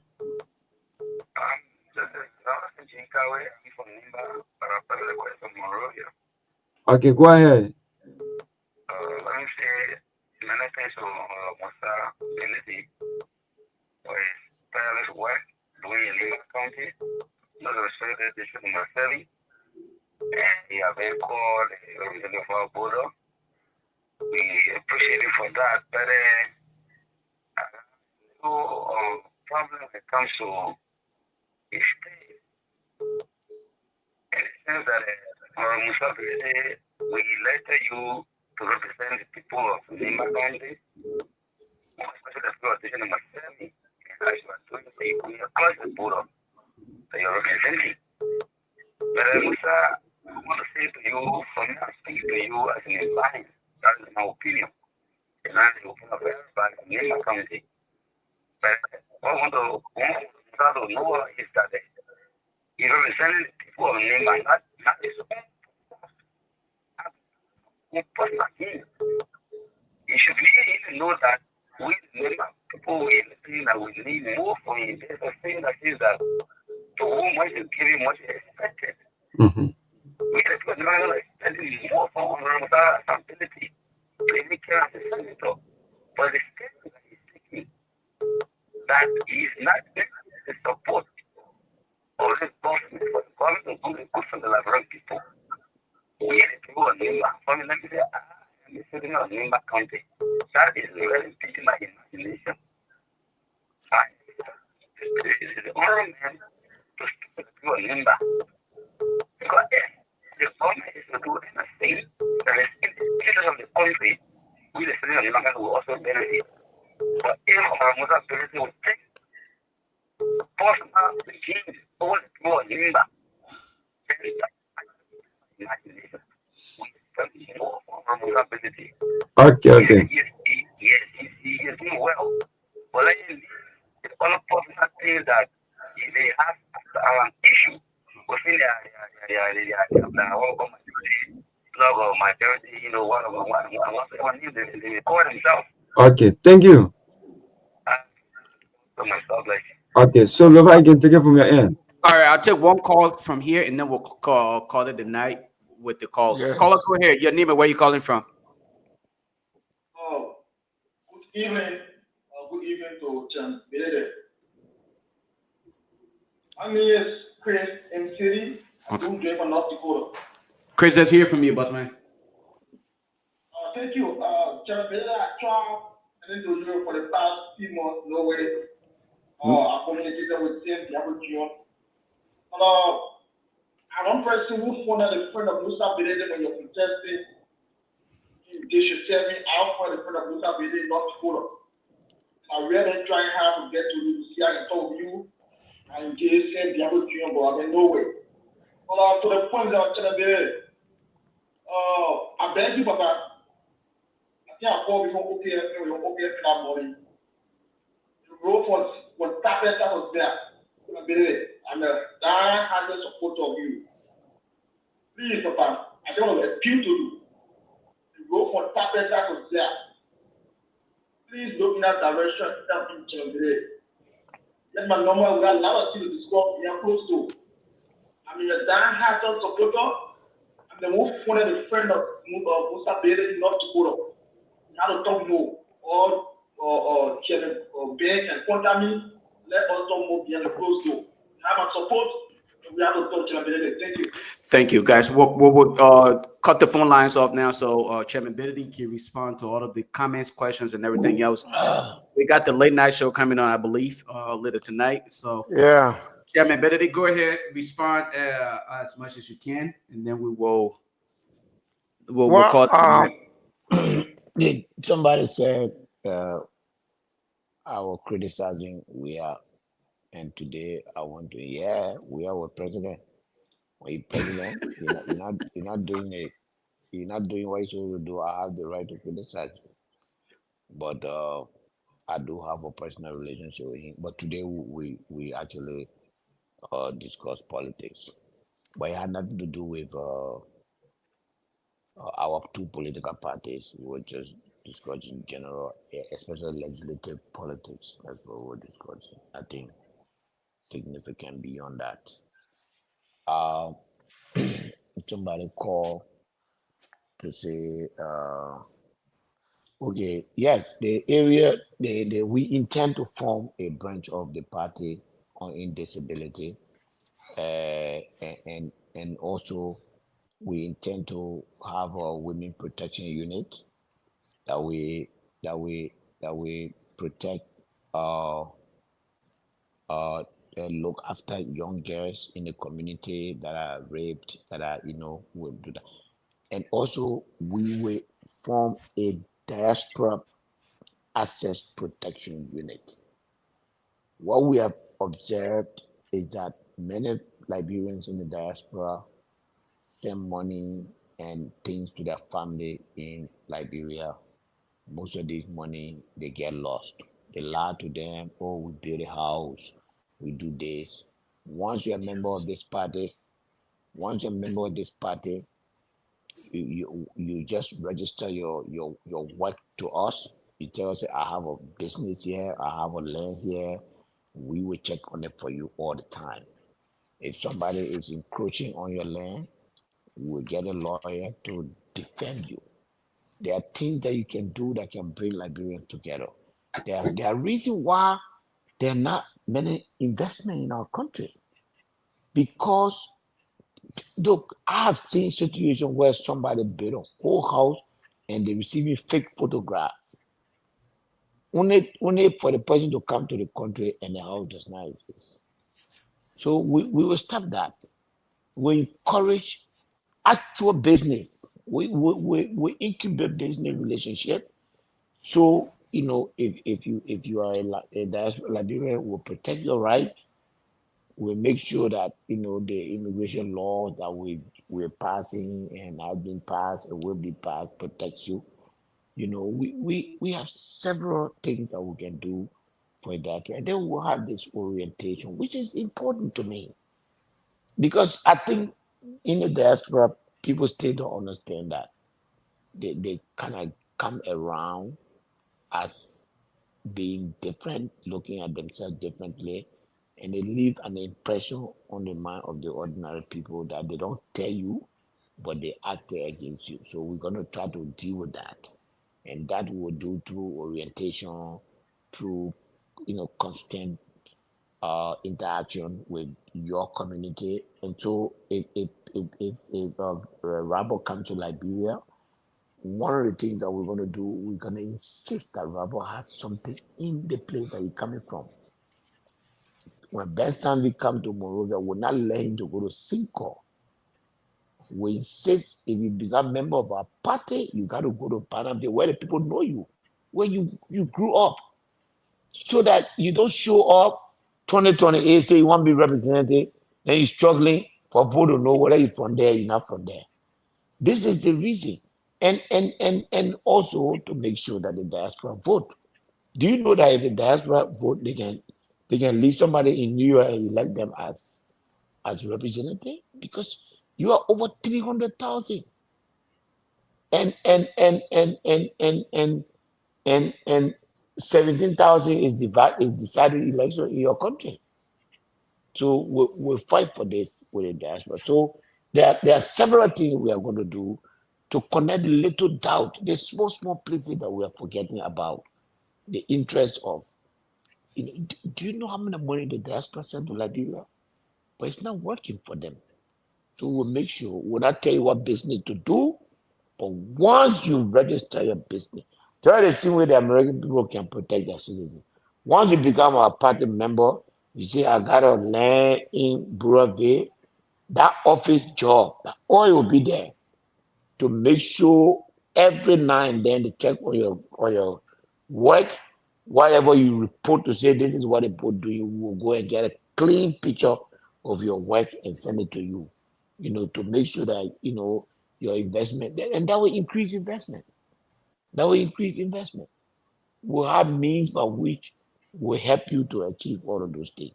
And also for the disabled, I think, again, we keep asking ourselves, what's wrong with our society? Why are we behind? But are we taking care of old people in this country? Are we taking care of crippled people? People ask, oh, America is great. America is dead. America will fall. How can America fall?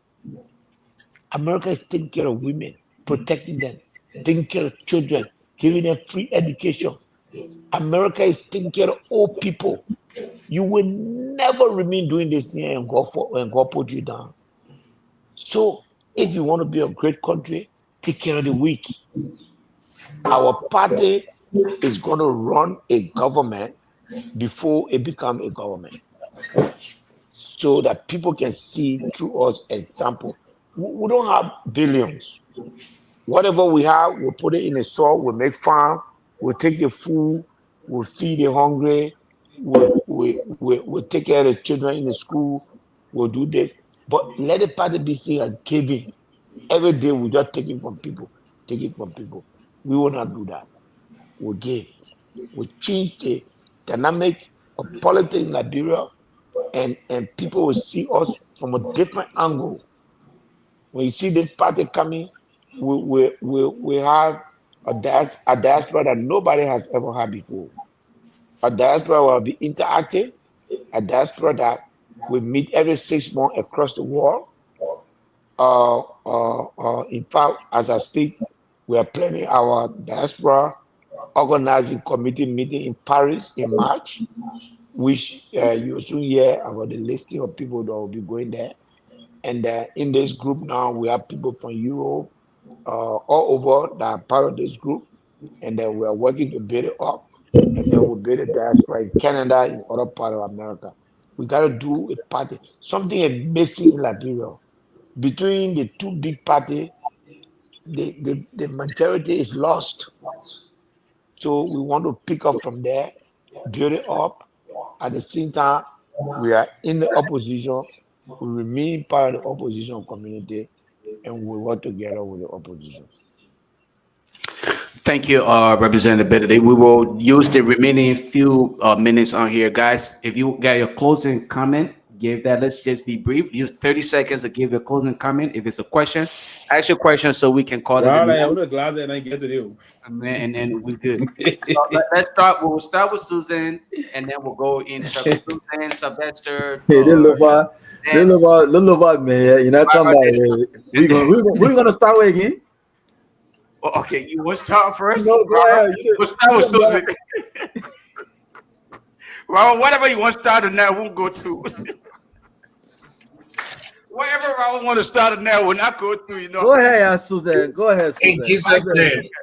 Back to sender. Back to sender. Susie, ask your question. Then he looks so deep today. You're not talking that much. You're muted. Can I come in now, guys? Yeah, go ahead. Chairman Musa, thanks for coming on the closing argument. This is my first time interacting with you, and I look forward to more. And thank you for the great work in Nima. Yes, thank you for the great job that you're doing in Nima. The young folks, the young ones are joining politics. We're following. I know people might think that, politics now, like, it's still like the way it used to be. People come on the social media and just lie about things, but we're seeing things, all thanks to social media and your involvement on the internet. Some of you guys were doing things before, we didn't see it, but the internet as well now, the way in which it's active, it has given so many people the reasons. As is a good leader, this is the one that I want to support. So I also want to say good luck with your party. I've heard you talking about America. I also think about Australia too. I live in Australia, even though I'm a supporter of CDC. They have across yes, the world. Yes, correct. But yes, we're open. yes. We We're have open. Liberians. Yes. Mm-hmm. Okay. So We have Britons, hardworking Liberian people. Yeah. All right. So yeah, thank you for thank you for coming on the platform. I would let Lofa flow. Thank you, Susan. Thank you, Thank you, Susan. Susie. Thank you. Sylvester, go ahead, and then Benjamin, Jonah, Robert, and yes, would be St. Tomalin George. Unless Myean wanted to say something. Thank you. You said many also. So I would be very brief. I just want to say thank you to the chairman, and we look forward to seeing a lot of other major unfolding events that will pertain to this particular process. And I listened to the chairman this evening. He sounded very robust, and I believe that we're going to roll out many things.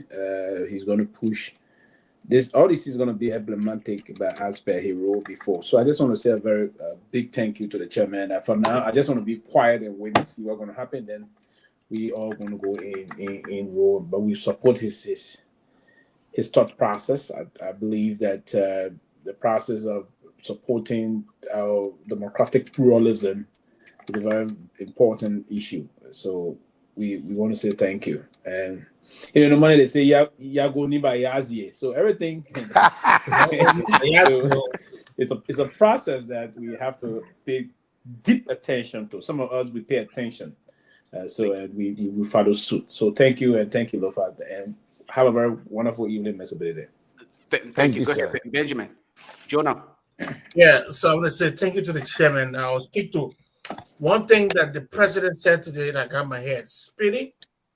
Well, when he talked about his ambition for building, psychiatric homes, I think Liberians are falling in the habits of building structures.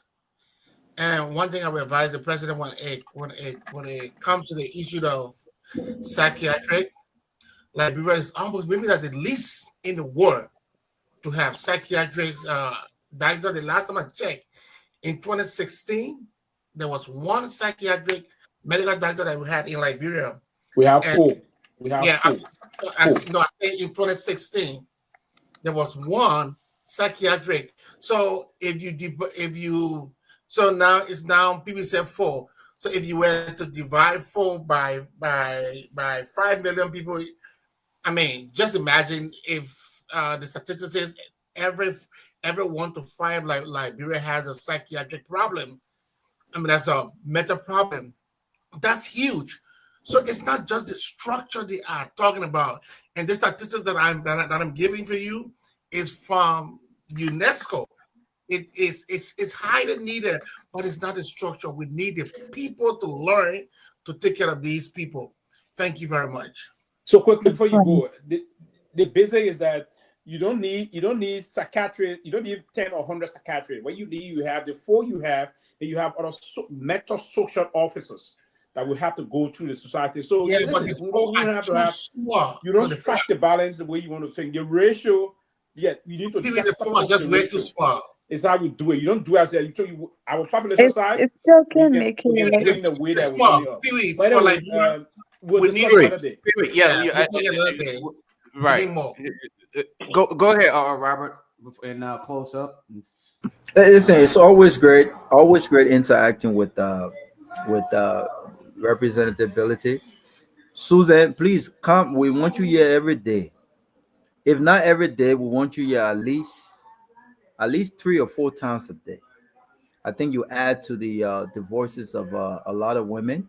We have a lot of men on the show. We have some great women who are part of this network.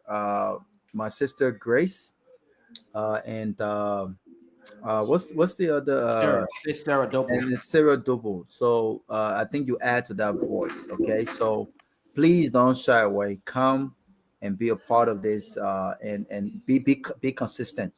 But it's always great interacting with representability. Again, I will continue to say, I don't care how many calls I get. One thing you're not going to get, I'm going to be consistent, and I'm going to be as blunt as I can be.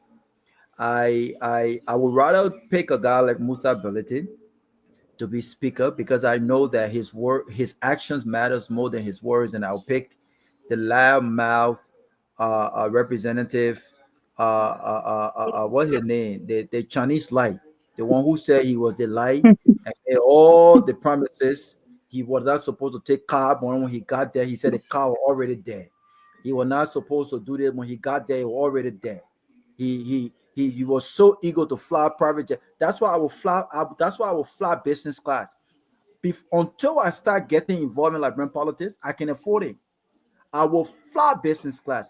Me and my wife will fly business class into any international trip. So when I become whoever I become, you can't tell me, say I was living a lifestyle I could not afford. So I would take most ability over some of these guys, because I think in this short period of time he's been elected, he has done a lot. He has done a lot. Action speaks louder than words.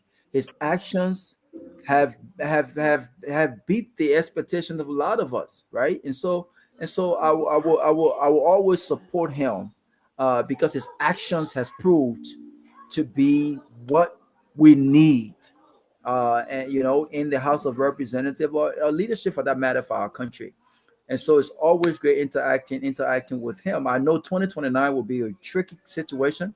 There'll be many conversations, but I've said I will not be a spectator. I will be in Liberia, and I will be there, giving my voice on the campaign trail to whatever decision that I make. But it was a great conversation. I want to end on this note and say, this President Joseph Boakai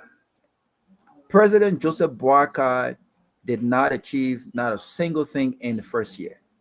And I will go on record by also saying, when President George Weah made his second annual State of the Nation address, he could point to some tangible things that he had achieved. And by that time, he was harshly criticized. There were people who did not give him the opportunity to even start to lead before they started to criticize him. So when George Weah gave his speech, the same time Joseph Boakai had given his speech, you could point to things, not things in negotiation, not things in works, not conversations that are being held that are not even concluded. You could point to those things. And one thing for the fact, we did not have this level of lawlessness in the country today, where you had the judiciary branch of government not even showing up for the president's State of the Nation address. the rule of law in our country is critical to us, to the stability of the fragile democracy that we've enjoyed over these years. And every Liberian, regardless of your political affiliation, we must stand in solidarity. We must stand in unity to protect this fragile democracy. And you cannot protect democracy without protecting the rule of law. You cannot protect democracy without ensuring that the rule of law supersedes anything else. That includes our political party. That means if our political leader does not respect the rule of law, we will not respect them, we will not support them. That's how we have to stand up as a country. And so today, even though I frown on the idea of the speaker not being present because you give more credibility to the criminal in chief, Jeremiah or Richard Cohn, but I admire the fact that the other member of the judicial branch of government did not show up today. And we have to stand up when it comes to the rule of law. Any country or any institution that is not guarded by the rule of law is an institution that is destined to fail. And Liberia cannot be destined to fail. But as we speak right now, if we don't stand up as a country, as people, and put aside our politics, we are destined to fail. And so, Thank you, Robert. Empty speech, Lofa. It was an empty speech. We'll have to come back after a year from now to see what has been achieved. Thank you. Thank you. And in my closing, I just want to say to representability, I think you structure your entire life in a way that you knew exactly what you were doing. You became a businessman. You knew how to sell your product. You learned it, and you learned it to the core. Then you became a politician so that you knew exactly what to say, when to say it. And tonight was a clear indication of that. You literally exhibited that combination of understanding the business aspect of it. You were able to sell your political party. And I'm listening to people here already who are vouching to become members, regardless of the proliferation of political parties in Liberia that have shown to not solve Liberia problem. We have hundreds of parties in Liberia. They have not solved our problem, but I still hear people buying into the idea. So that's a great thing. And I must say, your willingness, to come out and discuss national issue, regardless of how you're criticized and how people view your position, I think it's a great thing to, continue to do. You are very consistent in your view, and thus far, what you're doing, we cannot ignore the reality of it, that you have been able to transform lives and you have been able to actually impact our society in a way that a lot of young people hopefully will look into and see reason to hopefully repeat something similar. This is a man who was criticized, his reputation was tarnished to some extent, where when we mentioned FIFA, then your name was mentioned and people saw everything. So here you are today. People are now looking up to you as that role model for Liberia body politics. And I think that's a good thing. You're setting the roadmap, and that is something we were hoping for from other people. Unfortunately, we did not achieve it, but here come Mr. Ability. You're now actually stepping up. You're doing it, and I just hope you consistently do it because you're at this point you're not the regular politician. In the midst of all of the other politicians, you have shown yourself to be a politician because you have a defined idea, a defined agenda. What you want is to leave behind a legacy, at least from all indication, from what I have observed. You want to leave behind legacy. That is what politicians do. They don't go to enrich themselves. They don't go for self-aggrandizement.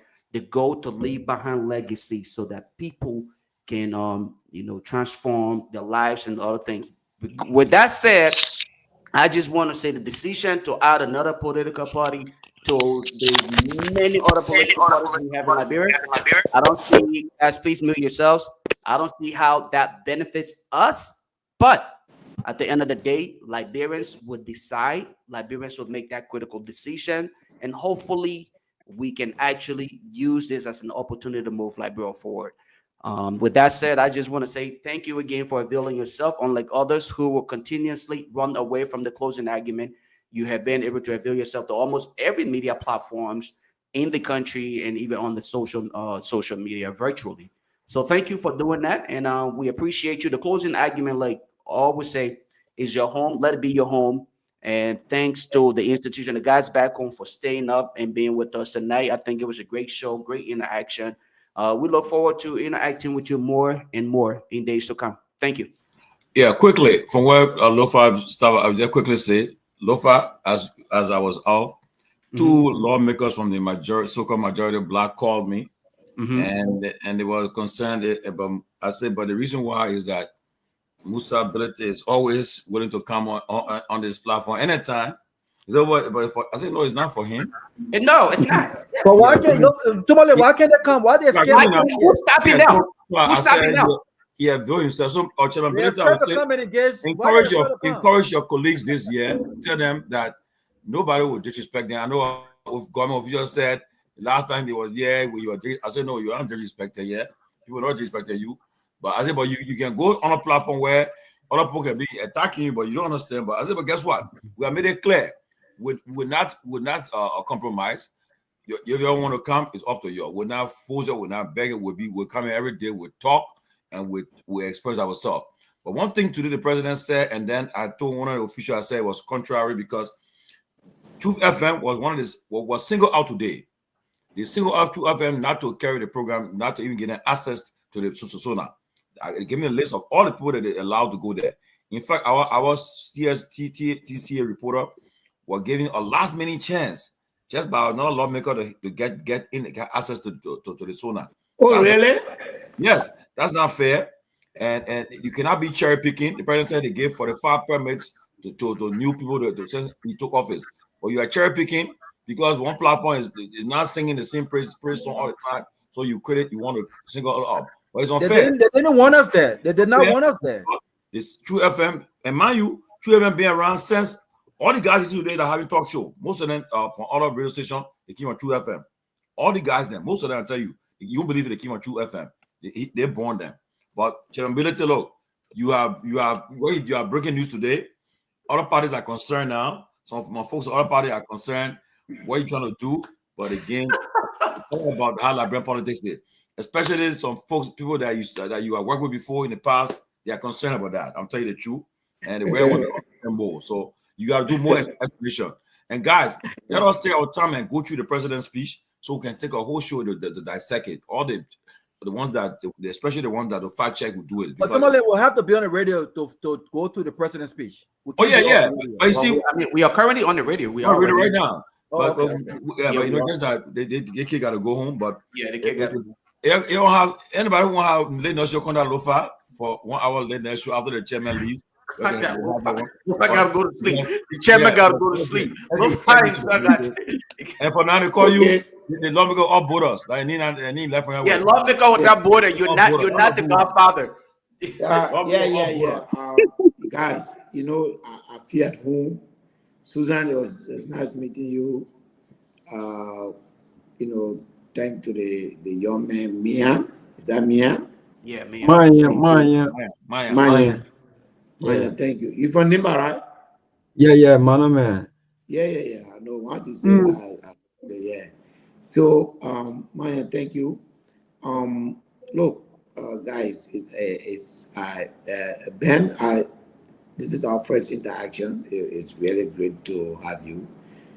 Look, we're about to change the paradigm in Liberian politics. We're not joking.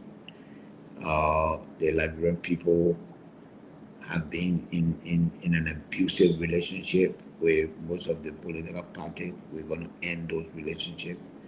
We're going to force parties. You know, something happened a few days ago. I was happy. So we want to start a road somewhere. And, you know, the people from the rescue family started asking road on the other end to fix it. I'm happy. We are going to compete. We'll force people to change the life of the people that vote for them. And we will change the way the people vote for politicians in this country. And it's going to be do for the people first, and then ask them to do for you. It will never always be asking the people. No. We're going to change Liberia in 2-3 years. It will be physical. People will see it. Life will be changed. And so when we tell you vote for this our representative, vote for this our senator, it will be easy. So we're here for the long run. Our party will be both. It will be sophisticated. Membership will be $12 a year. So you pay $1 per month. And that will be it. And the diaspora will be very active, very, very active. We'll have a diaspora conference every 6 months in America, Europe, Australia, Canada. We'll be rotating, and we'll have an annual diaspora conference in Liberia to make sure that we connect our people. And we'll open our relationship across the region, and we'll advocate for the amendment of the election law, because it's already in the Constitution. The right of absentee voters is enshrined in our Constitution, but it's not in the election law. So we'll force it into the election law so that Liberians in Australia, in Europe, in America can be able to vote. Susan cannot come here and contribute all she's doing here, and then election comes, she just sit there and watch people making decisions that affects her. We're gonna stop that. So this is a party. I will not tell you the name, but I will tell you the motto. The motto of the party is by the people, for the people. It is an institution that is by the people, for the people. So we're gonna explode, and we'll never stop working, because it has worked for us. It worked in Nimba, so we replicate that effort across the country. This weekend, we have a small agricultural program that we are launching in Bonkante. Bonkante is our regional headquarters. We already have a land there. We're going to break ground for our new party headquarters. And then before the party is certificated, that building will be ready for to move. We're not joking. People will move from Bonkante to go to Grand Bassa in car. Right now, there's a ferry there. We'll move that ferry. We'll put a bridge there. We'll do the same thing in Bonkante and Nimakande district now. We'll connect it. And we will prove to Liberian people that as politicians, you can do for the people, at least before asking them to do for you. We'll change that around. Thank you, guys. Who DJ for the dinner tonight? Was it DJ Blue? Or DJ...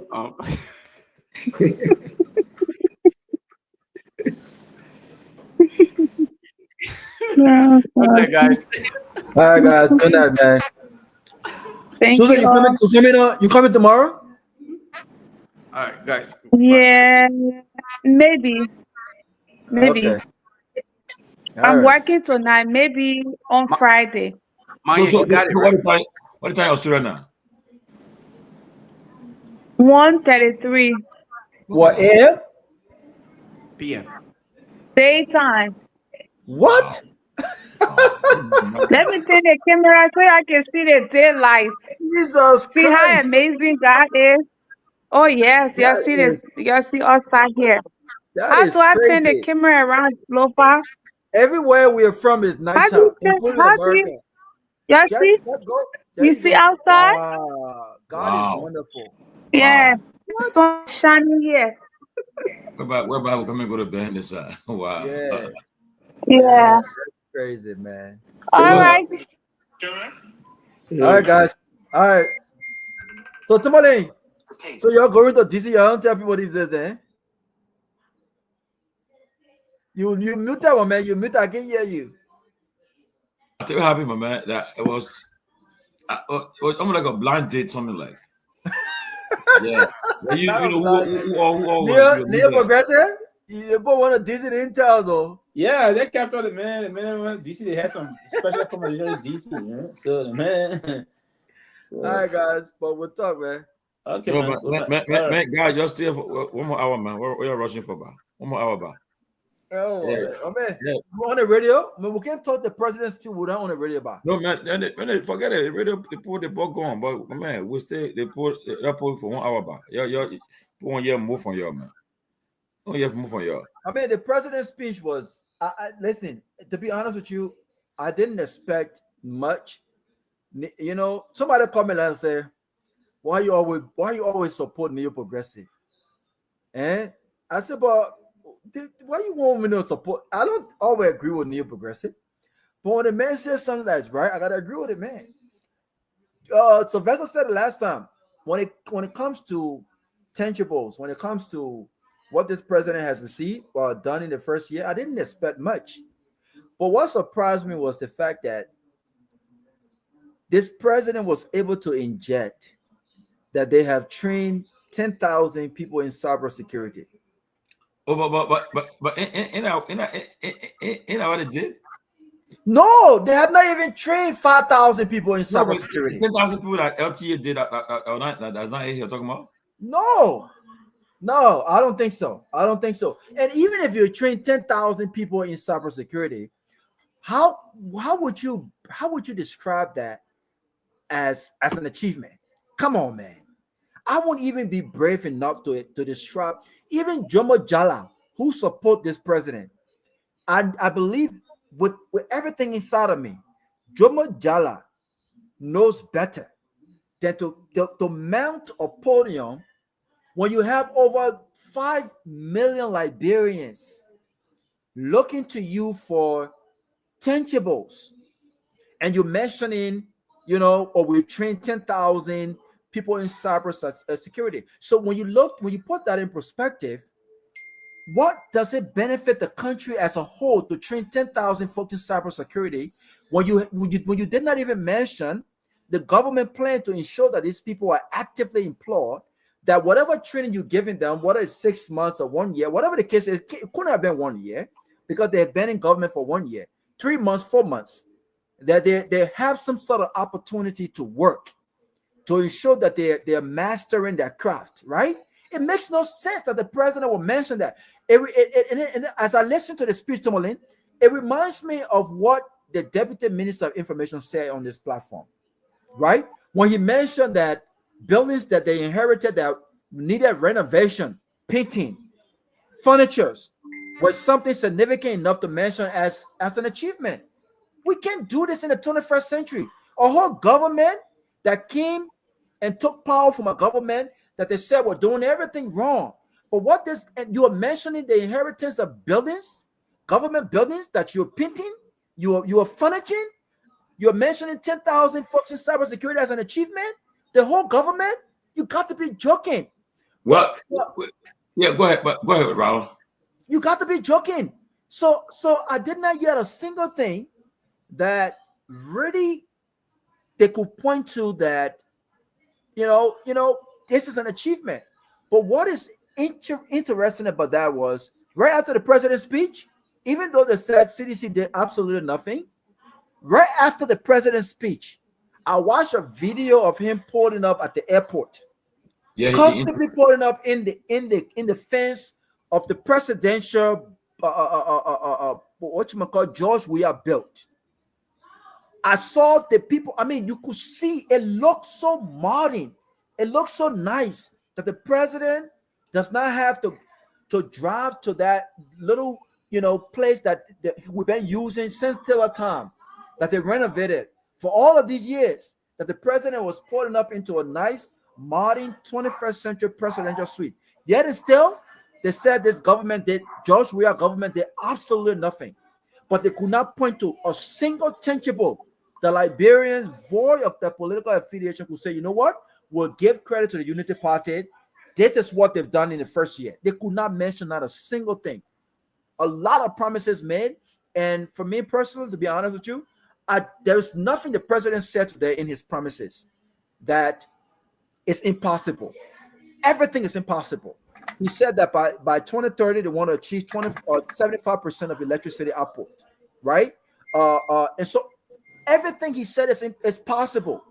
But have the president exhibited the kind of leadership to show that he has the political will and the level of patriotism to do what he has promised, you have $8 billion in a development plan by 2030, and you are only expected to support 30% of that. The rest of that comes from donor. I mean, it confuses me, to be honest with you.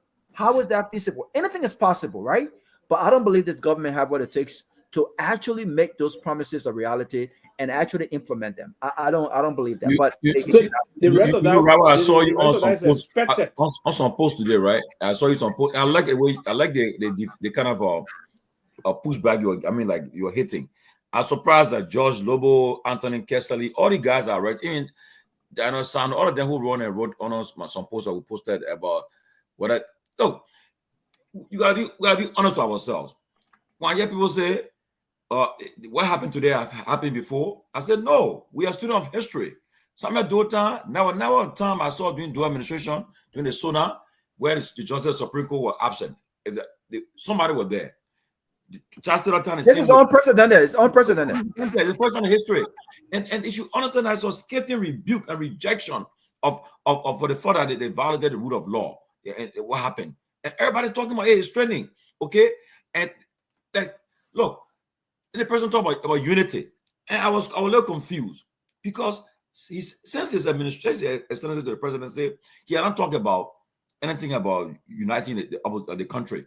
He said, well, he reached out to the opposition now to have a government of inclusion. I still doubt it will happen. I think he listed something that he said he will undertake. I think a laundry list of things he said will undertake. And these are including the burial of the reburial of the former presidents Doe and Torgbean.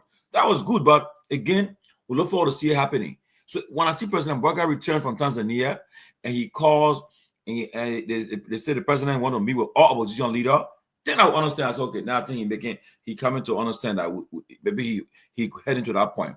But until then, to see two sitting former presidents sit down and President Weah said, when he was president, I think Garguah went to his state of nation once, but he never, every time they invited him, he did not show up.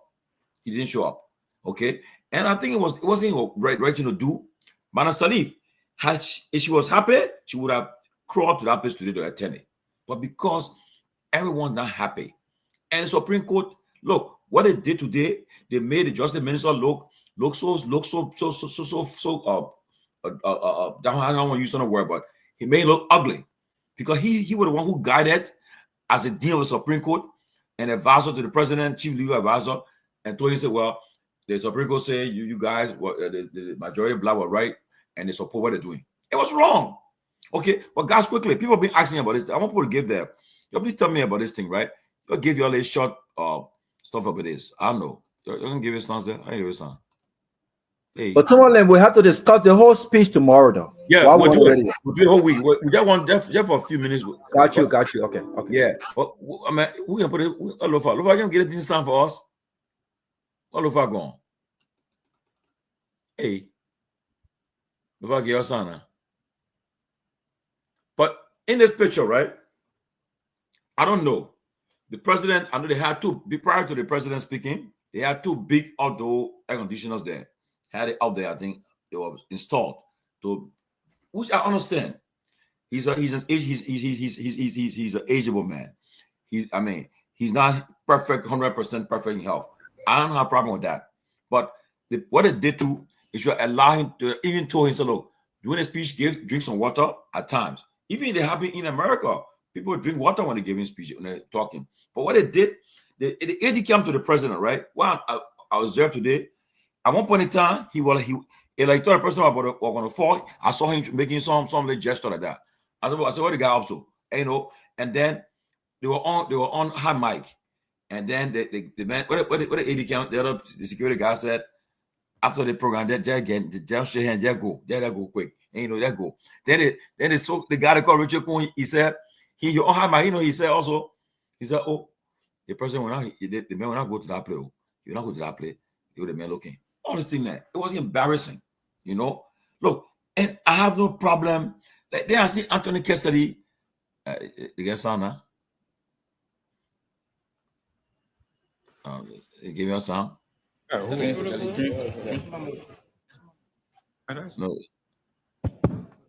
What are we doing? Please escort the president.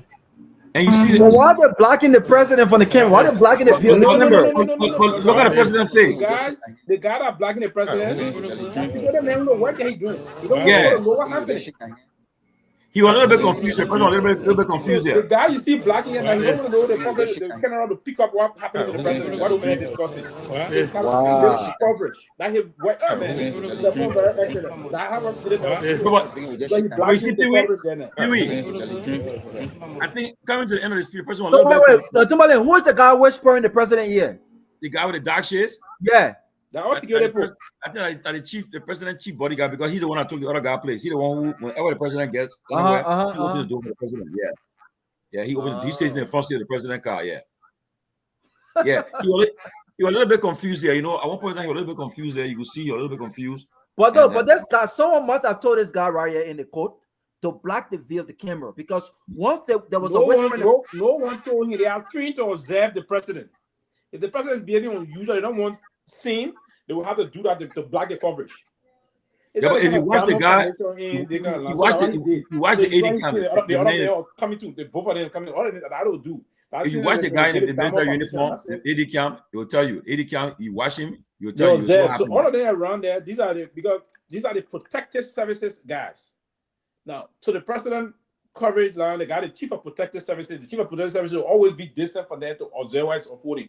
But the guys around that formation, that unit, all of them will have to work in line to understand how the step will go to communicate, because all of them got communication gadgets. They communicate with each other, telling you what happened, what's going on. Yeah, but so I want to do that. Lofa, people play from the start, beg you. Let me hear from the start, please.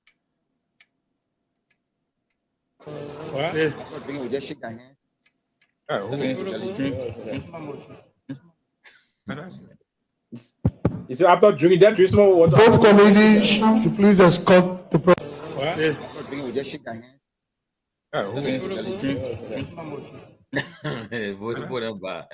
Yeah, you know, I feel sorry for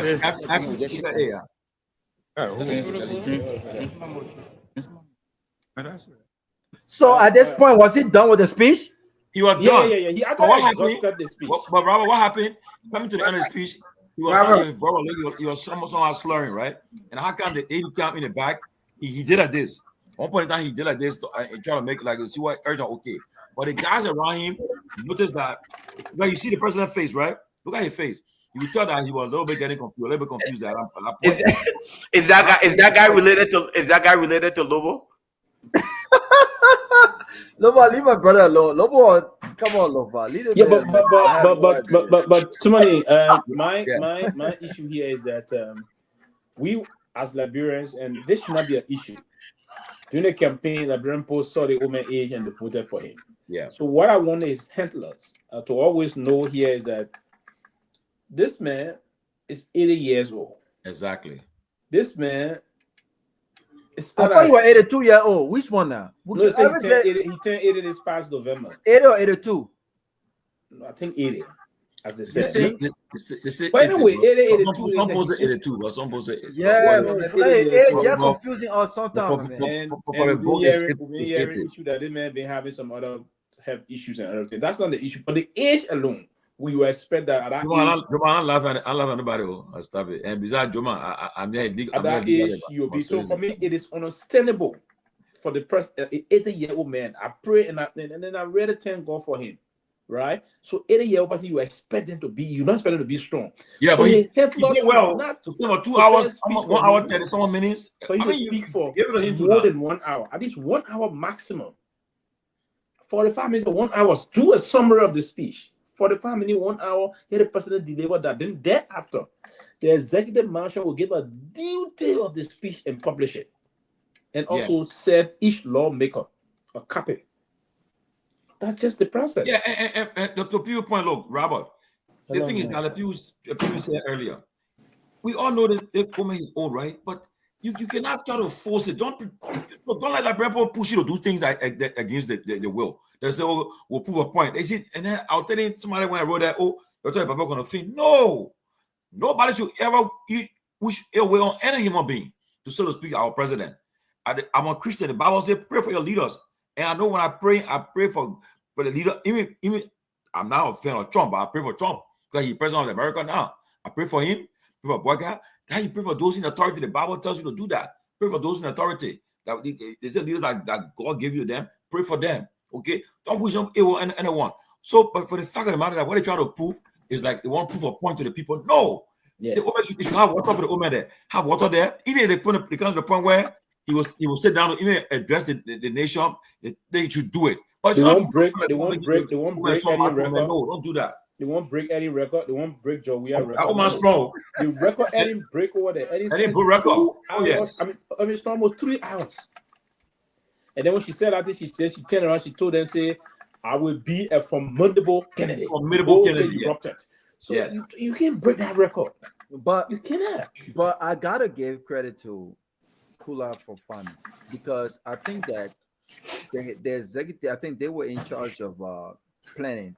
I think that the fact that they had 2 large fans, right, like directed right at the podium at the president, I think it's a sign that they have learned from their lessons and they have come to the conclusion that yes, the president is not 45 years old. Exactly. The president is not Jeremiah Cohn. The president is certainly not George Weah. The president is an elderly man. And they've also acknowledged, without saying, that the president, he has health issues. And at 80 or 82, whatever his age is, you expect a man of that age, that Sylvester said, to have health issues. This is why I said during the campaign, Sylvester, that if I was running the president campaign, I would not shy away from saying, listen, I'm an old man. I'm an old man. But me being an old man doesn't negate my ability to function. I'm still functioning. You know what I'm saying? Like, and I can do the job. But I'm an elderly man. What they did wrong was the fact that they gave a false impression of the president's health and his age.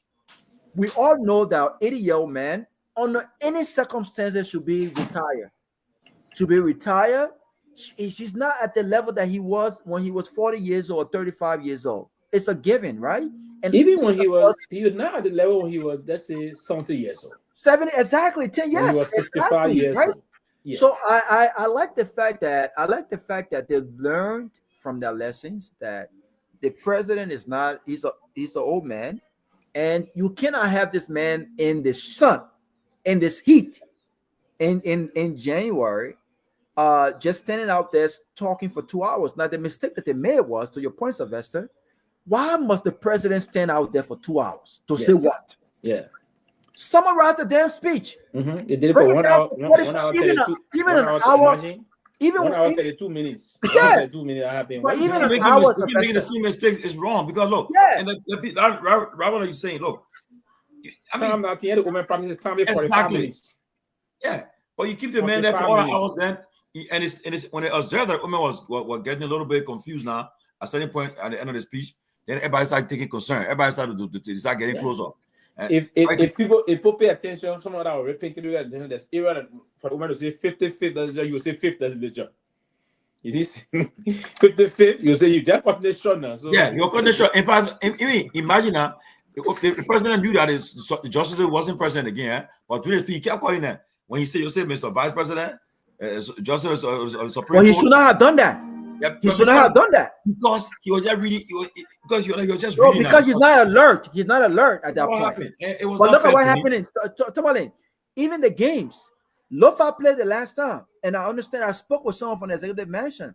I said, "My people, I won't call the person name." I said, "My people, you mean the president could not even attend the first half of the game? The president could have attended the first half of the game, but it shows that the president is an old man and he cannot be everywhere." George Weah would have attended that game. You see what I'm saying? And still gone, like have time to prep for the for his speech. You know what I'm saying? Because that speech should have been done with a month from no. ago. On this one, I would defend the president on that. The reason why he didn't attend the game is just clear cut. Now he's sensitive to the process that hey, this is the national county meet. So he's from Lofa, right? Lofa is explaining this, and when he go to this thing, he will not go to order. He's the president of the country. He's the bottom of the country, right? So here is it. All right, so I will gotta not- close. I the gotta close. president Yeah, will only attend the final of the game. Trust me. And I'll predict it again. He'll only go to the final. Sylvester, no. The final or the semi-final. But regardless of the president is from Lofa. Everybody, look at the press secretary supported her county. At the end of the day, all Liberians should understand She's that just the we will president. support our She's the- respective counties. Yes, She's the press secretary, not. but not the president can still go and support his county, bro. Nothing wrong with that. All counties. No, the president, no. Sylvester, the president cannot be we can demand that the president support all counties. Exactly. The president of Lofa, the president got to support all counties. In a great America, yeah. Obama was for Chicago when he played. I'm a Chicago fan. Chicago, exactly. Okay. Even the Super Bowl now. So support. They already get I a won't team. support that, Sylvester. The president The of man support his county. He is president. President was writing his speech that today he did, so he had to. No, about just on the issue. I don't think he had that kind of energy. That's the point I was making. Yeah, and so go and to that and then they're not treating him right. The handles not treating him right. Yeah, but basically, He's not leaders the man will to do be those where he's things. not. Because our country very sensitive. Leaders will do those things on the basis of trying to balance the way the structure of the leadership, right? Because the president is the embodiment of the country. This is the national county meet. You don't want to. The president were to go there today. I come in. Okay. If the president were to go there today, and then Lofa, they say, "Oh, the president influenced the game." That's why Lofa won the way they won. No, the president can influence the game. Why you in your mansion? The president can influence the game from your house. Let me give you an example. Those times you can remember the last country were picking up with all that something with some were leading Grand Jury. As soon as some though arrived, they get Grand Jury penalty. Yeah, but my man, go to Barrow game. Those were glaring. Those were showing Barrow. They get Grand penalty. He's just showing Barrow on it up. No, but honestly, no, but Pewee. When you look, I think our Grand score against Grand Jury or leading. Somehow the president, well, I'm too happy the president was trying to leave. The president, as soon as the president that the light went off in the stadium, they had to postpone that game. Yeah, but I mean, Pewee, it happens, man. Look, let me welcome my man Flex Amos Isaiah. He just from Liberia. He just came from Liberia, and I would love for him, Pewee, for the next few minutes we got here, let him share his Liberia experience with us. I mean, he's not for no political party. He just came and he want to just share his experience from Liberia. Tell us about it. But again, he'll bring news tonight. Welcome, brother. Pewee, he coming to tell you who he want to be the president of Liberia 2029. He'll tell you tonight. Go ahead. Flex. Yes, good evening, everyone. Nice to be here with you guys tonight. Thank you guys for having me. I just returned from Liberia this past week, and it was very, very interesting. I went with my entire family. Oh, that's good.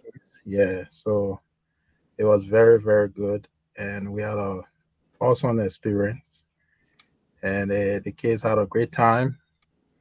They can't wait to go back, But again, there were a lot of things that they saw that wasn't what they expected, It was an interesting journey, I took them all the way from Monrovia to Nemat, and we drove from Monrovia with Google Map to Nima Eco Lounge. Eco Lounge, yeah. Yeah, we didn't even ask anybody. It took us straight there from Monrovia from EAWS straight to Nima. It was almost like 5 hour, 30 minutes journey. Wow. And we only mix a few stops along the way just to take pictures at the different borders. And there are a lot of things that I experienced, and it was very, very interesting. Yes. So yeah, but yeah, you said that based on what you saw in Liberia. Yes. You said, look, I think we should change the new direction. But you said you have a candidate in mind. So we'll give a candidate to break the news to the people. Who you think at this point, I think Liberia needs to go in a different direction, in my view. And with the current trajectory of leadership and everything that's going on. I personally, will. I mean, after this particular turn in office, we don't. I mean, we have done so many try and error, and I just think, um, I mean, it's not maybe a person that everyone would be thinking about. But you scared to call it name? Your reaction. Go ahead. You scared to call it name? That everyone would be thinking about, but for me personally, and looking at the current state of Liberia and the slow pace of things, I personally think that they should just give that country to Mirabel. Yeah, Mirabel should be our president. You the man said Mirabel should be the candidate for the president for 2029. But Yes. why? Just give a reason why. Why? Support your reason. The reason, my personal reason is that, everyone here, if you look at the current state of leadership in Liberia, it's not 4 years anymore, it's 6 years term, and we don't have any time to waste anymore. There's so many things going on. Mirabel have been recycled so many times in different capacity. She have been taken everywhere you go in Liberia. Mirabel or footprint or stamp is everywhere. It's visible. She's not a person that is not someone that you say is not educated or something like that. Mirabel is an educated lady. She's a very, very educated person. She has a bachelor in business administration. So education part of it, she have it. And her track record have shown that she's capable of doing things. Imagine at the low level, she's doing all of these things. What person position now? No, she's not in government. No, she said she said they had to call it the task force for LEC. Yeah, and one thing, it's good that you mentioned LEC, right? Her presence at LEC right now have shown that no one in Liberia want to go and, people are still stealing current, but it's at a very, very bare minimum. They know when you are caught, they're going to take your wires away, they're going to take your meters away, you may even be prosecuted. So everyone is on the edge, and that's because of Mirabel. All right. So if you go to Liberia, everywhere, anything Mirabel touches, her fingerprint is on it, her stamp is on it. So imagine this person as president of the Republic of Liberia. Imagine she has the look. If Mirabel, just imagine if you tell any Liberian right now, say, "Oh, Mirabel is coming. Mirabel is the leader of this. Mirabel is that." No one want to do anything wrong. No one want to do anything wrong. I just personally believe that if she becomes president of Liberia, things will change at a very, very fast pace. From imagine the RIA rule, right? They are facing that rule right now, repairing that rule, and there are a lot of things that's going wrong with that rule. My personal view. I'm not saying anybody else. These are new things that people are seeing. That the rule is wide, the rule is this, and the rule is that. They started from EFWA Junction, right? Going to the airport. They're repairing the road, but they covered that is the gutter on the side of the road, right? They left it open. So they have to face that road from there, go all the way to RIA and come back and start to cover that thing. And before they get back to that thing, the whole thing will be clogged. Nothing, it's just like, going everything just upside down. So imagine Mirabel sitting at a table negotiating these deals and ask you that asking the contractors that how many years it's going to take you to construct this road from here to the airport, and you gave a fixed time, and and negotiate the contract. Maybe it's going to take you $2 or $3, and you gave a fixed time that this is going to be done, and it's not done. That company will be changed. So yeah, I gotta comment. For a second. My brother, let me listen to you. My brother, listen, and I'm sorry because normally when my first interaction with a lot of folks on this platform, I try to be very, very nice. But I'm not gonna be nice yet because Don't be nice. Mayor Bro is Oh, God, the farthest thing from any characteristic of a leader that you want at a negotiation table. Listen, What is the characteristic of a leader? Well, yeah, my look, we talk about the root of law. Somebody right? agree with Mero though. We talk about the root of law, right? Good. And I respect Go ahead. I'm listening to you. your opinion, right? Someone said that side today. Go ahead, I'm listening to you. The rule of law. Go ahead. Yeah. Let me. We'll talk about the rule of law. If your characterization of her is because people children that topic for instance, or she law in her own hand. That's not what we want. I think we fall past that.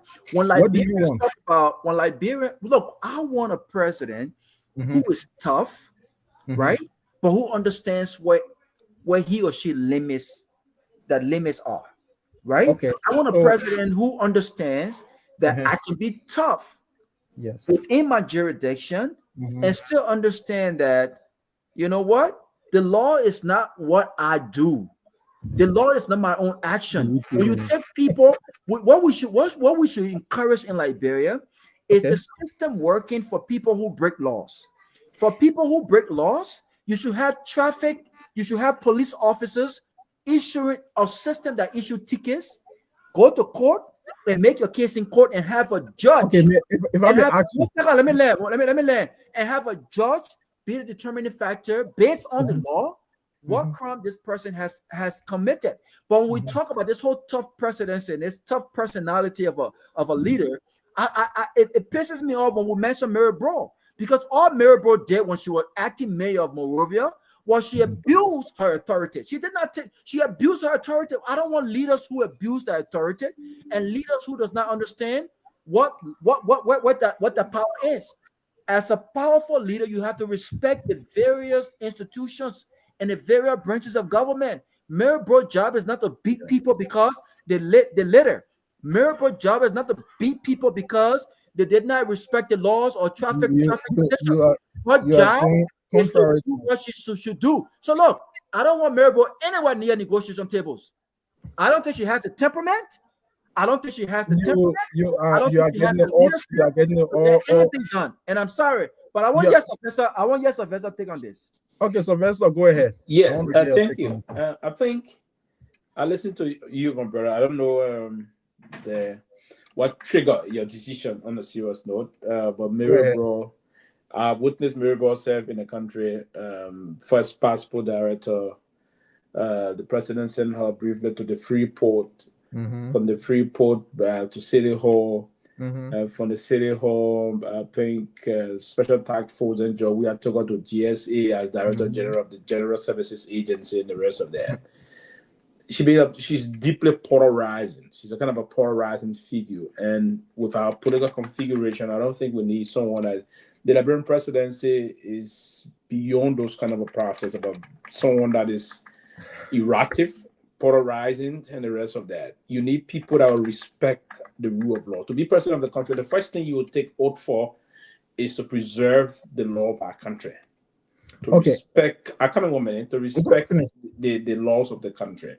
Now, Mary Bro, in other words, she served in those capacities in terms of trying to perform her responsibility. But if you are performing your responsibility thereof, and then blatantly violating the rights of others, that is tantamount to undermining the very principle for which you went to perform your job. I saw Mary Bro literally making a pregnant woman to pump the thing we call pump tire, right? In Monrovia. That really? Yes. Mary Bro did that. It was on the basis of that Mary Bro was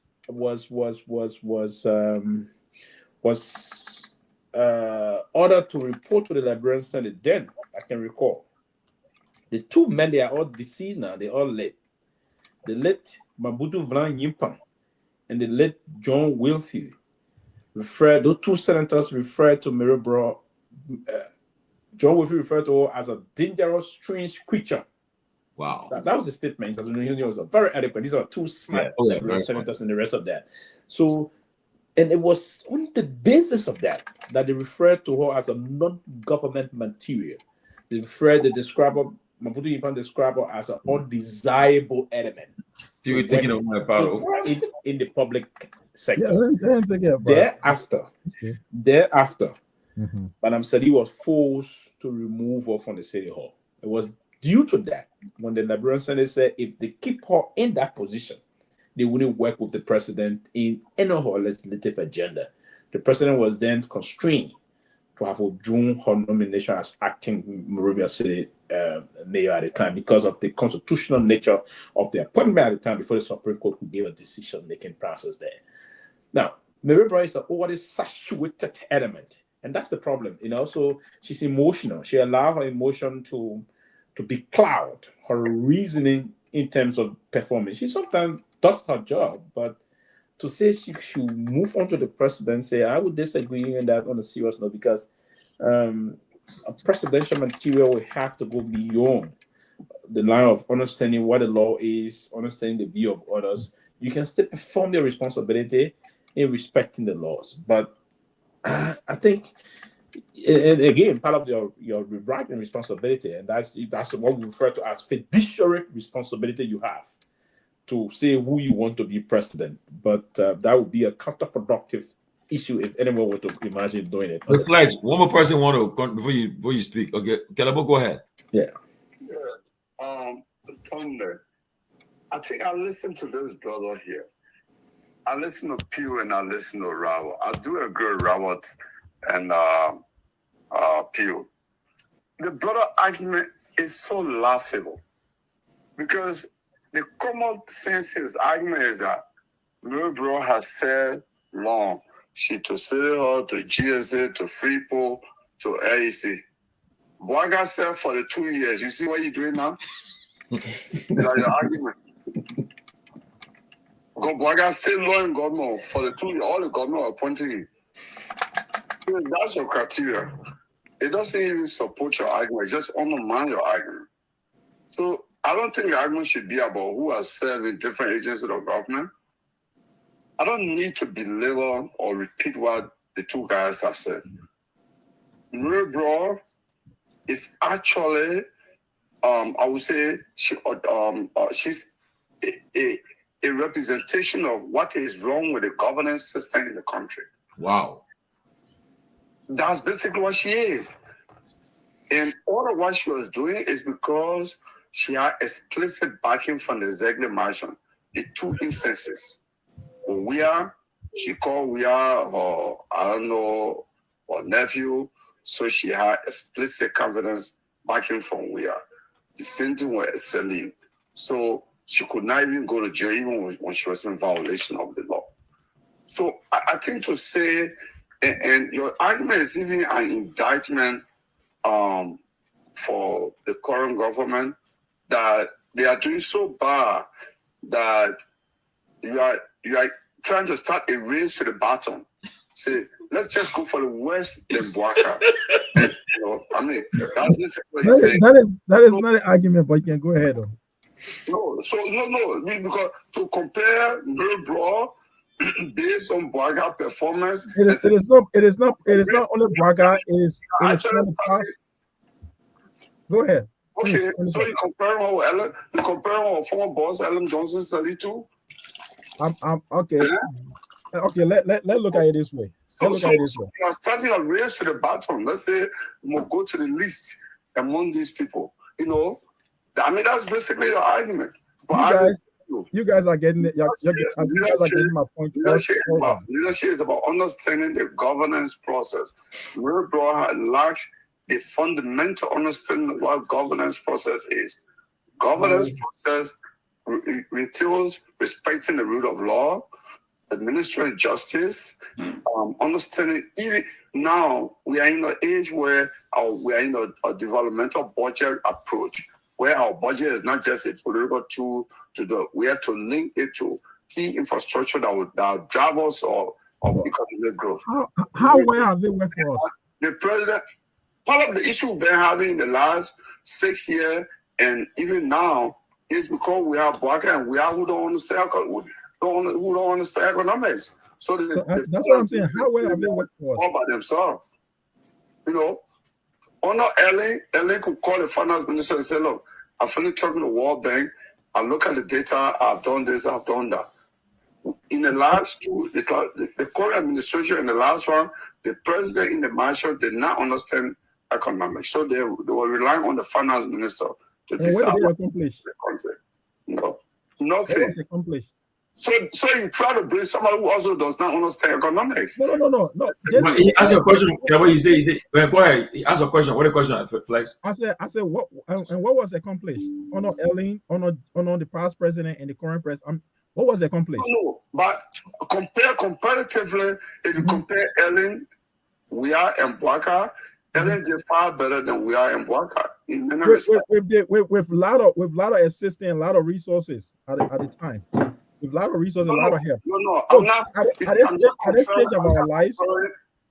Okay, so what I'm doing here, I'm not talking about Ellen did what was necessary for Liberia to be on a growth trajectory, because she had all the opportunities. I'm very critical of, for example, the road from Monrovia to Garguah.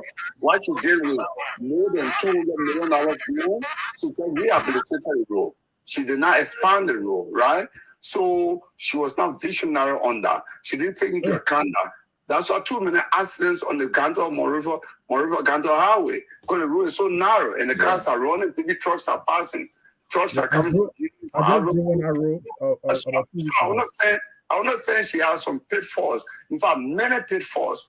But if we're talking about performance, or we're talking about putting eyeball to eyeball and looking at which one is bigger, I would say Ellen did slightly better than we are in Bwaka. That's what I'm saying. That's the argument. I'm not saying Ellen did the best with the resources that were available. It's not the argument. I agree with you, and I agree with all of you guys' point of view.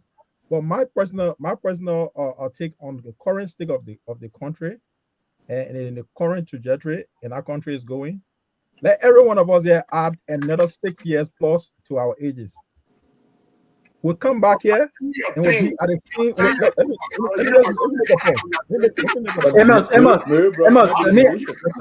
Emma, let me ask you a question. Kehleboe, 1 second, please. Yes. Emma, let me ask you a question.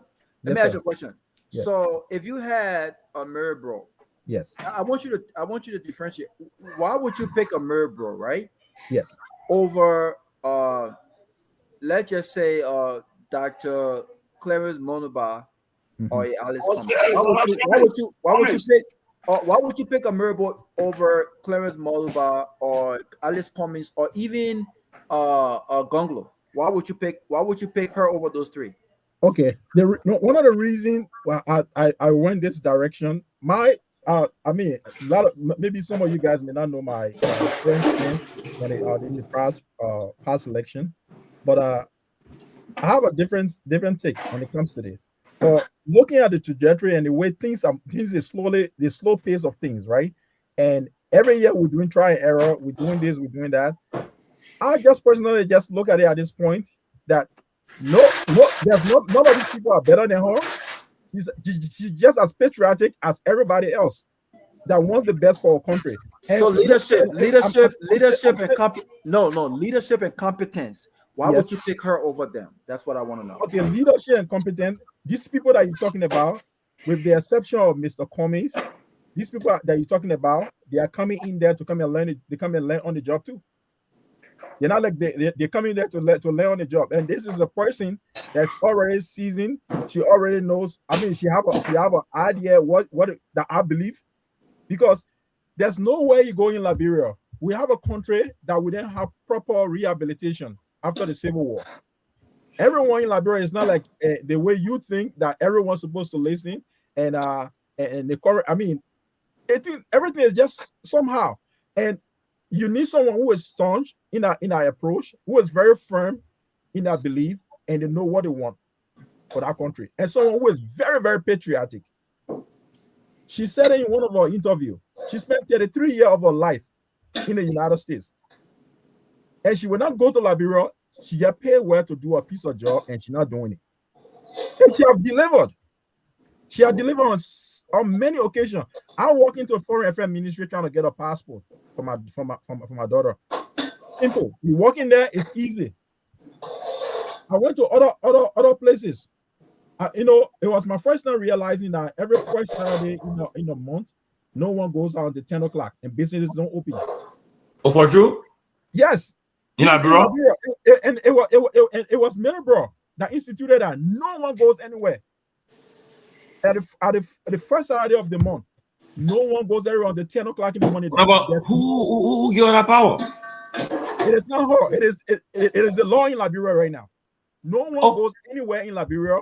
At 10 o'clock in the morning, you stay at home, clean your area, put the garbage out. They say the corporation people come out and pick up the garbage, and you pay a little bit of fee. In Liberia, I experienced that because in Liberia, I went to when did that law take effect? Okay, just ask anybody in Liberia. Ask anybody on that's listening. Flex, I went to Liberia last year, and I remember I was getting out soon. I'm going to go to the PHP park to run, to walk. Me and my guys and go walk, do exercise there, and we'll go to the place, how do you call the place, right on over there, the Toma Valley, to eat our dry rest. And so I was trying to get building material. I was trying to get building material and at EW Junction, right? The Lebanese man is telling me, "Oh, you have to come 10 o'clock because we're opening 10 o'clock." And people ask anyone that live in Liberia, 10 o'clock on every first Saturday in the month. No one goes anywhere. You stay in your neighborhood, clean your neighborhood. I mean, people may go around, but businesses don't open until no. That's not the case. That's not a law. That's not bad, though, but everyone understands that. 1 minute, please. He's absolutely correct. He's absolutely correct on this one. Oh, really? I didn't know. No, this being placed since Ellen Johnson's time. Thank you, sir. Thank you, Sylvester. Wow. Since Ellen time. But it's not a law. Here's what happened. If there's not a law, there's just a single individual. Let me just make my point. When Mary Brown took over, Ellen decided the cleaning up process. Ellen did a proclamation. And in that proclamation, she went to Ellen and asked Ellen, said, "Madam President," because at the time Rovia or refs on it up to push some of those things. It's not only the city that's going to be doing the cleaning. We have to do something for the community across Monrovia and its environs to get engaged. So Eddie did a proclamation that every first Saturday in the month, from 6 a.m. and as soon as we daybreak, nobody, no public now. This is issue. No public, both public, because public areas are closed. Public buildings will not coming, people don't go to work. But all stores, businesses will remain closed from that time up to 10 a.m. So maybe that thing still running at 10 a.m. I was trying to get building materials, right? No businesses were open. Nothing. No businesses were open. EW, everyone, all the Lebanese men, all the Eagles, everywhere were closed. Yes, it was Ellington when I proclaimed. But listen, I'm not surprised at none of these things because it's a very same Liberia. I went to Liberia the first time I remember in 2010, after being away since I left as a kid. I asked the cook to cook me better botobogi. It was on a Sunday. I went to Providence Baptist Church. The cook had a nerve to tell me that they cannot cook red oil on Sunday. I said, I asked you to cook, madam. I asked you to cook me botobogi. You are telling me I'm paying you. I'm asking you, please cook me botobogi. You tell me you can't cook red oil, but you cannot cook red oil on Sunday. I mentioned that to say I had to go to my auntie. At the time I used to stay in Painesville. I had to go to my auntie and say, and she had to get approval from my auntie. And I said, I feel like eating Bella bought tobogi with plenty of today. Okay, they said, oh, it's not you cannot eat red oil on Sunday. They will go snap peas and then they will cook gravy. I said, no, I don't want snap peas. How we grew up on a serious note. That's a serious thing. On Sunday. Poor man mentality. The same way how we could not eat, the same way how a lot of people who don't have money like bro cannot eat jollof rice until Christmas Day. Can I wear fine clothes? I said, no, I can eat anything, any time of the week. If I don't eat fufu on Monday and I ask you to cook fufu on Monday, cook fufu on Monday, you're not going to get paid at the end of the month. Don't tell me why I can eat on the certain time of the day. Just cook what I ask you to cook. I can eat anything. So to your point, Maryborough, because of the mindset of Liberians, Maryborough does not have to institute every Saturday morning from 6 to 10 is clean up time. People can clean up the house however they want to clean the house, clean the community however they want to clean the community. This is the mindset that we have to change. But does that make her a better leader than Karen Moduba and Alex Cummings? I don't think so. No. It does not. It does not. But if it comes to all of these people you're talking about, Mr. Cummings will be a better choice. But all the rest of them coming in there to learn a job. So it's not like look. There's a lady who has a master degree. I mean, a bachelor degree in business administration. What are you talking about? She's just as qualified as everybody else. She's not like a dummy. She's not like somebody who is not well versed in the system. But what I'm saying, my point here is this: look, no matter what anyone says, my personal view and my observation, been going to Liberia for the past few years, and this year I took my entire family. My daughters went to Liberia. My wife went to Liberia. We all we had a great time. My mother-in-law, every one of us, and we had a very, very, very, very good. I mean, like a great experience. I drove for the first time in my life. I drove to Nima without nobody asking anyone. Maybe when I go this trip, I will try to drive because I don't. I drove myself. Bro, I don't look, think that's look. Let me tell you something, right? I drove myself from Monrovia. So you don't do what? You don't drive? I don't drive like bro. Why? My man, they put in drive. You know, I cannot drive in Liberia. I will never drive in Liberia. I can say never, but I'm not Tomalin. I try to drive after 12 o'clock. Nobody for me. I can fire. I drove from Monrovia, right? No, I can't do it. I drove from Monrovia. I can do it. Let me tell you guys something. I drove from Monrovia and with my kids in the car myself, without nobody else, with the GPS, what do you call it, and Google Map. Google Map from Monrovia straight to Sanikwele, straight to Tapita. I mean, Yekepa. Wow. What you saying, PWM, Robert? I remember I want 2022 I in Liberia register to vote. One day we use the GPS to carry me to somewhere. We're going somewhere around so clean the GPS from GSO. She was here for 33 years, and like everyone, like many Liberians work wherever she worked. She attained a qualification and went back home to serve. And she's been serving. She's been serving very, very well. I will tell you this: if we continue on this, there's no government. Let me tell you from today, there's no government that will ever come into existence in Liberia. And Maryborough will not get a job. It won't exist. There's no government that will come in Liberia. And Maryborough will not get a job. So Maryborough will be, she's employable. And also decided we get into wait, Tomalin. So if you have appetite to eat driver on Sunday, you can eat driver on Sunday, it's not Saturday. No, but bro, So if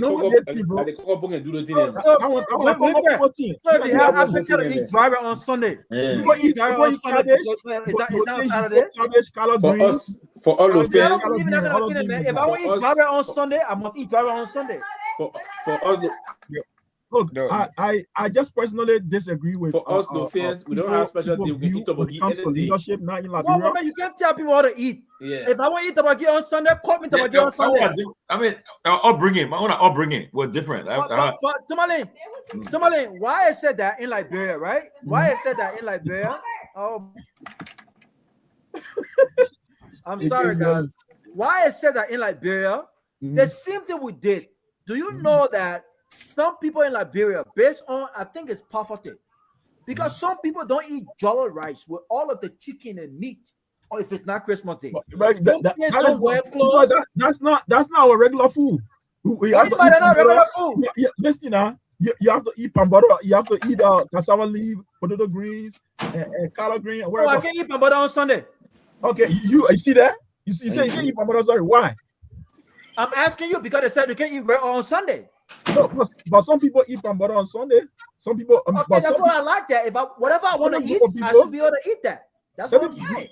Certain group of people believe that if they don't eat red oil on Sunday because they gotta eat a collard green. But that's the mindset in Liberia. So I don't believe it's not a mindset, Robert. Robert. I don't believe I have to clean up on Saturday. I can clean up on Monday or Tuesday or Wednesday. That is. But again, certain things. Look, one of the things that I'm observing Liberia, right? The implementation of the rule of law. The implementation of the rule of law.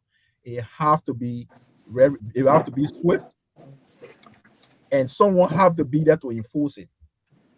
If we pass it around, we say, "Oh, this person is this person." We come from a country that rehabilitation after the Civil War was not done properly. Then we're talking about somebody who will tell you, say, "Do this," and people will do it, and then you say, the person is too firm on her approach. Are you kidding me? Listen, I will sleep at night with Russell as a president in Marlboro. I don't want no talk as president. That's up to you. That's up to me. That's what I'm saying. We don't want talks who will beat people because the letter. We have laws, and the laws have got to be enforced. I don't want no talk. We don't want talk as president. Don't say that. No, when you take somewhere and beat them in the street, if you beat my son because you threw out a dirty paper, I will sue you, and I will not rest until you are held accountable for it. We'll go to court. So we don't want Mary. I don't want that kind of person as a leader. That's who she is. That's who she is. You come from a country. But your choice. Your choice. The man get to say. I don't know why the man keep on Marlboro business. That works for me. Look here. You are just look at this. Add another 6 years to your age, and add another 6 years, another 6 years to your age. You will know whether you need bitter bro or you need somebody else. I don't know. I don't care if we are dragging these things. We are dragging it. We are dragging this. We'll continue to drag it. We'll continue to do try and error. If somebody after President Cummings, I mean what do you call it, President Black Eyes. Look at Monique. She don't eat raw on Sunday. So when you eat raw on Sunday, what happens? Money. If you check it, money was raised by some your parent. One of them were Congo. For me, Robert, up to today's date, I say I go to your house, but I don't eat red oil on Sunday. Most of the people in Liberia don't do that. That's what I'm saying. It has become a norm. Guys, Tomalin, Robert. Go ahead. Yeah, you guys have to understand. It's a tradition. There's nothing wrong with tradition. Exactly. It's a tradition. I mean, we have traditions here. Do you know in America? I mean, you guys know this. In America, right? Eggnog comes out only during Christmas time. If you go to the grocery store, you only find eggnog there around Christmas time. That's a holiday tradition. Oh, really? So, yeah, you guys have to be able to accept that. It's just the tradition. And that tradition has a historical backing of why the people, I don't know if we have the time to go into all of that. When the free slaves went back to Liberia, many of them were Christians, or they were entirely, Christians. They were very poor people, didn't have a lot of clothes, so they had that one outfit to wear, and traditionally, it was white. So it made practical sense that on Sunday, when they were going to church, they would not eat something that's going to stain their one and only outfit to go to church. But remember, they did not know. They did not know then that we have what we call napkins. When you go to a restaurant, you go to a hotel, as a civilized man or woman, you can put your little thing right there where anything that could possibly slip from your mouth to your clothes can be prevented. Right, so it's a tradition, it's a preference. I want preferences. I don't want anyone telling me what I can eat on Sunday or on Monday or on Saturday. It's up to you. It's not to impose that on anybody. There you go. If Tomalin says, or if I say, or whoever, or Pewee says, hey, my tradition, I grew up not eating, red oil on Sunday, we should be able to respect and appreciate that. That's fine. That's true. The reason we don't eat jollof rice, I live all over West Africa. I've been all over West Africa. And one of the things I tell people is that our cuisine, our culinary tradition is different from other places. If you go to Nigeria, and that's why every competition, jollof rice competition, they have it on the East Coast and the West Coast, all over the place. Who wins most of those competitions? Liberians. Why do Liberians win most of those competitions?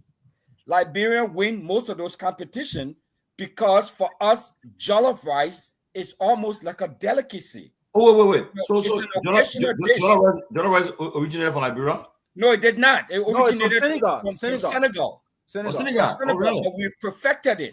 It's Yeah. kind of Oh, like, yeah. you know, it's kind of like pasta dishes and all of things. They originated in Italy, but the Americans have perfected it. They have their own twist.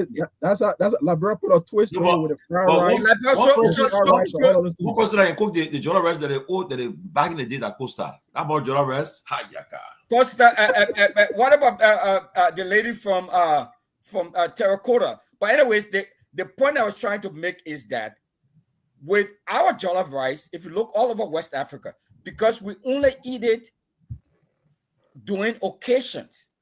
So if you go to Nigeria, you go to Ghana, you go to the airport, you go. I put tomato. They give you tomato sauce upon the rail. Yeah. So every day there is jollof rice on the menu. In Liberia, that's not the case. So whenever you so we take our time. I mean, it's a whole different process. You know, Billy Deep, when I came to the States first, right, in Rhode Island. So they said that day, well, the people are working in Massachusetts, so they say, oh, they're going to buy food. What do you want? So they get collard green. I thought I collard green, like, bro, man, when they put banana thing, I said, what's this? I said, what's this? Oh, it's different. It's soul food collard green. I said, this is a joke, man. What's this? Yeah, it's soul food. But Winfred, here's my thing, right? I understand it, but you know what? This tradition, even when it comes to restaurants in Liberia, right? You see my sister, you see my friend, even when it comes to restaurants, I have traveled to most of the restaurants. Even people who work for you, they cook. I'm telling you, the people you pay, they're so bent on this tradition.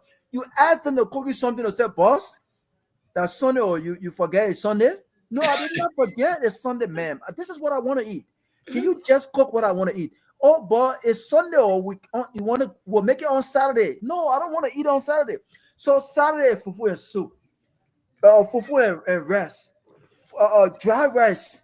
No, man, I coming from church, right? I just feel like dry rice and red oil. They said no, they can't cook you. Sometimes you gotta tell them, ma'am, you work for me. You don't. It's not the other way around. I'm asking you to cook me what I want you to cook me. Please cook me what I want you to cook me. Well, you should have. I just went to the restaurant. Yes.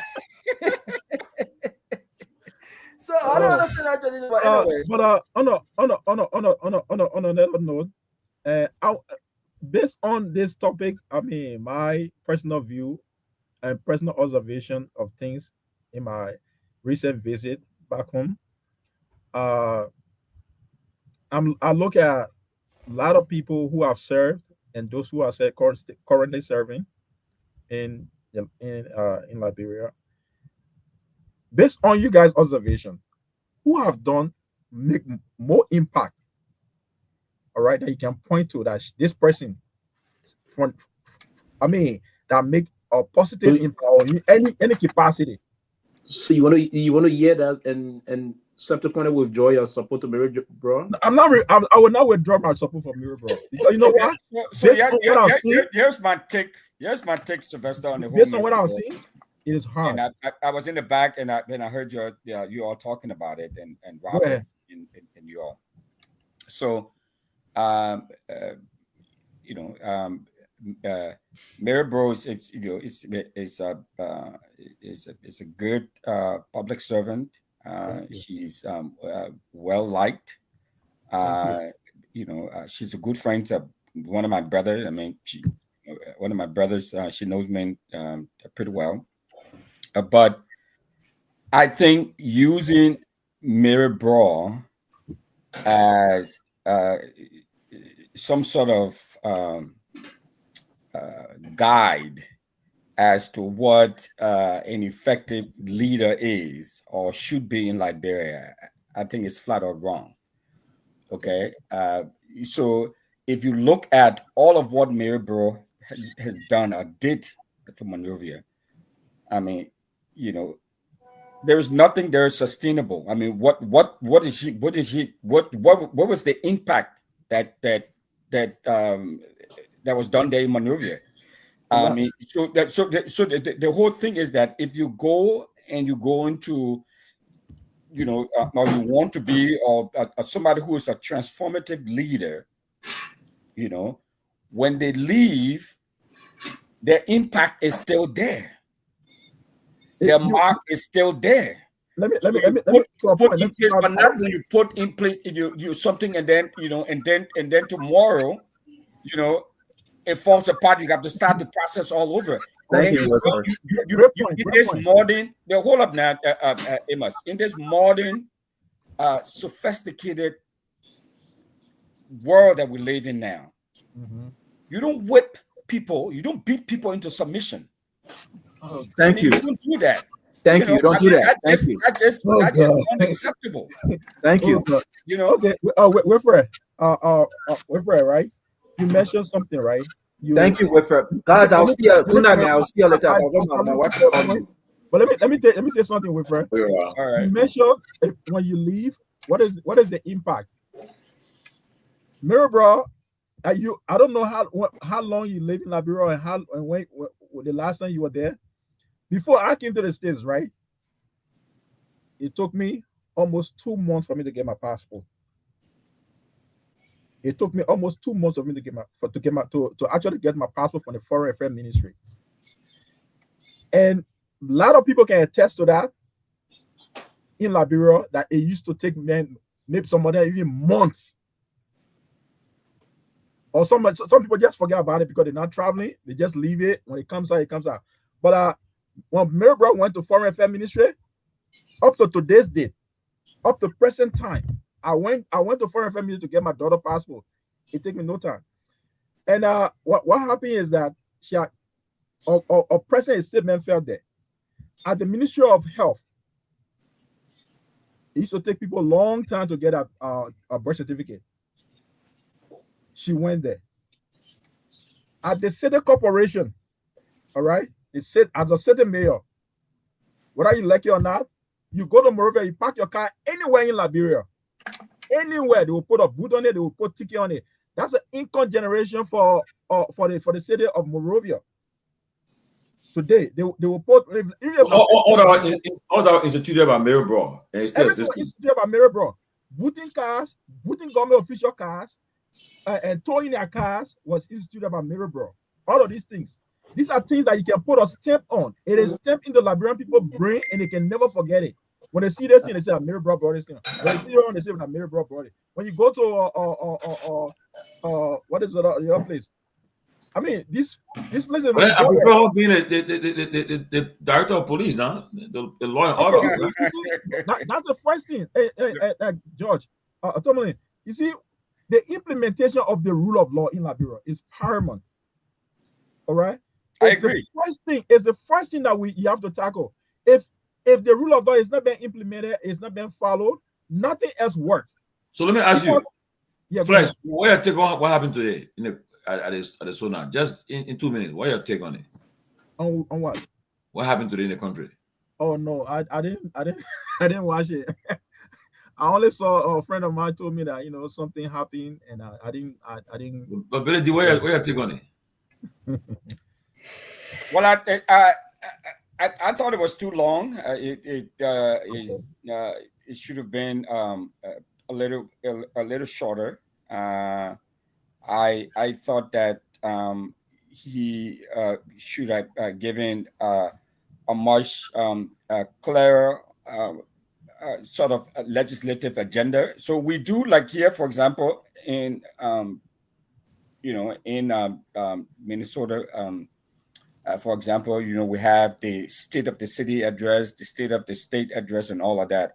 And one of the things that we do, like for example, at these annual addresses and stuff, is to lay out a plan, sort of like in this case, your legislative agenda for the year, what you've accomplished the previous year under review, and what you hope to do in the next year coming up. And I didn't see there a lot. I listened to the speech. I didn't hear that. And I read the speech too as well. I didn't read that. So he would jump in here, he was jumping all over the place. There was no consistency in what he was saying. There were a few things, bits and pieces here and there that I like, and something that I've been writing about and talking about a lot is about zoning, the absence of zoning in. He touched on that a little bit. He touched on a lot of things that I like, but one of the things that I picked out of it. But bottom line is that I didn't. It was too long of a message. It was not coherent, and there was no clear-cut legislative agenda for 2025. Well, let me say this quick. Let me put it. In the. I'll tell you the truth, though. If anybody thought that Fagon gonna be dismissed, I think the president today he almost like he exerted more confidence in Fagon because he praised LBS. And throughout I noticed too, almost everybody was relying on the feed of LBS. Even our friend from Spoon, everybody was relying on Spoon Network for coverage, which then he praised Fagon. And for the work, I think he also praised the water and sewer too. So all these guys got pep. But the thing that came to mind when you talk, I want to ask Flex, you definitely like, bro. Yes. President in the city, about the city being clean and other stuff. He said you go to this place, the new. In other words, the city is taking a different approach. Everywhere is clean. They got garbage collection taking place. Yes. They're doing that, and some part of Center Street or to UN Drive side is closed. So you can't go. You can't go from UN Drive side. You can't go. They get a gate there, big gate, so you can't go that way. But the city is why is there a gate there? I have no idea. But from Benson Street side, you can access it. But I attended my church Providence on Sunday. I took my kids there, to see from up the hill to look all the way down Center Street. It was everywhere is clean. But again, the guy Mo Ali is doing an exceptionally good job. Wow! So didn't lie. Mo Ali the guy is doing a great job. The only thing is that Benson Street, they just have to go there and try to fix that. That Benson Street is still the same, but everywhere else, like going down Waterside, there's no poop water on that Broad Street like it used to. So how about the road? Like they hold potholes and the president said, "What have been taken care of?" Let me just tell you this. Growing up in Monrovia, right? I've never seen anything like this before in my life.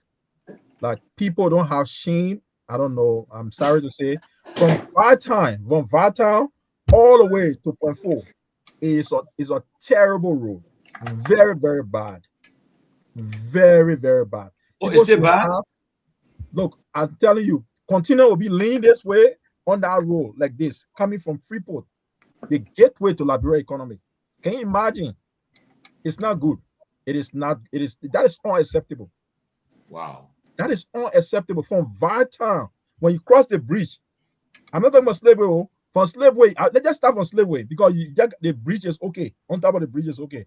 When you cross from Slaveway, you go all the way to Point 4, forget it.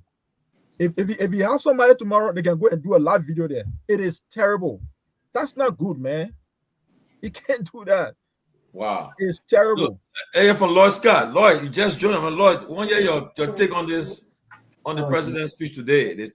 What's your take on it? People, that's what training and all the things that happened. The Supreme Court wasn't there. The justices were absent. The two former presidents, they boycotted, I think, and the opposition party, they weren't present, and some lawmakers. So, but what do you think on the whole details of the speech, everything? Let me come back. I think I kicked myself out. We can hear you. We hear you. Yeah, I'm not. I think it would be fair to do it justice. Discussing it more tomorrow. I really want to fully exhaust it. One thing I did see some things that are very concerning, right? As a product of the involved in education in the country, I'm interested to know where the $1 million is being invested for to feed the children in public schools. Yeah, he said it feeding the children. I want to know which public schools have the technology that they've installed or they're going to be installing there, those kinds of things. So there's I heard Brother Russell talk about the intellectual coherence, the lack thereof in the speech also.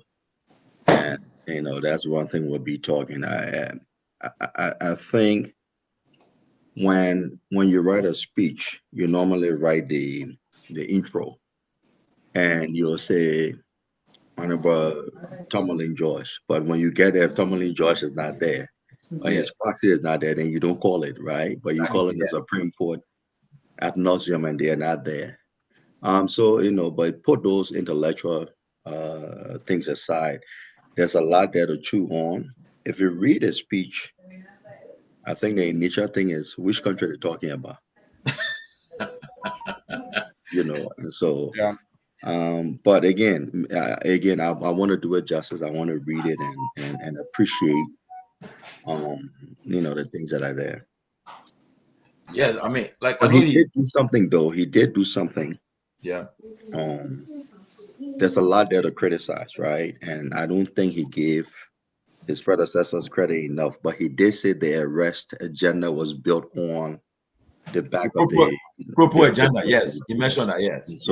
And so it's fair to recognize that also. Yeah. Yes. Propos agenda. Yeah. And then he said that for the first time, the revenue they have mobilized exceeded in the history. When you say that, I hope they understood what they were saying, because if the revenue has exceeded and police officers are making more money and this group is making more money, there is an expectation, right, that it will trickle in the country, it will trickle in the economy. So again, I don't know who wrote it. I know normally there are different parts, different entities bring theirs. Finance will bring theirs, justice will bring theirs, security will bring theirs, or in coordination with justice. So I'm not sure all the things they put there, if they're prepared to say a year later, all of these things are happening and we've waved the magic wand and these things are happening, because they've set the expectations. So we'll see. But I think a proper extensive review of it, and then you can do an overarching assessment and analysis of it. Yeah, it makes sense though. But also, okay, guys, how about this one? The NEMA election that's coming up. What's your take on it? Right before we go to NEMA, I heard Flex talking about Mayor Bro being president of Liberia. Was that our recess hour? That was serious discussion. It was serious discussion, bro. Yeah, serious discussion. My man. Let me tell you, Flex. So when you're in a problem, I think we're in an advancement quagmire. We can't get out of our own way.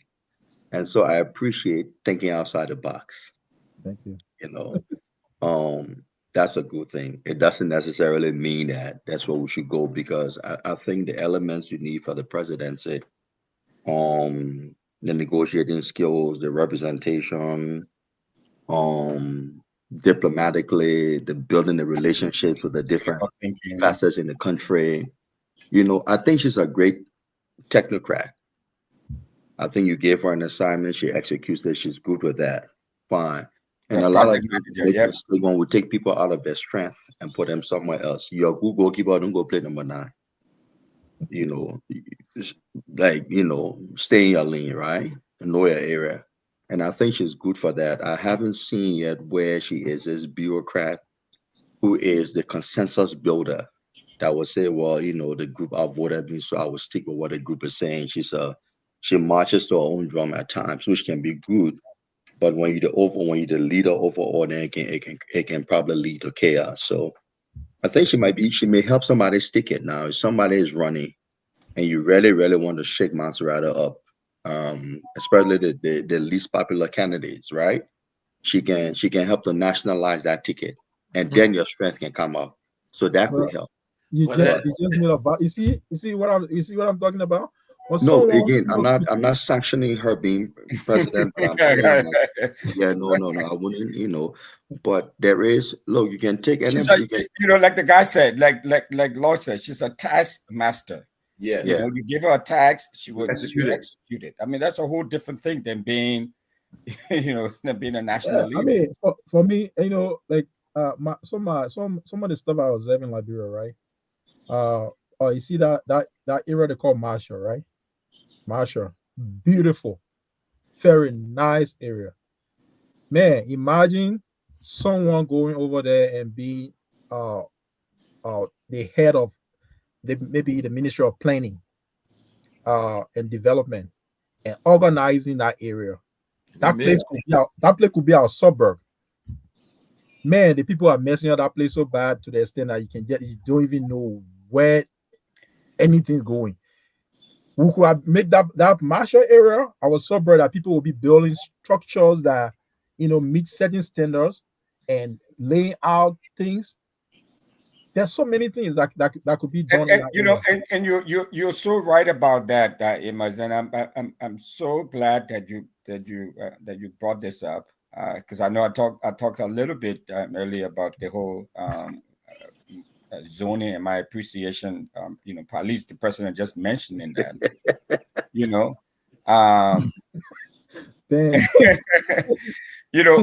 But Marshall is a missed opportunity. Ben, when I answer, you want to count like he count. Flex, Marshall, sadly, is a missed opportunity. You are so right. I've written a lot about this. I've called on the likes of Rufus Berry, Dr. Chesser, many of the people who've built there. These are people who came from the U.S., came from Western countries, and seeing how lay out these places are and the importance of having a zoned and planned city. We've written about this a lot, and the fact that the Ministry of Public Works doesn't have a functional zoning department. I talked to Kofi Woods when he was minister about implementing and enforcing the zoning laws of the country. So if you're right, I mean, they missed an opportunity in Marshall to zone and plan out Marshall, and they've done that. So when people talk about development, what do you talk about development? When people are just building helter skelter all over the place, there's no organization, there's no planning, there's no comp plan that they were following to build these places. So what I would say, you're publicly.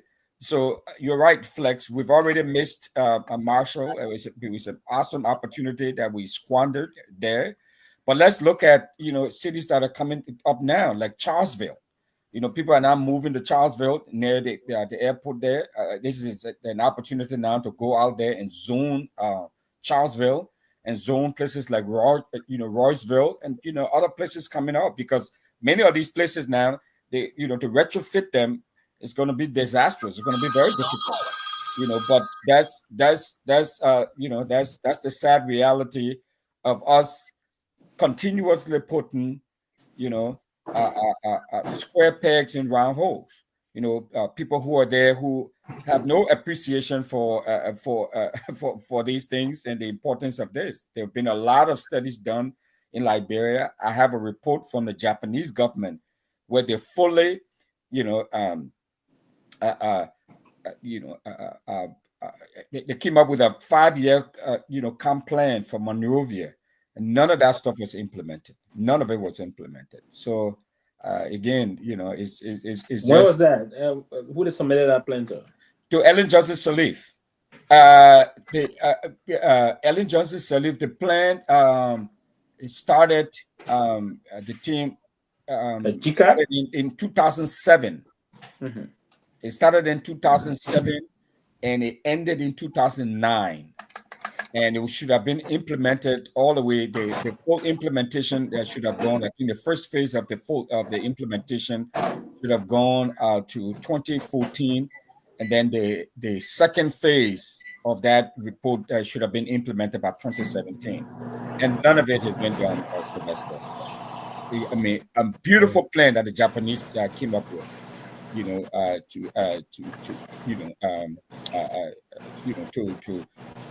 restructure Monrovia, to rebuild, to zone it. In fact, that plan calls for 66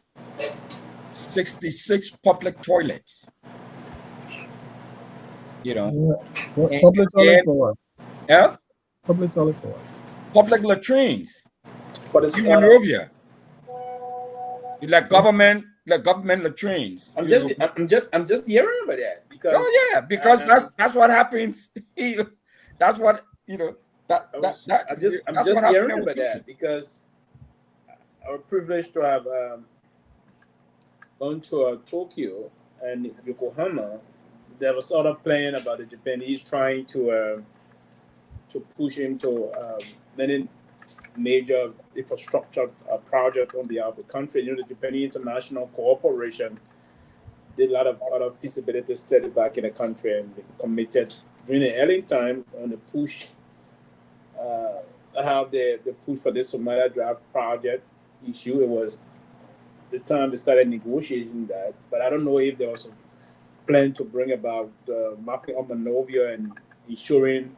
We all know that there's some major problem we have about concerning the municipality in our city. With a year to the zonal law, and part of that is, and I've always, I can recall, there was a time we challenged the then Minister of Public Works. I can vividly recall this.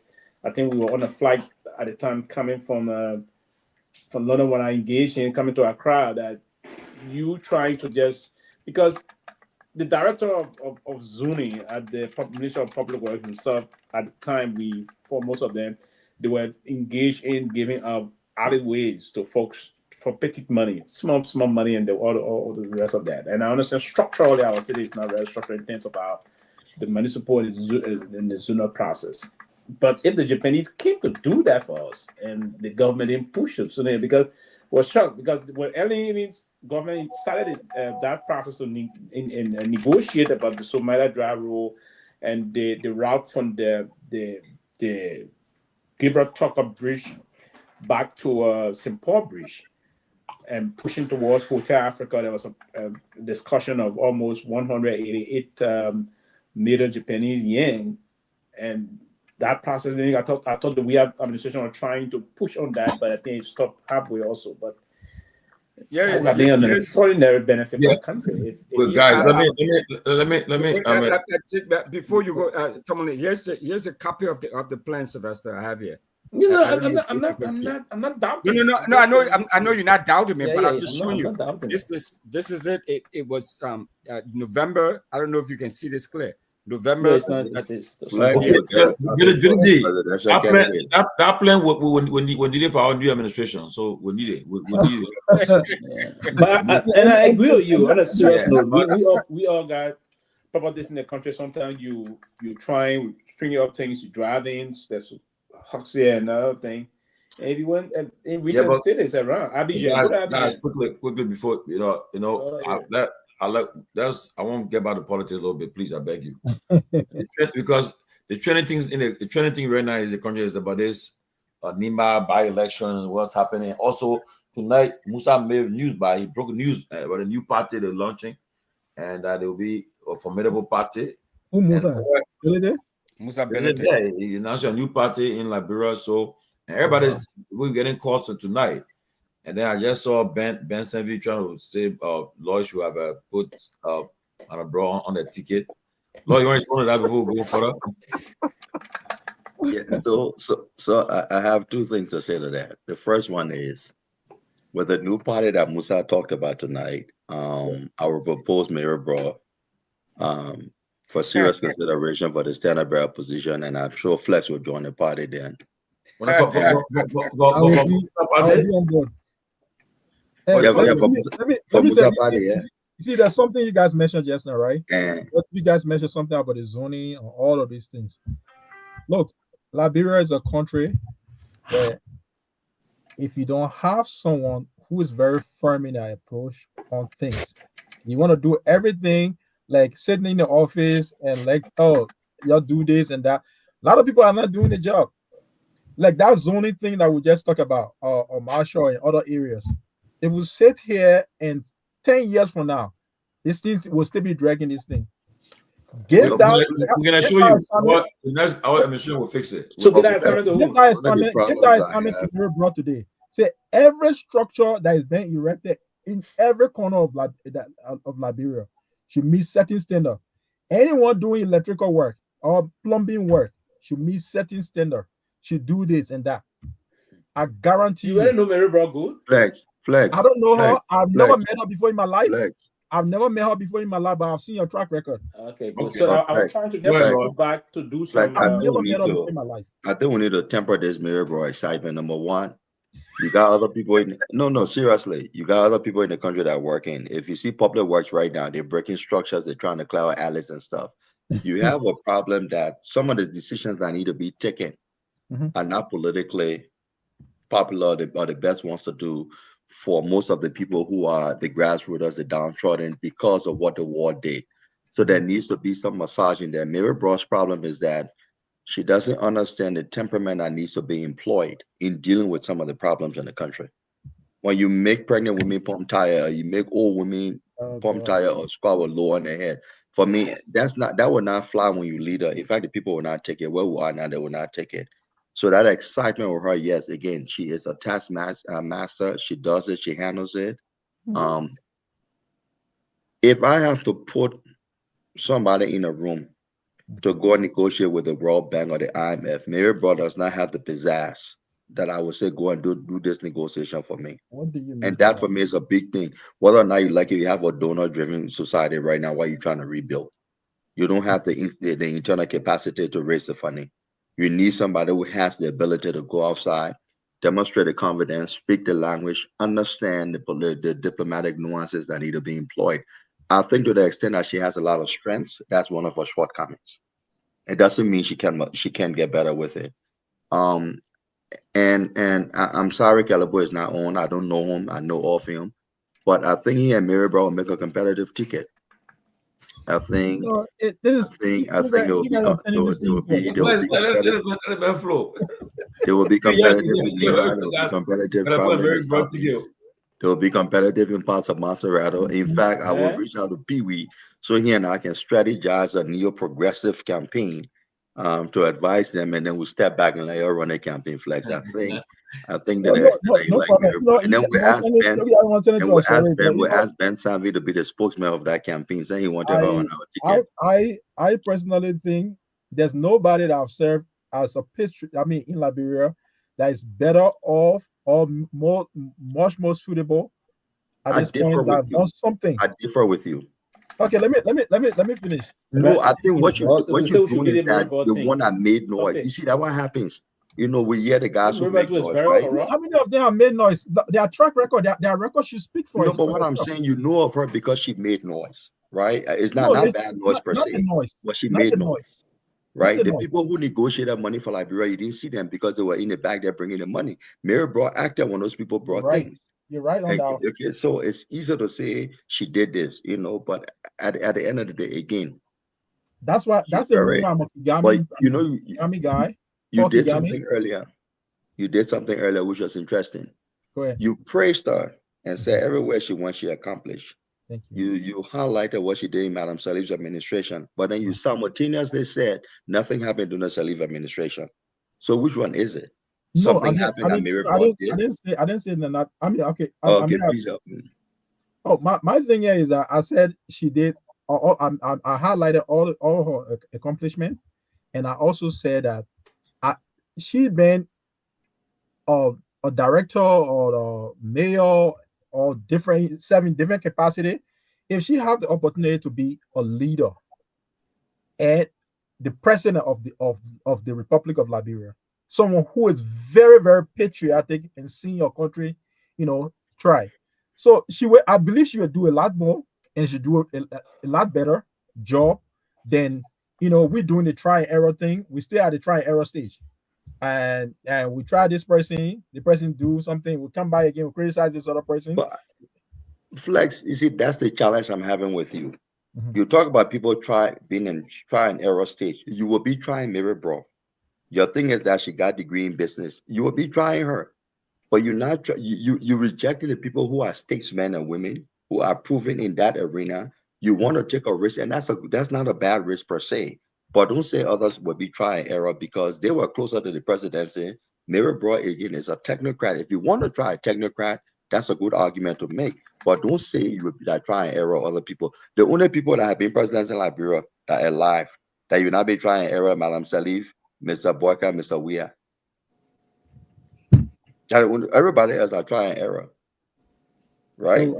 So then when you come down to the second layer, what did they do? You have people who, are internationally known, they negotiate with companies abroad. You have people who, our guy who dealt with multilateral entities to bring money to Liberia. You had others, so there are people there. Again, if you like Mary, what I do want to do tonight is to try to break down another candidate. Because as we get in the arena of negotiating going forward, we may need some of these people to bring their bases here and there. So I'm trying not to do that. So please don't let me resist the temptation to do that right now because I may need her and the support she can give. But then when talking about the party that Musa, but apparently you show me for what I would see, trying to see is not you not interested in a new party? Like you don't think they have and what?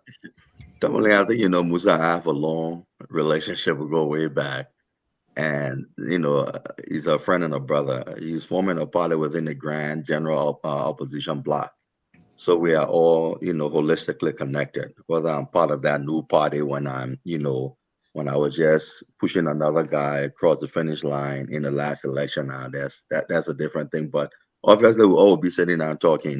Maybe under the sycamore tree, under the cotton tree. Under the almond tree, but we'll be talking on a sangana tree. Yeah, but what you guys think will happen in Nimba in the next? Because I think that the election commission will be announcing. I think next week that the seat is officially vacant and it will be running. What you guys think will happen in Nimba? Because let me give you guys an understanding.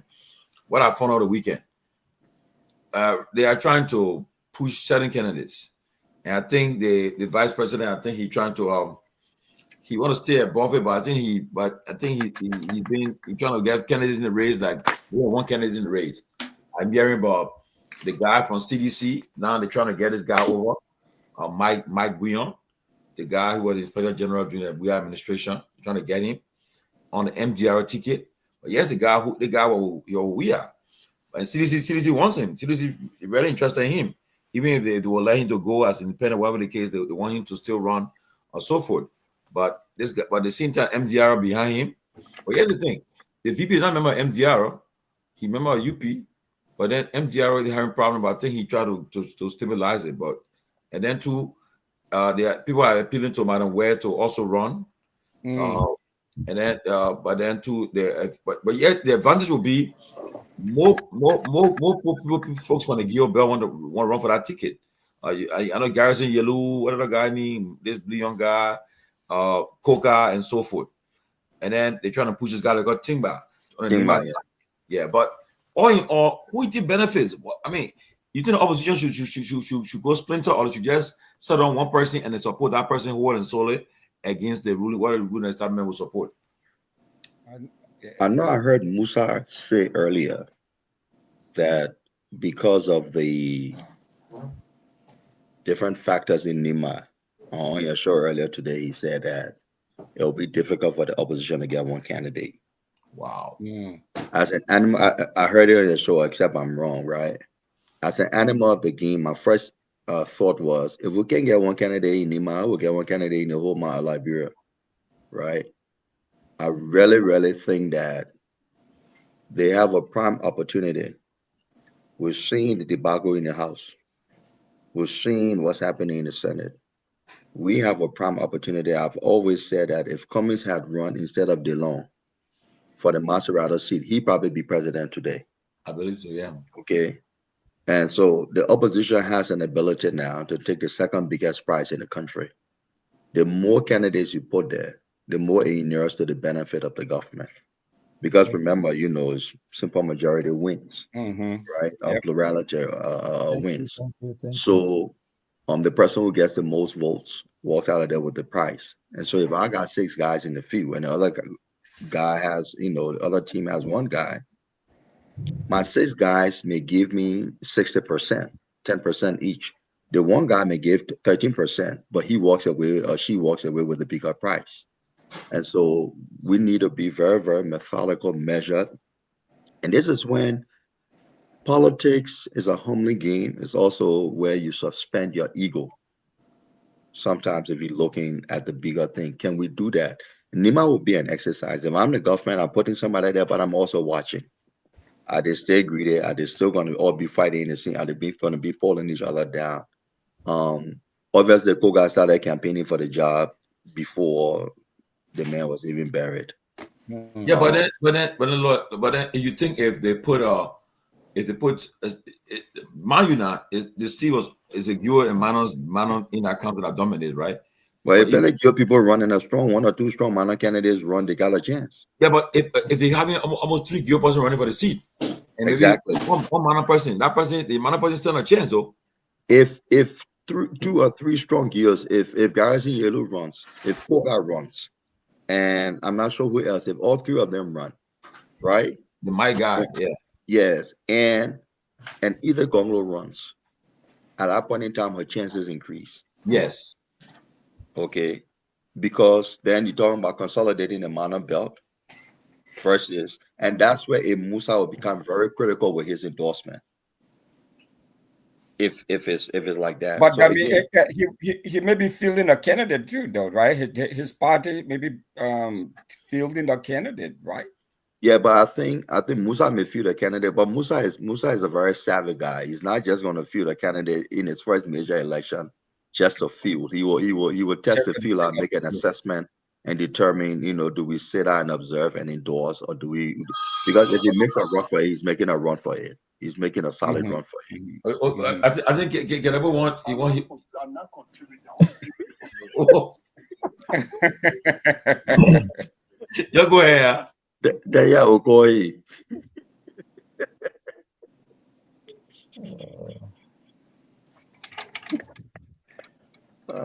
That Kehleboe is too late.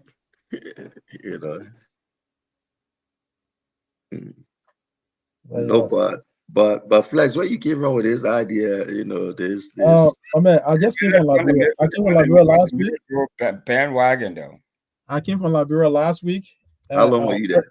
I was there for almost a month. A month. It's a 3 weeks, but yeah, I came back on Thursday. And did you see Mary? I did not see her. I don't know that lady. I've never seen her before. I don't know her. And but over the year, seeing a lot of things that she have done, she did a lot, and there are a lot of things that you can physically see. And I mean, the way things is going in Liberia is sad. It is sad. But at least you, and that's what most of us need to start doing. Start thinking outside the box. What can we do to move the country forward? What can we do to make a difference, right? It is a try and error process in these discussions. Through these discussions, I will learn more about Mary from you. You will learn more. Why not Mary from me or somebody else, right? And that's why these discussions are important. Not necessarily to shoot somebody down or be dismissive, but to be appreciative and then respectfully demur and say, no, yeah, that's a great idea. Obviously, if Mary come with $7-8 million and she can get a political team around her to burnish her, it might be a little different. It will be different. But again, Mary drives her own beat, so. Guys, I want to provide some information about the NEMA election, right? Now, the NEMA election, it will be. You just consulted with Kehleboe. Is that? No. Not Kehleboe. It's my ex-topic. But here's the thing, though. Yes, you got five candidates from the Guar belt running. Okay, former Lieutenant Harrison Conway. That's a joke. You got Ta Wongbe. You got Mike Myean. You got running. Yes, Mike Myean is actually running. Yes, you got Garrison Yellow. You got Sam Koga. Now, Then you from the Gyosa so far, when the Kehleboe Gongloe where? But Is she definitely running? Is she definitely running? Just how the Manasa. People are encouraging her to run now. But then for the Manasa, but then because the real establishment, they fear that if she runs, she has a chance of winning, like you just said, Lord, because if nobody challenges her on the Manasa, the Manasa will rather be on her and they will vote for her. And then why the guys are fighting to divide the vote on the Gyosa, there's a simple majority to vote. But that's what they're trying to. So the VP are here trying to push a guy that got Tingba to run against run because he clean from the Mano side. So if the opposition now can unite, let's say the CDC, the ALP, the ANC, they all sit together and the ALPP, so then unite behind and say, look, we'll endorse this candidate as a consensus candidate for us. Still a chance of being the next regional next senator for that county. What do you guys think? I think it depends who have the resources, because all of these things require a lot of funding. The ruling establishment, they are in the driver's seat right now, and they can, I think they if they put for a strong candidate, they might, give the ruling the opposition a run for their money. Yeah, but if you get 5 candidates from one area, they'll be sharing the votes. Because don't forget now, when she and Tai Wombe ran, right, with Kun at the time. With Kun, yeah. When the election result came out that time, she was leading. But according to what they said, the votes are coming from the Manon Belt era. But then again, she even won votes in the upper Nimbatu, where the Gil Belt. But then where the Trump thing came, but it was now a fair election right there, and where the problem came from. But if this woman, and then mind you now, lastly, this lady, Sam Johnson was running. She was the only person that put her Maybe Johnson to go on the campaign. When she came a distance second on him, but she gave him at least made a go campaign. So she's still popular for most region of the county. Yes, something else. Yeah. I think her problem with Cummings started when Ty ran, even though Cummings said he didn't support Ty, right? So there's some massaging that needs to be there. The reason why I mentioned that is she's running a crowded field. She will need some funding. Right? So that's where they can work on a relationship. The problem is the risk worth the potential reward down the road? Because if her brother is going to be running, what incentive does Cummings have to help the fund the campaign? Okay, knowing that the benefit may not come to him down the road, right? So those will be the things to look at. But if she's funded, I mean, she has the gravitas, she's experienced in the county, she knows that she's been an executive leader in the county. And again, I don't know the politics like you do, Tomalin, so I don't give advice. But if I were to take a page from your book, Tomalin, from Ben Sanvee's book, you great political savants or sages. How you say that when you? I would say no. Come on. No, I would say that there's a potential there for her. Okay, but like Flex said, the money will be required. But running against 5 people, the money that's required is less. You concentrate in your belt. What you do then is you empty your base, and then you go other places to say. I mean, this one is pure electioneering. You go and you empty the mana belt. Okay, and then if you can even eat 3-4% of the Gil belt, you sell it. You empty the mana belt. You fight to hold a good percentage of the Mandingo belt. And then at that point in time, that night, you sitting down waiting because 5 people running, and those are not 5 weak candidates either. Those are 5 solid, strong candidates. Yeah. And even at some point in time, as it gets closer, you look at who's not doing too well in the Gil belt, and you ask yourself, do I want to keep this person in the race and help to fund them, or do I want them to drop out and endorse me and see? Because the voters may not be transferable, but if you can eat a slice of it, and then who does it benefit more if that person drops out? So that's where you start really doing the tinkering with the numbers and that kind of thing. So it could be interesting. I didn't think she was running. If she's really running. But I didn't see her running until she got on the ground. Then people started approaching her though. And this may be her last stance, right? This may be her last strong stance to make a stand and say, okay, you know what happened?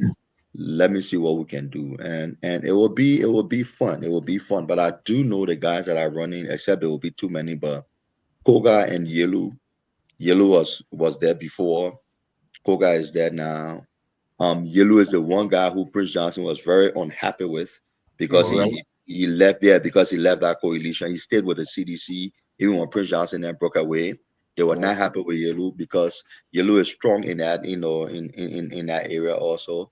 So that could do something. But if Edith is running and all those guys are running, her chances But on paper so they look why the perception in Nima is that okay, the ruling party caused PYJ to leave them early. They caused it, and somebody wrong with that propaganda. I mean, why were the kids and said, look, But obviously, if I was working with somebody's campaign, I would play that. I mean, that would be yeah, it will be effective because from my understanding is that that's the notion in the county. People that's the notion there. But somebody in fact, can to be be effective. fair, I would tie the vice president directly to it. So anybody he's supporting would be a bit, now you got to decide. Do But you then want I his think support? what you end up doing, you end up taking you Alex. It's okay. Exactly. I'm Which not is what you want. I'm not going to support anyone. Yeah. So whether or not you like it, the VP got gravitas. No, but let me ask you though, Tomalin, is Edith still a member of the ANC? Is she still a member of that party? Edith was a member of the Liberty Party, but I think if she run independent. I don't think she has been active with it. But when it started the crisis, I think, and when she just she left. Okay. Yeah, most of it just too bad. But I was coming to something also, and then somebody just reminded me. The other thing you got to be careful with is that again, nobody is running. I mean those players, right? Like an Edith, she's not running for the Senate and to be content, right? So Edith wins the Senate in Nima. Okay, you form because of the potential VP or candidate but wait a minute, she's the one in Bayern who has a Pule Maserati also along with Tiawan, with her brother. Yeah. And so why wouldn't she aspire for the presidency? If the brother might say, hey, go, you my younger sister, I've run, I'm at this age, you go. And that could be something. So, and the political players who will support ES ticket will think about all of that. I mean, I don't, if I were on the wall, I can imagine people sitting in the room looking at all those possibilities. How does it help me? Because again, the last election showed people that you can help everybody all you want. When it comes down to it, they make decisions that benefit their own political fortunes. Yes. And so, yeah. Yeah, but one thing I noticed about her too, for the past 2 election cycle, every time it came to that point, Honey was always in the conversation for vice president. People always, in fact, all the media candidates were even talking to her. They engaged her. They wanted her support. And then if you look on the lens or our political landscape today, talk about the female. They actually now, give me the 5 top or 3 top female politicians in Liberia now. That Ellen's gone now. Who you think?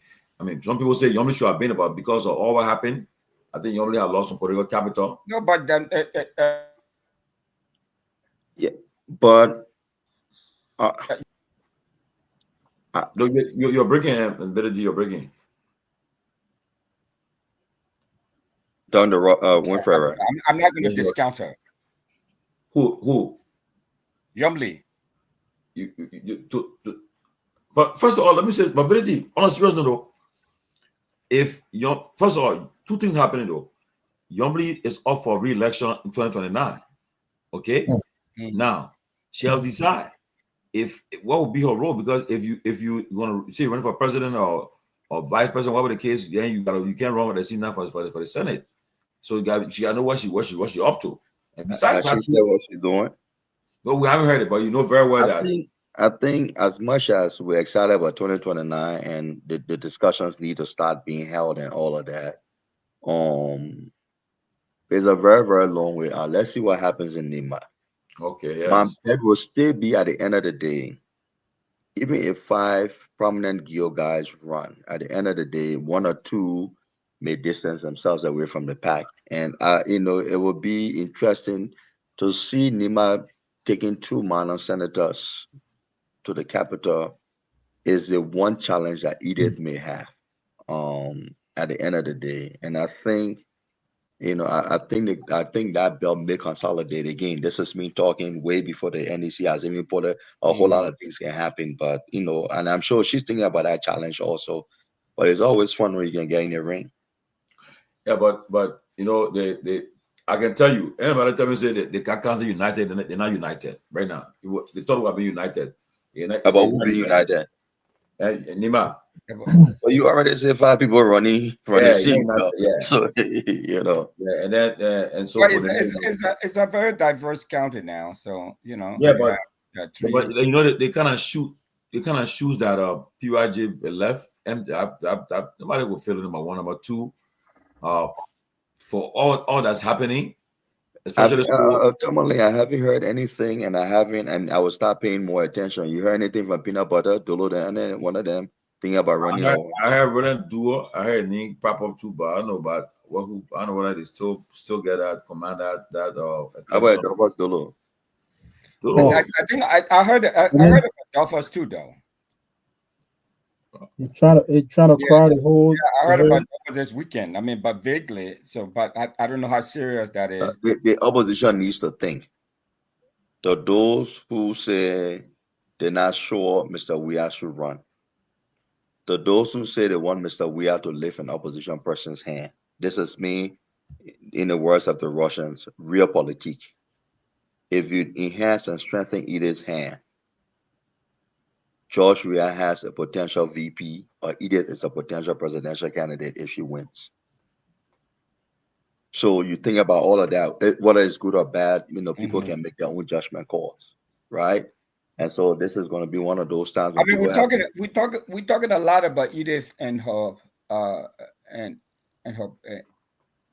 the gravitas and the potentials and all of that stuff. I mean, obviously based on her past performances, but we have not said much about Tar. I'll tell you the reason why. Yes, the reason why. I mean, Tomalin, go ahead. Yeah, I'm sorry. I'll tell you this, right? When Tar was running for this city, Tar was very quiet. I think I wanted to even bring him on. He told me, boy, he said, look, right now I just in my corner doing my own stuff quietly. Yeah, I don't want to because apparently he wanted to come and go after and everything. So and then number 2, that to have that, and then to have that where he come from, I think they said he's not too grounded in the Nima politics yet, and he'll be taking a race to say you want to join me in that race with the Giants and like the other people who just called, like Edith and all. But I thought you mentioned that he was throwing his yeah. But again, from the he don't have anything to lose.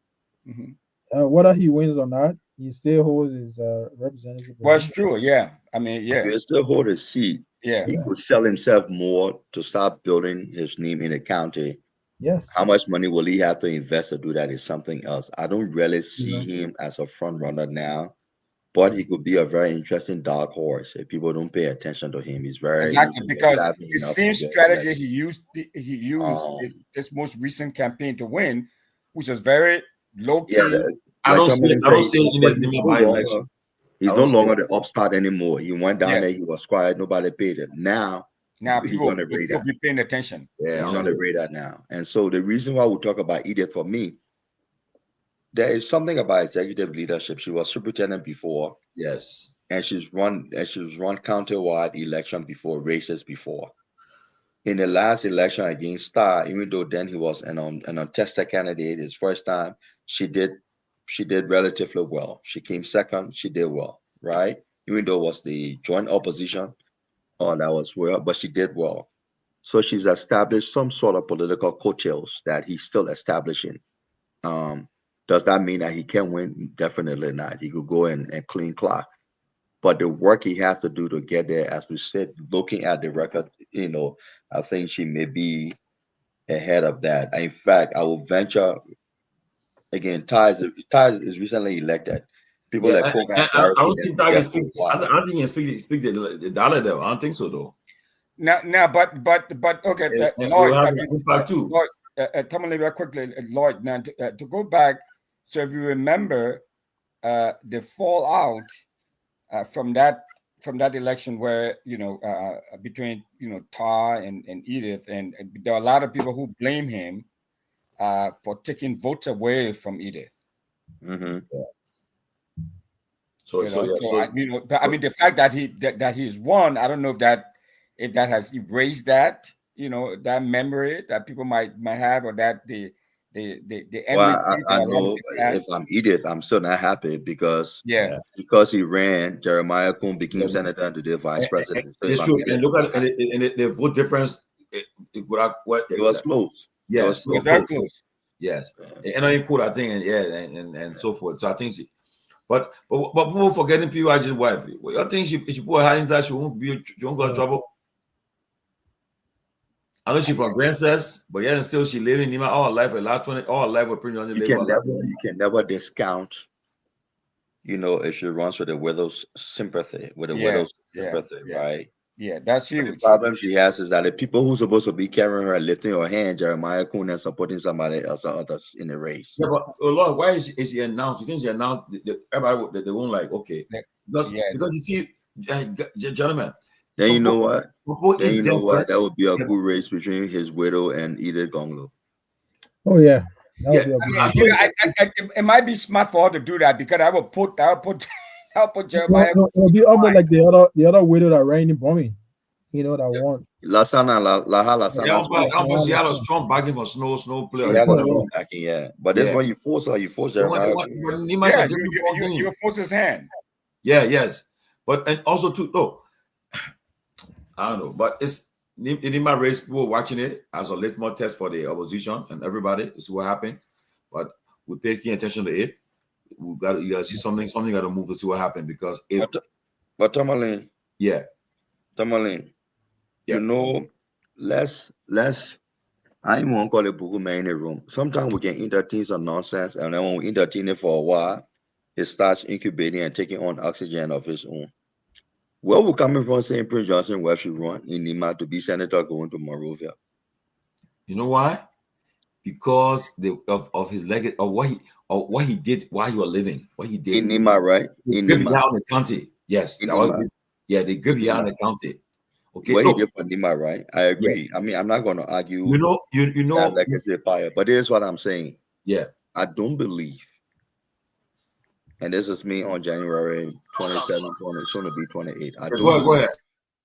I don't believe that she has what it takes to build a political team around her with MDR ruling already to take on the government machinery and a solid opposition camp. Because she Prince Johnson was her only qualification. I don't think she's demonstrated not one iota of political inclination.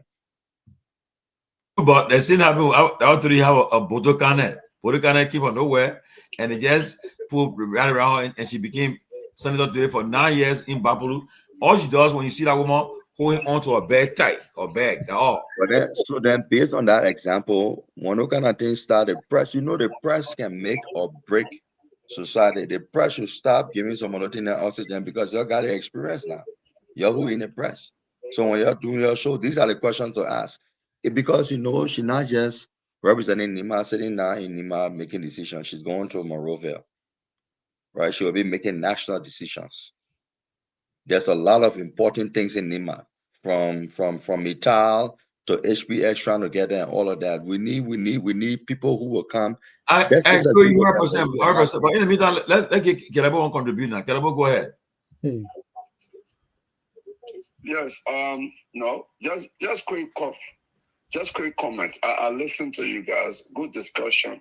I want to just make comments on Laura's analysis. I think Laura has a lot of good insights on political strategy. But here what I would say, for me, I just want to use common sense.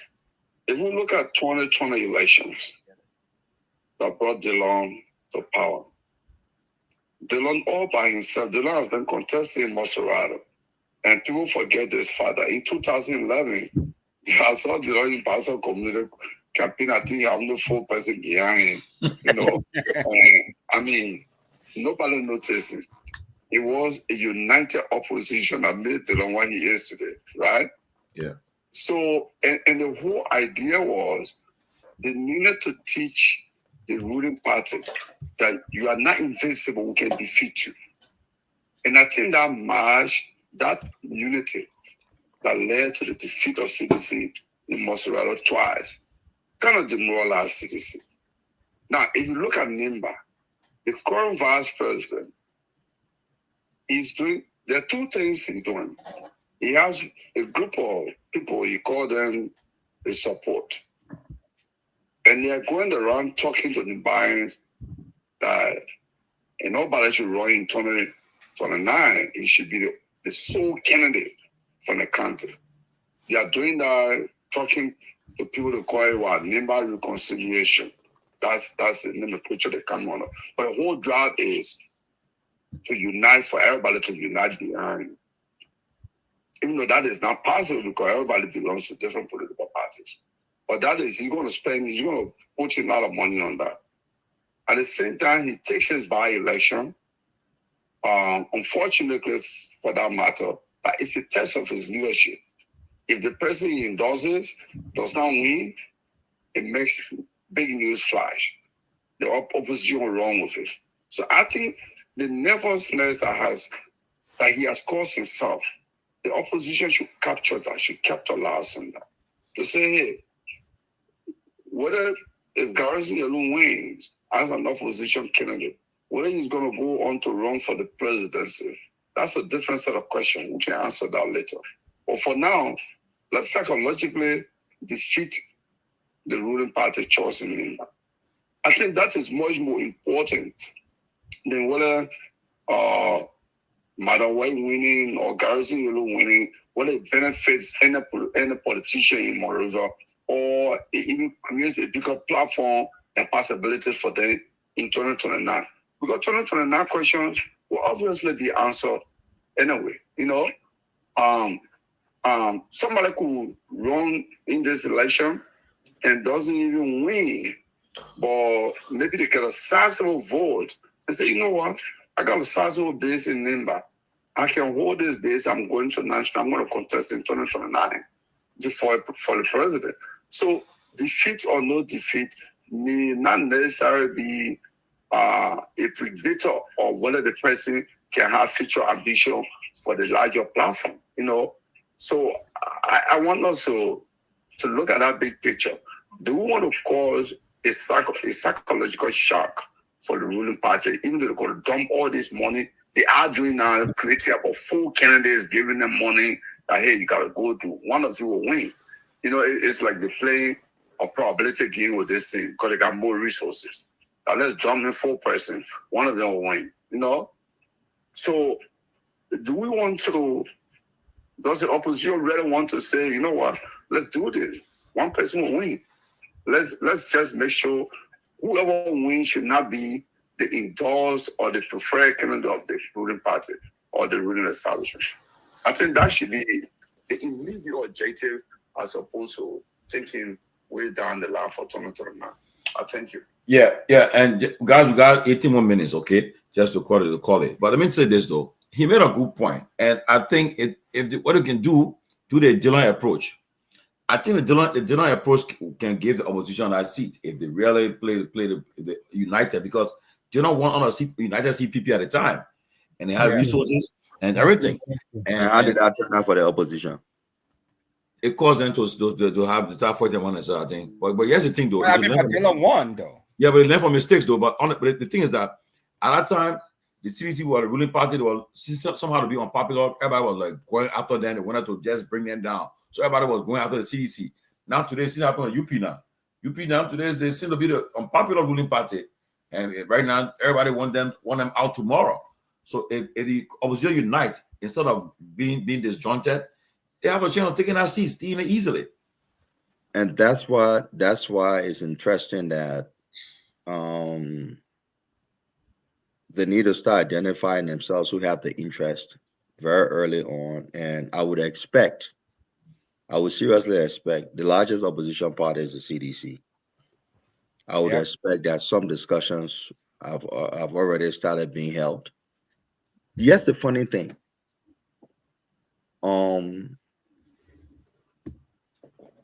You take a guy like Yelu, right? One moment, Kun wants to rebuild that relationship they had that got destroyed, but it was also destroyed because he was with Wea. He refused to leave to bolt the coalition they had. Yeah. Where does he run? Right? And if he's in the opposition, Madam Gongloe wants that seat also. Who does the opposition go with? What outside influence does Wea start wielding right now, even without saying much? Those would be the things to look at. So I think Kehleboe is right that look, if the opposition coalesces around one person, takes the seat, then we can worry about 2029 later. That's fine. Yeah. But who that one person will be, and will others accept that one person as an opposition person, or will what happened with Ty happen again? Because Yes. all you need is a spoiler. So that Yeah. that would be the factor. Yeah. It mirror That's- Guar from that, encouraging her to run. So we can leave. Well, that's look. I think that's spot on a serious note, because if the ruling party would, like Kehleboe said, they will put people in the race just to make, they'll put enough people in the race. So they'll take away votes. But I think, and like Kehleboe said, I think the VP has played his hand too soon.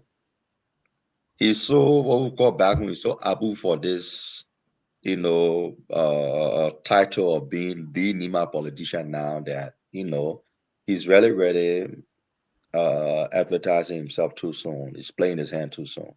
Yeah, and if he doesn't win in Nima, it will be an egg on his face, because I don't think we have by-election between now and 2029, do we? No. Except these kinds of things happen. Yeah, exactly. And so I can see the campaign against Star running to say, hey, if the man runs again, we'll have another by-election. Even with Koga. Now, I don't think anybody will stop Koga from running. I think he will get a better shot. I mean, Koga been running for this team. For him already. So he feels I think when Prince Johnson was sick, when he went to the hospital, Koga woke up in his sleep and said, I got to run. I know the man will make it, because, I mean, Koga literally started right away. Yeah. Prince Johnson died Thursday. By Friday, people are already saying Koga may be the replacement. So, that will be interesting. But again, if she's interested, the thing is, people don't just give you power easily, so you can't be playing coy. If you run it, the man has been buried. You want it, the man has been buried. You got to start consolidating now, and then I will let the bigger opposition know to come together. Okay, guys, and there will be some opposition that you're not even thinking about, who could be Mm-hmm. very pivotal from different parts of the country, whether they can come to help you get out your vote, help your people register, help with their low money. So you got to reach out to everybody, including the Mary Broad supporters. For the last 30 minutes, if you are advising any of these major parties, how you advise them to respond to this sooner? What do you think? You think they should come together to do it, or separate? And after they respond to the SONA, should they just let it be, or should they say, look, 2020 has started now? Like right now, I was talking to somebody in DC the weekend. One of these congressional people, they said, I can tell you, from the day Trump signed the executive order on the day 1, 2028 election started in America. Said, Mr. George, take it or leave it. 2028 had already started. There's nothing, I'll tell you right now. And also the congressional election for 2026 in November next year. Yeah, next year. It already started. Oh, it's on. Say, if you notice, he said, watch it now. You probably got, I think, 13 seats to defend in the coming in the midterm of next year. You got 13 senatorial seats to defend. He said, you saw what happened with Lisa McCoskey and Sue Collins and Mitch. Yeah. He said they Mitch McConnell is leaving anyway, so he's yeah. But whoever he will endorse will be for this successor will definitely take that seat. When it comes to that era, he's strong there, Kentucky. They have started already. And then when I listened to a farmer saying, there's a guy who voted for Trump, he said, but they're taking all your workers. He said, I didn't expect him to do it though. I don't think they'll come and take my workers. If people leave, are out of business. Yeah. So all that happening, and as put the Liberia election, how do you think you advise them to respond to the SONA? And after the response to SONA, what happened next? I mean, of course. I mean, no, go ahead, Lloyd. No. Please go ahead.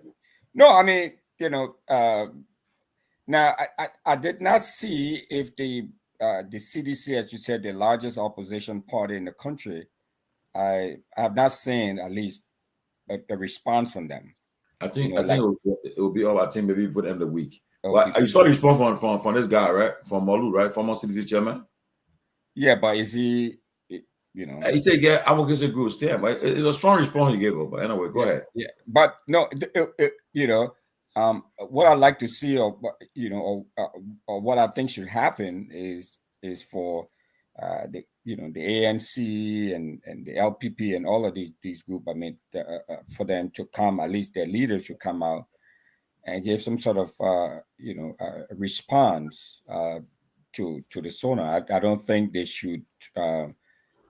They should just sit back and be quiet or be coy about it. They should come out and respond to it, because a lot of people, at least from what I've been reading and been following, a lot of people are not excited about the SONA. No. They thought that, I mean, there are a lot of half truths and misinformation and embellishments and they were just blowing things up. And because when folks look on the ground and see the reality there and how much for a 50-pound bag or 23 kg bag of rice and all of that, I mean, they see that what he said in his speech and the reality on the ground, especially the bread and butter type issues, as we like to say, those things are not happening. I mean, I saw them interviewing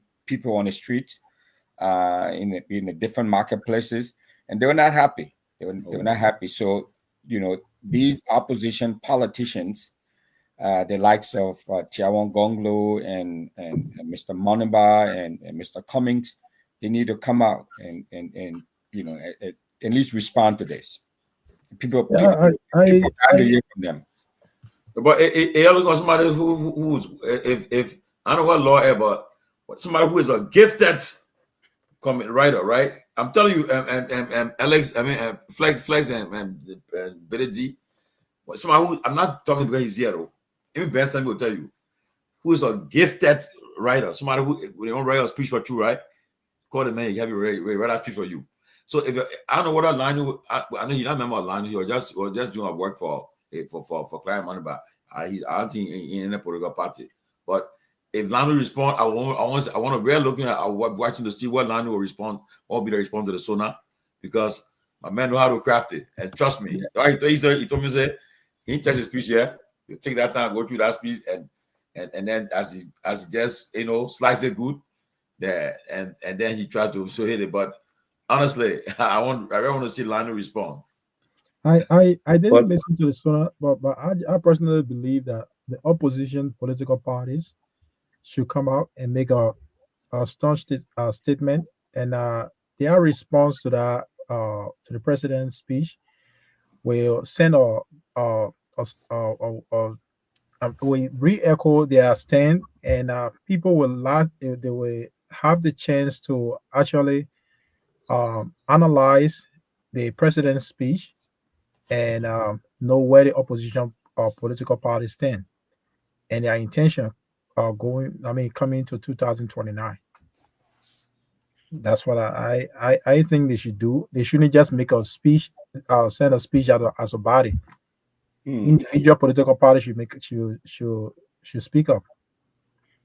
Critiquing the president's speech. And as you critiquing, you also offering you think you should offer offering alternative solution. Yeah. So I think there are two things we're saying. We were asking first about what we should say to the people who run in Nima, right? Yeah. The senatorial race has to be localized. I think Cyril Dopu or somebody wrote something about Garrison working for the majority black, which I do know that he's one of the lawyers. How does that work with his loyalty now going forward? She raised a good question.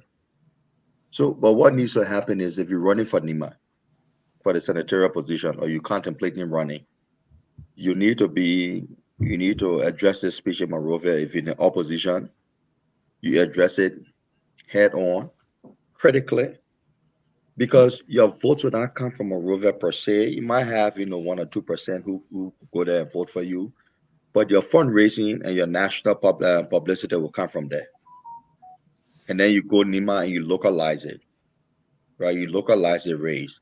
And one of the ways I would tell you to localize the race in Nima is to say, look, Jeremiah Kun got $4 or $5 million for your office. What are you doing for your? Saying your main senator, your main VP, not forget about your, like, I will go after that message because now you're localizing it. So less the speech and more about Kun. Joseph Boyka really doesn't matter in Nima now. His Kun has gotten to this place, he's forgotten you all. And again, you tie yourself around the legacy of Prince Johnson. He abandoned Prince. He did this. He did that. Even though Prince made him, now he won't come back to the party that he walked away from. Guinea free and advice. Now you ask the question, so you gotta go collect my money. Wow. So you call me. I'll contact him for you. You'll call me, yeah. So that's how I would do it. If I'm the government, if I'm one of the government candidates, then I'm looking at to talk about finding part what they talk about the rules, what they talk about Mita, what they talk about what they negotiated, and I sell that in Nima, consistently. I don't have to defend the government in Monrovia. The opposition can criticize the government in Monrovia because they need that publicity. The government candidate doesn't have to defend the government in Monrovia because they got plenty of people doing it there. Waste of resources in Nima. But you, like in America, right? There are sometimes when somebody running for a senatorial representative seat, they say they can say, well, the president or certain person, they won't campaign with them. You notice about there was so many times. Joe Bucker, when I campaign with you in Nima, Obama as a guy, he said, Obama come here. He said, no. He said, I'm going to. Everyone distant except from Joe Biden and even Trump too. Trump experienced it too. When they haven't said it, so you think what happened with the vice president and Joe Boycott? What happened with them during the election? But if you want to run a textbook in how to lose Nima race, campaign with Joe Boycott in Nima. Oh no, there'll be no. You will lose. Yeah, I think right? Keep it far away from that. Rightly or wrongly, you will lose. Even Kun at this point. Yeah, like you said, Kun not so much because he's still one of them who you would try to play. Yeah, he's still vice president. Yes. When a Yaya Nimle can be clapped for, and a Boyka doesn't get that kind of clap in Nima, something's wrong. Yes. Right. And so, but that's how we're fighting now. I come back to this opposition thing. If the opposition wants to be a united bloc, these 6 messages they're always crafting, the people will get lost in them. We need to start consolidating messages. Maybe the guys who want to be president don't give it. Maybe they all write a speech and designate somebody to give it from the opposition bloc. Well, since if I give it and Cummings will not get credit, the Cummings gives it, I will not get. Designate somebody from amongst y'all to give it, and all of y'all stand there while the person reads the speech. Because that's a good strategy. Yeah, because what beat CDC was that CDC saw early on that the opposition was united and they meant business. And by the time they won Maserado, there was no turning back. We need to start showing the same thing if we want to be taken seriously. I don't see it. Yeah. No, I'm not afraid. Come on, with me, afraid. Say, my man, you're on live. Go ahead. We can hear you. Yeah. Man, go ahead now. You're on live. Go ahead. Listen, guys, Lord, I just want to point this out.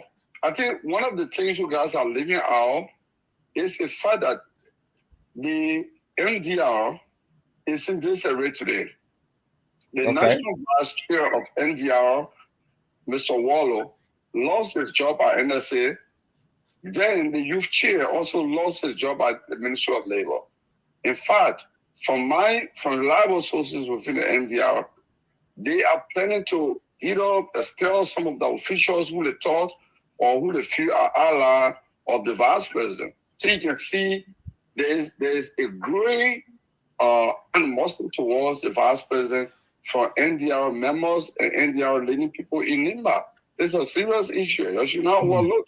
But the meeting also. I said it earlier when we were talking that they were already ruling. I do recognize that, and I appreciate you mentioning it. No, but we're cognizant of that. Yeah, the vice president has a package now. Rising out of PYJ theft, because all of the recordings of PYJ blaming Kun, not even going to his church, abandoning him, offering him $5,000, and then sign a World Crown Court deal and all that is playing on local radio. Wow. And in select communities, every single day, people are playing that. We don't know who are the hands behind it, but it's been playing almost every day. Yeah, but what about this meeting with the MTR and the VP? It was over here?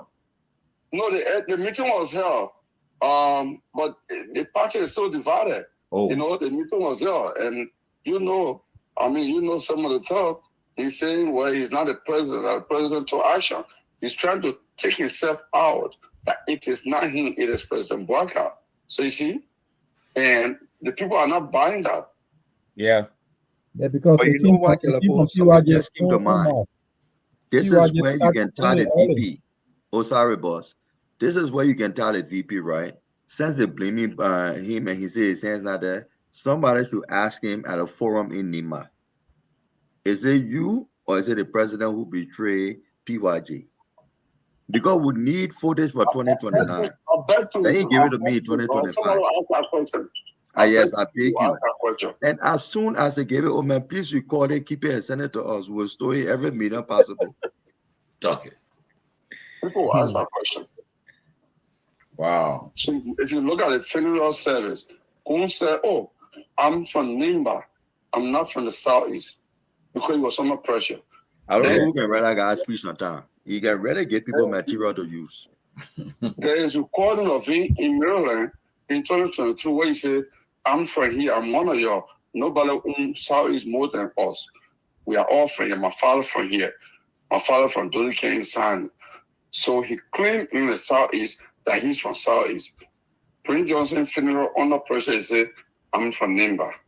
You know, I'm not from nowhere. Okay, so he's under pressure. I mean, he's all over the place. You can't have everything.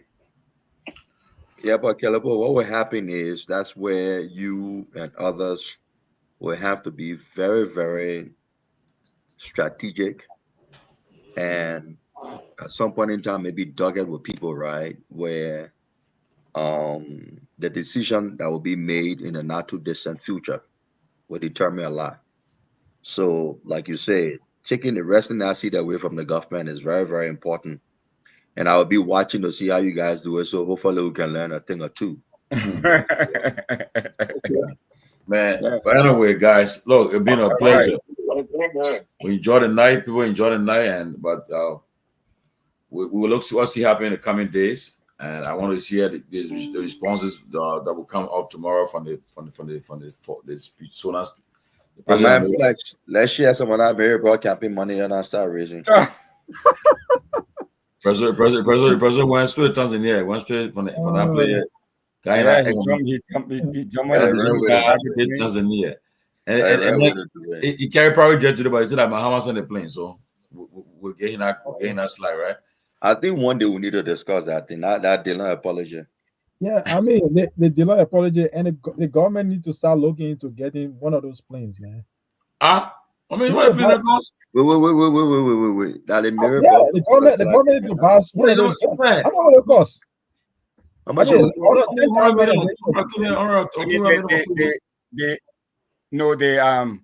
can get the Bombardier Challenger 604S. I think that's what they try for about $8 to $10 million. Thank you. Yes. Wait. For Flex. Yes. Flex. Your whole life you're begging.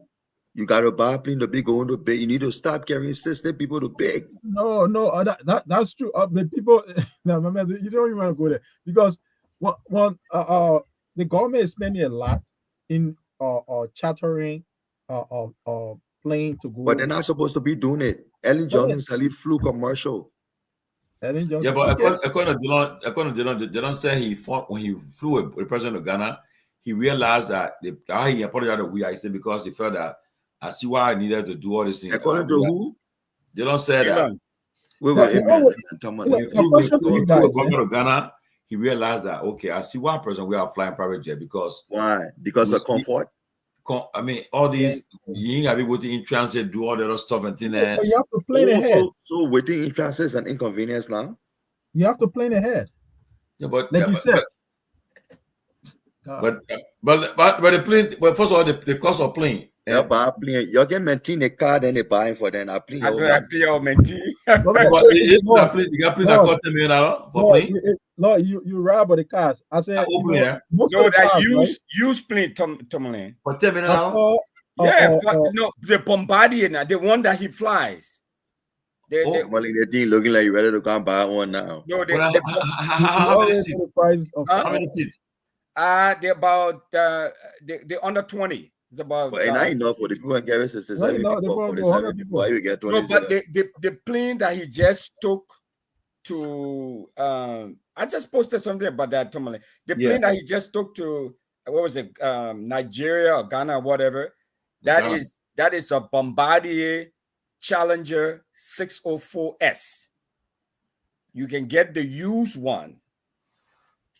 President need a used plane too? The people cannot maintain to I agree with you, Lord. I agree with you, Lord. Yeah. Before going to Challenger S. I saw a Toyota Land Cruiser in Liberia, right? Toyota Land Cruiser, white. Toting cool. New car. Maybe also real, man. I don't buy anything. Also real. Maybe that man drive somebody. Some of the cars there, you see the car, you said, no, this car is too new to be around here. Because all the license plate gone. It was probably a flex. It was probably bushmeat. It was probably. It could be anything. It could be anything. But again, they like you said, President Salif flew commercial airline. So if you plan your trip, properly, I think it's possible, for a country that is still, trying to get things going. But a private jet can be purchased for around $10 million. But I think but like what Lloyd is saying, purchasing the jet is one thing. Maintaining it, that's a whole different ballgame. Maintaining it. Because I think pilots and but I think the government should reduce some of the trips to virtual. You see, I think Trump first trip and he had a virtual summit. Yeah. Since COVID, we've learned that. I can understand some trips where you need a personal touch. But these regular conferences and all of that, and then I remember I think they came on a trip here in Texas sometime last year. I was told it was like 47 people for real. You bring no kind of that kind of group behind you. Yeah, but it was not private jet though. No, but what I'm saying is, if you what do you do? You private jet to Ghana or somewhere, then they take the commercial plane to come to America because they don't and they fly in first class too. Man, come on now. No, I'm not talking about the president. I'm talking about everyone. No, the rest of the people going to be flying. You know how much for one of those first class tickets? No, but if our official government, honestly, you know, right? They give me my economy something to pay for here, but I will upgrade yourself. But you remember the DeLon situation, DeLon saga upgrading. But I told Tomalin they upgrade they fly. No, but if I was DeLon, right, and I told DeLon, if I were you're a senator, you can afford to be in your business class. Okay, you upgrade. I mean, but you know how to go and put it on. I mistake, maybe you go and pop. But the problem that the whole thing is when everybody else bad, you good. Yeah, that's what can happen. I don't think was a sin. Doing your friend and everybody else bad, you good. As people go after you. As an official of government, first of all, the same thing you can just do in social media. Everything advancing now. Yeah, everybody live on social media. So my brother Carlos, and I told him that Carlos, that wedding will affect you and came out of hunting. Then on a beach again, laying down. All the things that people know, you don't put your life as some guy you like for instance, how many people know that law on Facebook? You not know law on Facebook. You not see a picture, you won't see one picture in there doing anything. Seriously, some people just think that me life private, keep it away from Facebook. Some people the job they're doing, there's one lady talking I watch your show, but because the job I do, I usually do it on your show. Personal privacy also. When you reach a certain status, you have to be very, very aware that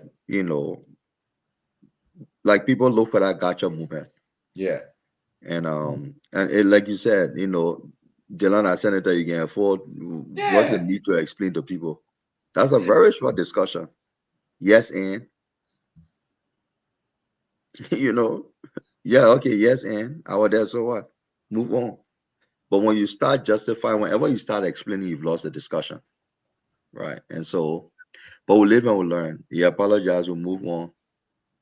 Is he still running for Maserado? You know, I mean, I know we don't. He tells me he's not running, but I can tell you, this guy who running for that seat, I know the guy good. That guy got money. That guy based in California. He been in Liberia now.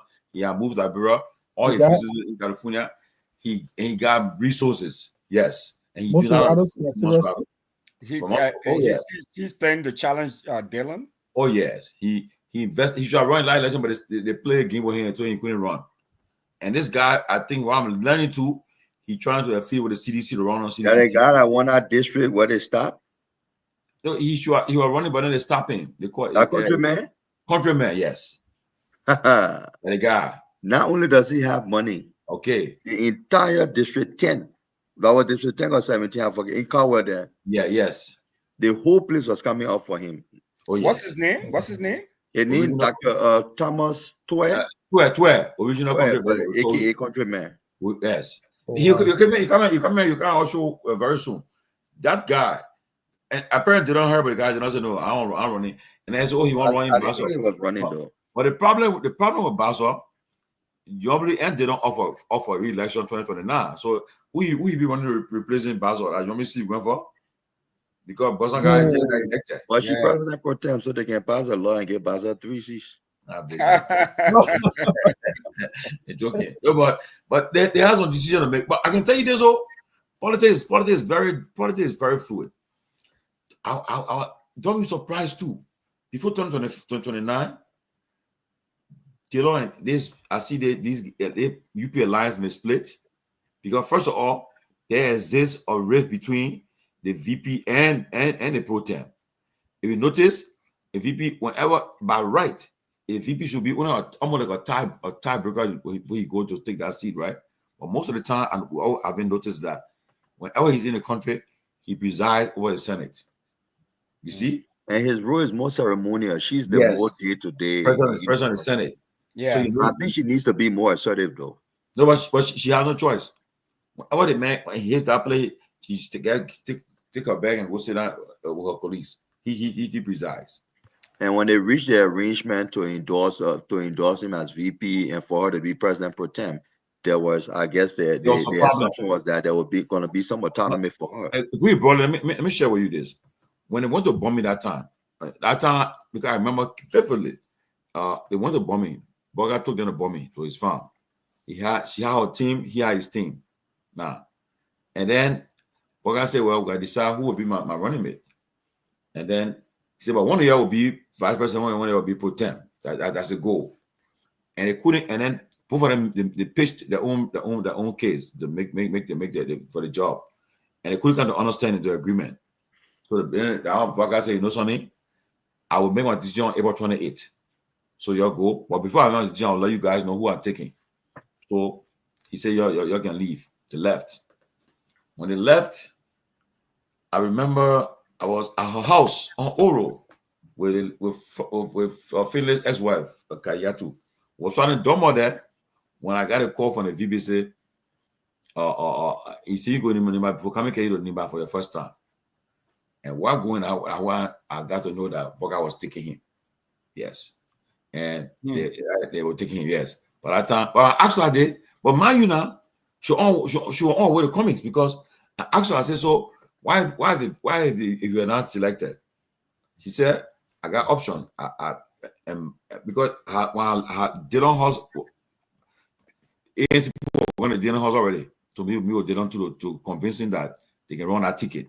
Yeah, you think would have made a difference if she had taken Cummings ticket? You think it would have made a difference? But no, I don't know. But again, comments have been destroyed already. I mean, it would not. Yeah. I think because I remember Madam President was also involved in that time, and when she tried to get her on that ticket, she agreed. But then I'm Musa saying, well, I call Musa say, well, 80% now she will be on the ticket, but I can tell you by the time she go to meet dinner on there, she will change tomorrow morning. And that's exactly what happened. Everything changed. So you see, but if she had gone there, we don't know what she would have. I mean, I don't know how to say it, but I don't know. Because the vote was too close, so that I can't just say anything. The difference of the vote that we are lost by were too close. And in the second round, Betty D and Flex and Lloyd, you're in Liberia, Lloyd. Second round, since two districts flipped from CDC to flip to UP, the Hakan UP took it. That two districts are still with CDC. They would have won the election. When you campaign on the eve of close election. But we are campaigning, right? Ain't campaigning. That's Saturday. We are in campaign. You know that. No, he didn't. He played pool. I was there. I was there too. Remember that? Yeah, I was that's there. Saturday. Oh, that's Saturday. We play basketball. Yeah, I remember. Oh yeah, but you know what happened? We're sure, man. No, because I remember. When I saw that crowd that day, right, that night. Yeah, that crowd was crazy. We spent 6 p.m. to 11 o'clock with the mayor of the place, man. We're just talking about the future now, about the second term. So that morning, we went to the place there. We got there. He beat Costa in. He beat Kev. He beat Ben. I said, man, I can't play that one. I play basketball. We play basketball. I play on the same side. We play. We're excited, man. Now, we're planning for the future now. We're not sure.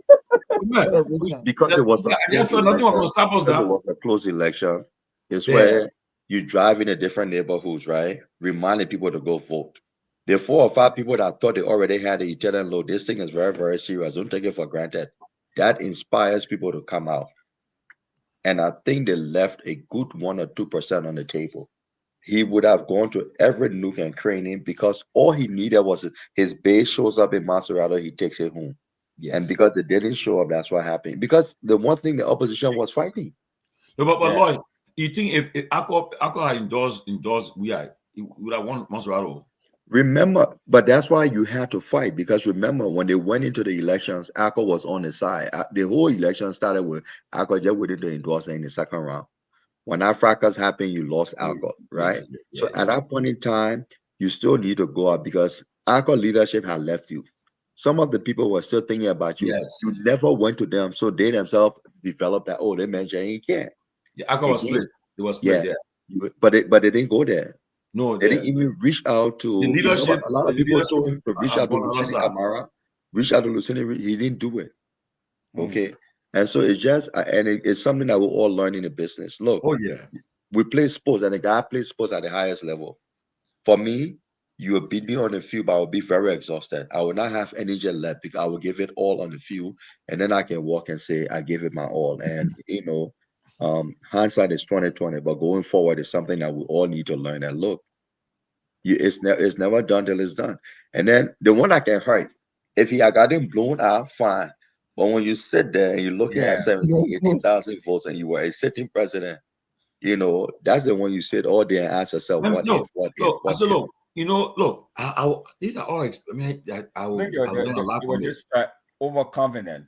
No, not overconfident. Honestly, no, right? Because look, I remember that. You also got overconfident. You forgot half of the. I remember the day before they announced that final result, right? Went into our bunker, man. We got our bunker.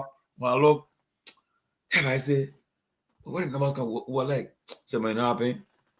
We're not going to appear tonight, man. You believe me have a war room. They don't look. We did have war room, but then what happened? What? Oh, look. They said, okay, no, Sonny.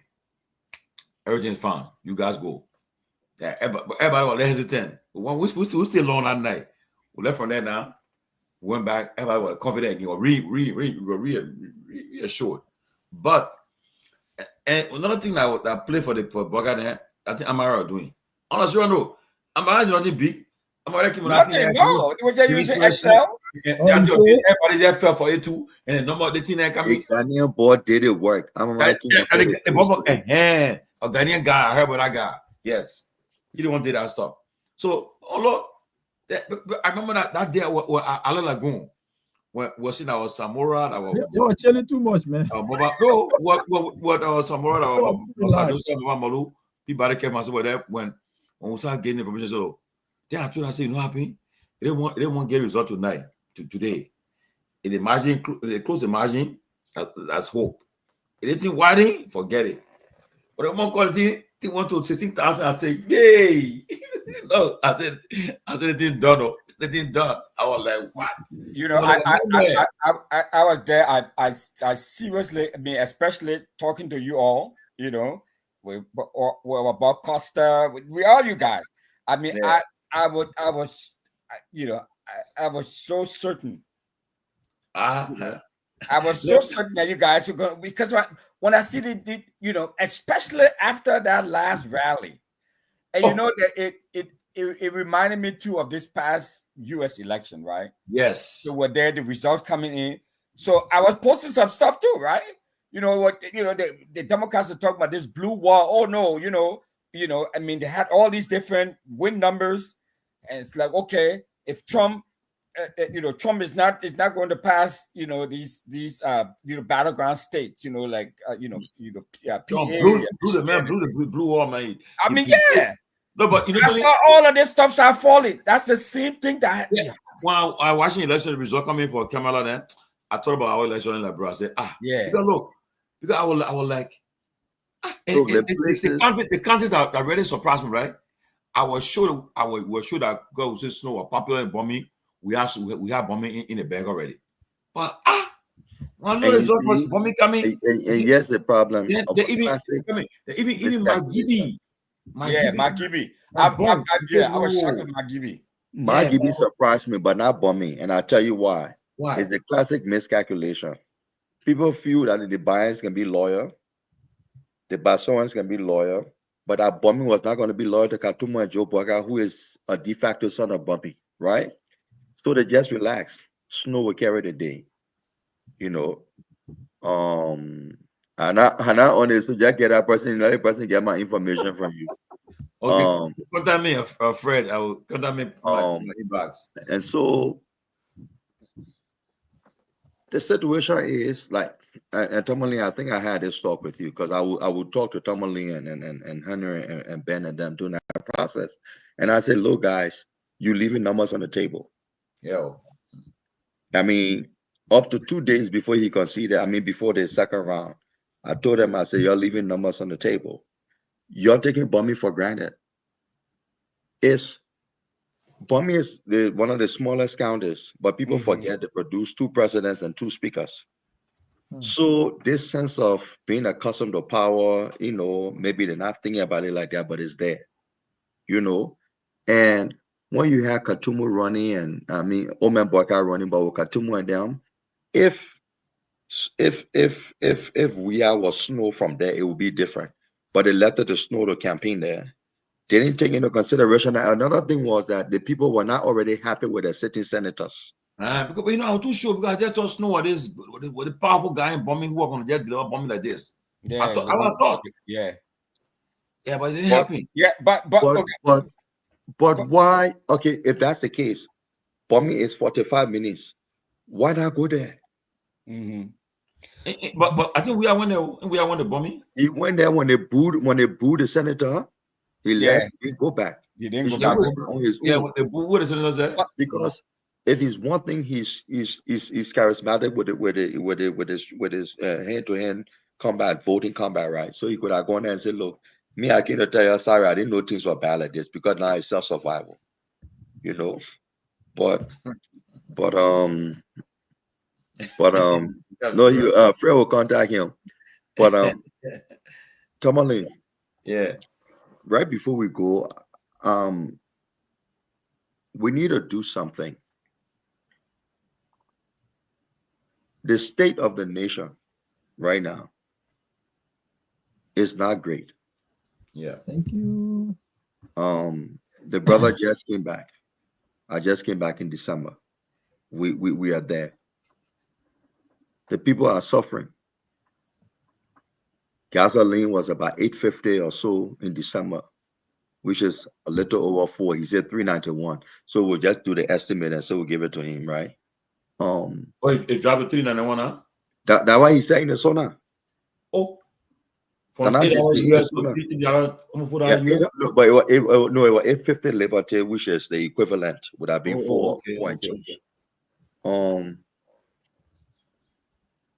And so when we are told, my brother, you went to SD Boulevard, the junction there, you pass by Moma. Yes. You see, I don't want to use the word decrepit on the uniforms that our police officers are wearing. Oh, yeah. When we have the impression that they are being paid more. Nobody who knows a police officer has not been begged to help them with money for school fees for the children. Oh. The situation is dire. The government may be trying, but the situation is dire. It is a daily struggle to survive. And to the extent that and this one I don't put it so much on the president, but I put it on the team, because speech writers write the speech. Leaders are in a bubble. They need to man up, because you see, when people are prepared for the challenges, it's easier for them to embrace it than to have this assumption that all is well. Well, yeah, when it's not. Then all is not well. We hope it gets better, because it affects every one of us.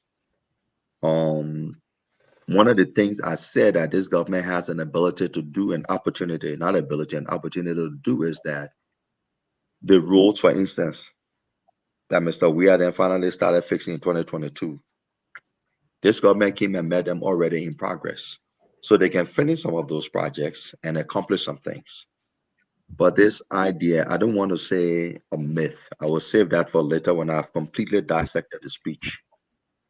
But this idea that all is well, and we invest in money in schools for food, and we invest in technology in schools. You already listened to the speech, because you say initially you say. No, I've done a quick perusal, but it was a healthy one. And if I were forced to challenge it now, I could do so. But I just want to go back and spend some time dealing with it. Flash, watch it. Flash, I tell you, you got you see it. You and I think these speech writers, they need to stop this thing where they just write these long speeches that, look, you lose your audience. Yes. You give us solid 30, 45 and minutes. like you said, at the end, I saw that what happened at the end. Yeah. Barack's speech were almost like 20 minutes, 18 minutes, and sometimes it can be longer. But it's get to the point. Because people want to hear meat, and you give some solid things, then you give the report. Policy is boring. Those details are boring. When you got to tell us what water and soil are doing, what LBS doing, all of those things people get lost. Talk about the big things. Anyway, like you said, man, you are just doing that thing. Then people can you use your surrogates and go around to at least break it down to people. Yeah. Go to different media. But in their defense, if you go back to Madam Salih's speech, I know they talk about revising some laws today, right? I think the code of conduct first started in 2000. One of the things he said in his speech today that I think I get my attention. You got to revisit. I like about setting positions, setting stuff, and I show about it will come to the point where the president say yes and all these stuff. Then I agree with the president that one. We got to do something with the constitution. That thing is the thing off. It's off, right? You turned it off already? No, not off yet. Oh, somebody said it was off. President Barker have a better opportunity to do this. But should the president serving for second term? Yeah, President Barker have a better chance to do this because he's not running for second term. He's not going to run for. So if you reduce the term in office to 4 years and reduce those 9 years of senatorial seats 6 years, what kind of country? I mean, what kind of development are we expecting out of someone sitting there for 9 years? So Flex, let me ask Lloyd, and let me ask you guys. Let me ask you guys this. Now, go back to what we were talking about earlier, Lloyd. And okay, so this most recent election, I mean, I know the dynamics are different, but I'm trying to see what we can draw from this. Like, so I also, believe that, and that's how I run, all my campaigns. It's not over until it's over, right? Mhm. So you even campaign until the last day, the day of election. We're still campaigning, right? Yeah. I mean, I know in Liberia it's not done that way, but here you can campaign. At least in Minnesota, can campaign until until the polls close. Moses? Yeah. So, but there was one candidate who was running for local race I was supporting this past election, and one of the most organized candidates I've seen. She's really, really organized. And 2 weeks to the close of the election, now she was running against an endorsed Democratic endorsed candidate, and all of that. Both of them are running for the first time. But so I helped to door knock for her, went out there and help her campaign and all of that. So in 2 weeks to election day, she stopped campaigning. Huh? Yeah, it's still off. Yeah, Facebook off. Oh, he put it back on. I'm trying to see. Yeah, but wait. Off. Facebook. I remember. No, yeah. So she stopped campaigning. So I was like, "Are you guys kidding me?" So they had they said, "Okay, thanking all her supporters and all of that." 2 weeks to election day. So I was like, "No," but and so I was advising her, I've been supporting her, all of that. I said, "Look, you have to campaign until the last day. You have to go out there." She's like, "Nope." She showed me her map. She's been this place. She's done all of these she's done knocked all these different places and campaign all over. She said, "No, we're done. We cover all of the bases. There's no need for us to go out again." And I was like, "Oh, this is different," because I'm not used to that. But she won. She won the guy who campaigned, throughout. So I bring this up and to ask this question. When you're looking at what happened in 2023 between Boyka and Wea, is that the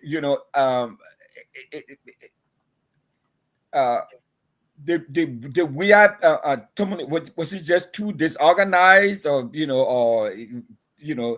that they didn't know that they had to reach in some of these voters, like in Bombing and so many other places that they neglected, and they just threw their hands up, or did it have something to do with the organization or disorganization of the campaign? No, but like the what Lawrence said, right? I think the problem was, people were giving tax to carry on. Like, for instance, that they neglected. Yeah, I think because it's okay. You on the side.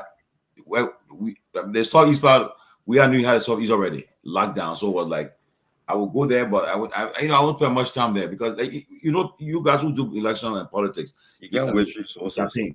Your resources, you got, where you put your resources. So the target was Montserrado County, Grand Bassa, Kimam, and so forth, and Magibi, Lofa, and Nima. But Nima, they knew they were also going to win Nima. But what happened in Lofa? You notice Lofa compared to 2017. We are cut. I mean, because Thomas Fala, the whole group there was in Lofa. They cut the president, cut Boyka vote down. Another thing is, another thing is, they had a populist candidate, but remember now, the entire opposition had coalesced together at one point in time. By the time the opposition broke up again with Boyka and Cummings not going together, Liberians were already fixated on Boyka being the titular head of the opposition. So the kind of unity he had against him, again, it says a lot about his machinery that he still came close. I mean, I give Eugene credit for that, right? And like serious credit, because they should have been blown out the water. And so when I hear a lot of people condemn or criticize Eugene, I say, if you knew the work that they did to even get as far as they did, you wouldn't really say that, because they mounted a serious comeback. Of course, I can see Myean to offer too, because but I can tell you about one thing. Liberian election, the people are deceptive. Don't like you said. You No, said very, earlier. that's the nature. And so Yes. that's where, because of that nature, they had one candidate who goes out and the he two most attracts. hard-working candidates in the whole race was Moneybar and Cummings. Yeah. They I campaign. agree. Am my brother? Yeah. Yes, but guess what happened? So they go. And at one point in time, I said, "What?" I said, "I see Moneybar and Cummings. Maybe they'll become will be the one of the first 5 when they go. So the result be coming up, but it was different." I want to ask a question, right? The Cummings situation during the presidential election, right? Was it because of the name that what's the guy that came third? What are you calling? Appleton. Appleton. I don't know. Well, that's part of my theory. It said got LXC. No. You see, Liberians are more savvy than that. Here is one of the thought processes. Okay. And Tomalin, you give yours, I give mine. To comment on this. Yeah. But there is perception in some circles that he was a caricature of the establishment to help to confuse things. Oh, it yeah, just I became heard too that bad too. for them. You know, there is some thought processes that's where that whole creation came from. But then it became too bad for them. You know, the dress of devil that got too big for them. But that I don't think people went there and made a mistake with Appleton versus Cummings. You know, people didn't know Alex as much as they did. I'll kid you not. I think a lot of people know Cummings. They didn't even know any Alexander Cummings. Oh, so you think the vote they took him vote and give it to Appleton? People believe that. So they thought the way Moneybar and Cummings have worked, they fear from the government's angle, and this is what people have believed. For me, we were building a prospective candidacy, so I didn't waste time in those knuckles. My guy needed to get out. But what people surmised was that look, they figured that every opposition candidate was going to endorse boycott, so to dilute the impact of people that they knew that the perception was may certainly do well, even though they will not come, in the top 2. That's where the government may have empowered people like Appleton, them, and so wherever Cummings may have been depressed, and Moneybar may have been depressed, they didn't really care. They were going to enhance somebody else that if you want to endorse a government, then it would dilute boycott because that person was not supposed to be. But just that now, again, if that is so, when Appleton saw the writing on the walls, he shifted. I don't know that to be so. But one thing I find hard to believe is that Liberians who know Cummings, they know Alex like they know Cummings, voted for Appleton assuming he was Cummings. That's what I. Okay. So this is okay. So and is participating in elections here. So my take is just strictly accidental. I don't know. Okay, so hear me, Lord. So so if you look at the voter roll throughout the United States, you were okay. So you have you have all of these candidates, and I have the ballots. I have the ballots, the most recent election. If you look at the ballot, for example, you had Kamala Harris, you had Trump, you had Cornel West, you had all of these folks there on the ballot, right? In America, or I can say, certainly in Minnesota, the names on those ballots, they are randomized. They are not advertised. What's Appleton's first name again? Eddie. Edward Appleton, yeah. Yeah, Edward Appleton. So it's Appleton, boycott, and then Cummings. So how they made mistake with Cummings, who was third, and to Appleton first? That's what I'm trying to understand. No. So what I'm saying. So what happened? What I think happened now, because we just will put a list down, and so everybody in fact, you were hearing people campaigning this way, Lord. People were saying, all you have to do is just vote number one. I'm number this. They were using their numbers. Whereas in this country, you cannot use those numbers because they were randomized. So all of so okay, for example, in my district, we had about maybe about 15 precincts. In those 15 precincts, so my last name is Russell. The lady I was running against in that district, her last name was Hisley. So if you were to advertise the if you were to advertise the list, she will come first in every precinct on all of the ballots. But that's not how to do it. So there were certain precincts. So I couldn't go to my Liberian community and tell them, all you gotta do, because what I got need again, Exactly. But in Liberia it was like that. And the people, this was our fourth election. The people have been used to it, man. I mean, but so that disadvantage, so that creates a disadvantage. So that's what I'm saying. So those guys, if you remember, they were campaigning using the number. George Weah would say, "Oh, just vote, just go number 4, just go number, this number that, and all of that." But that's how it was. Remember, Aberton was in the first round, so in the first round they had those numbers. That in the second round would have been a difference. But in the first round, the numbers they had, everybody just had one number. Yes, but even in the second round, they had blackout first and throughout the country. But that's what I'm saying. So if you say in the second round, people got confused, it's possible. No. I'm not saying the second round. I'm saying in the first round. But that's what I'm saying. If you say in the second round, people got confused, maybe it's possible because first round, you voted for number 1 and you voted for number 21, right? Or number 18. Second round, you voted for 1 and 2. But in the first round, it wasn't like that. But no, but it was look. But that election, I would say it was not a free election. I would never say it was free. But the only thing I think Appleton was lucky. I don't think there was any sort of nefarious, calculated stuff. Anyway, we that's what I was there too. Tomalin, I was there. Yeah, I was there. I was on the field. I was a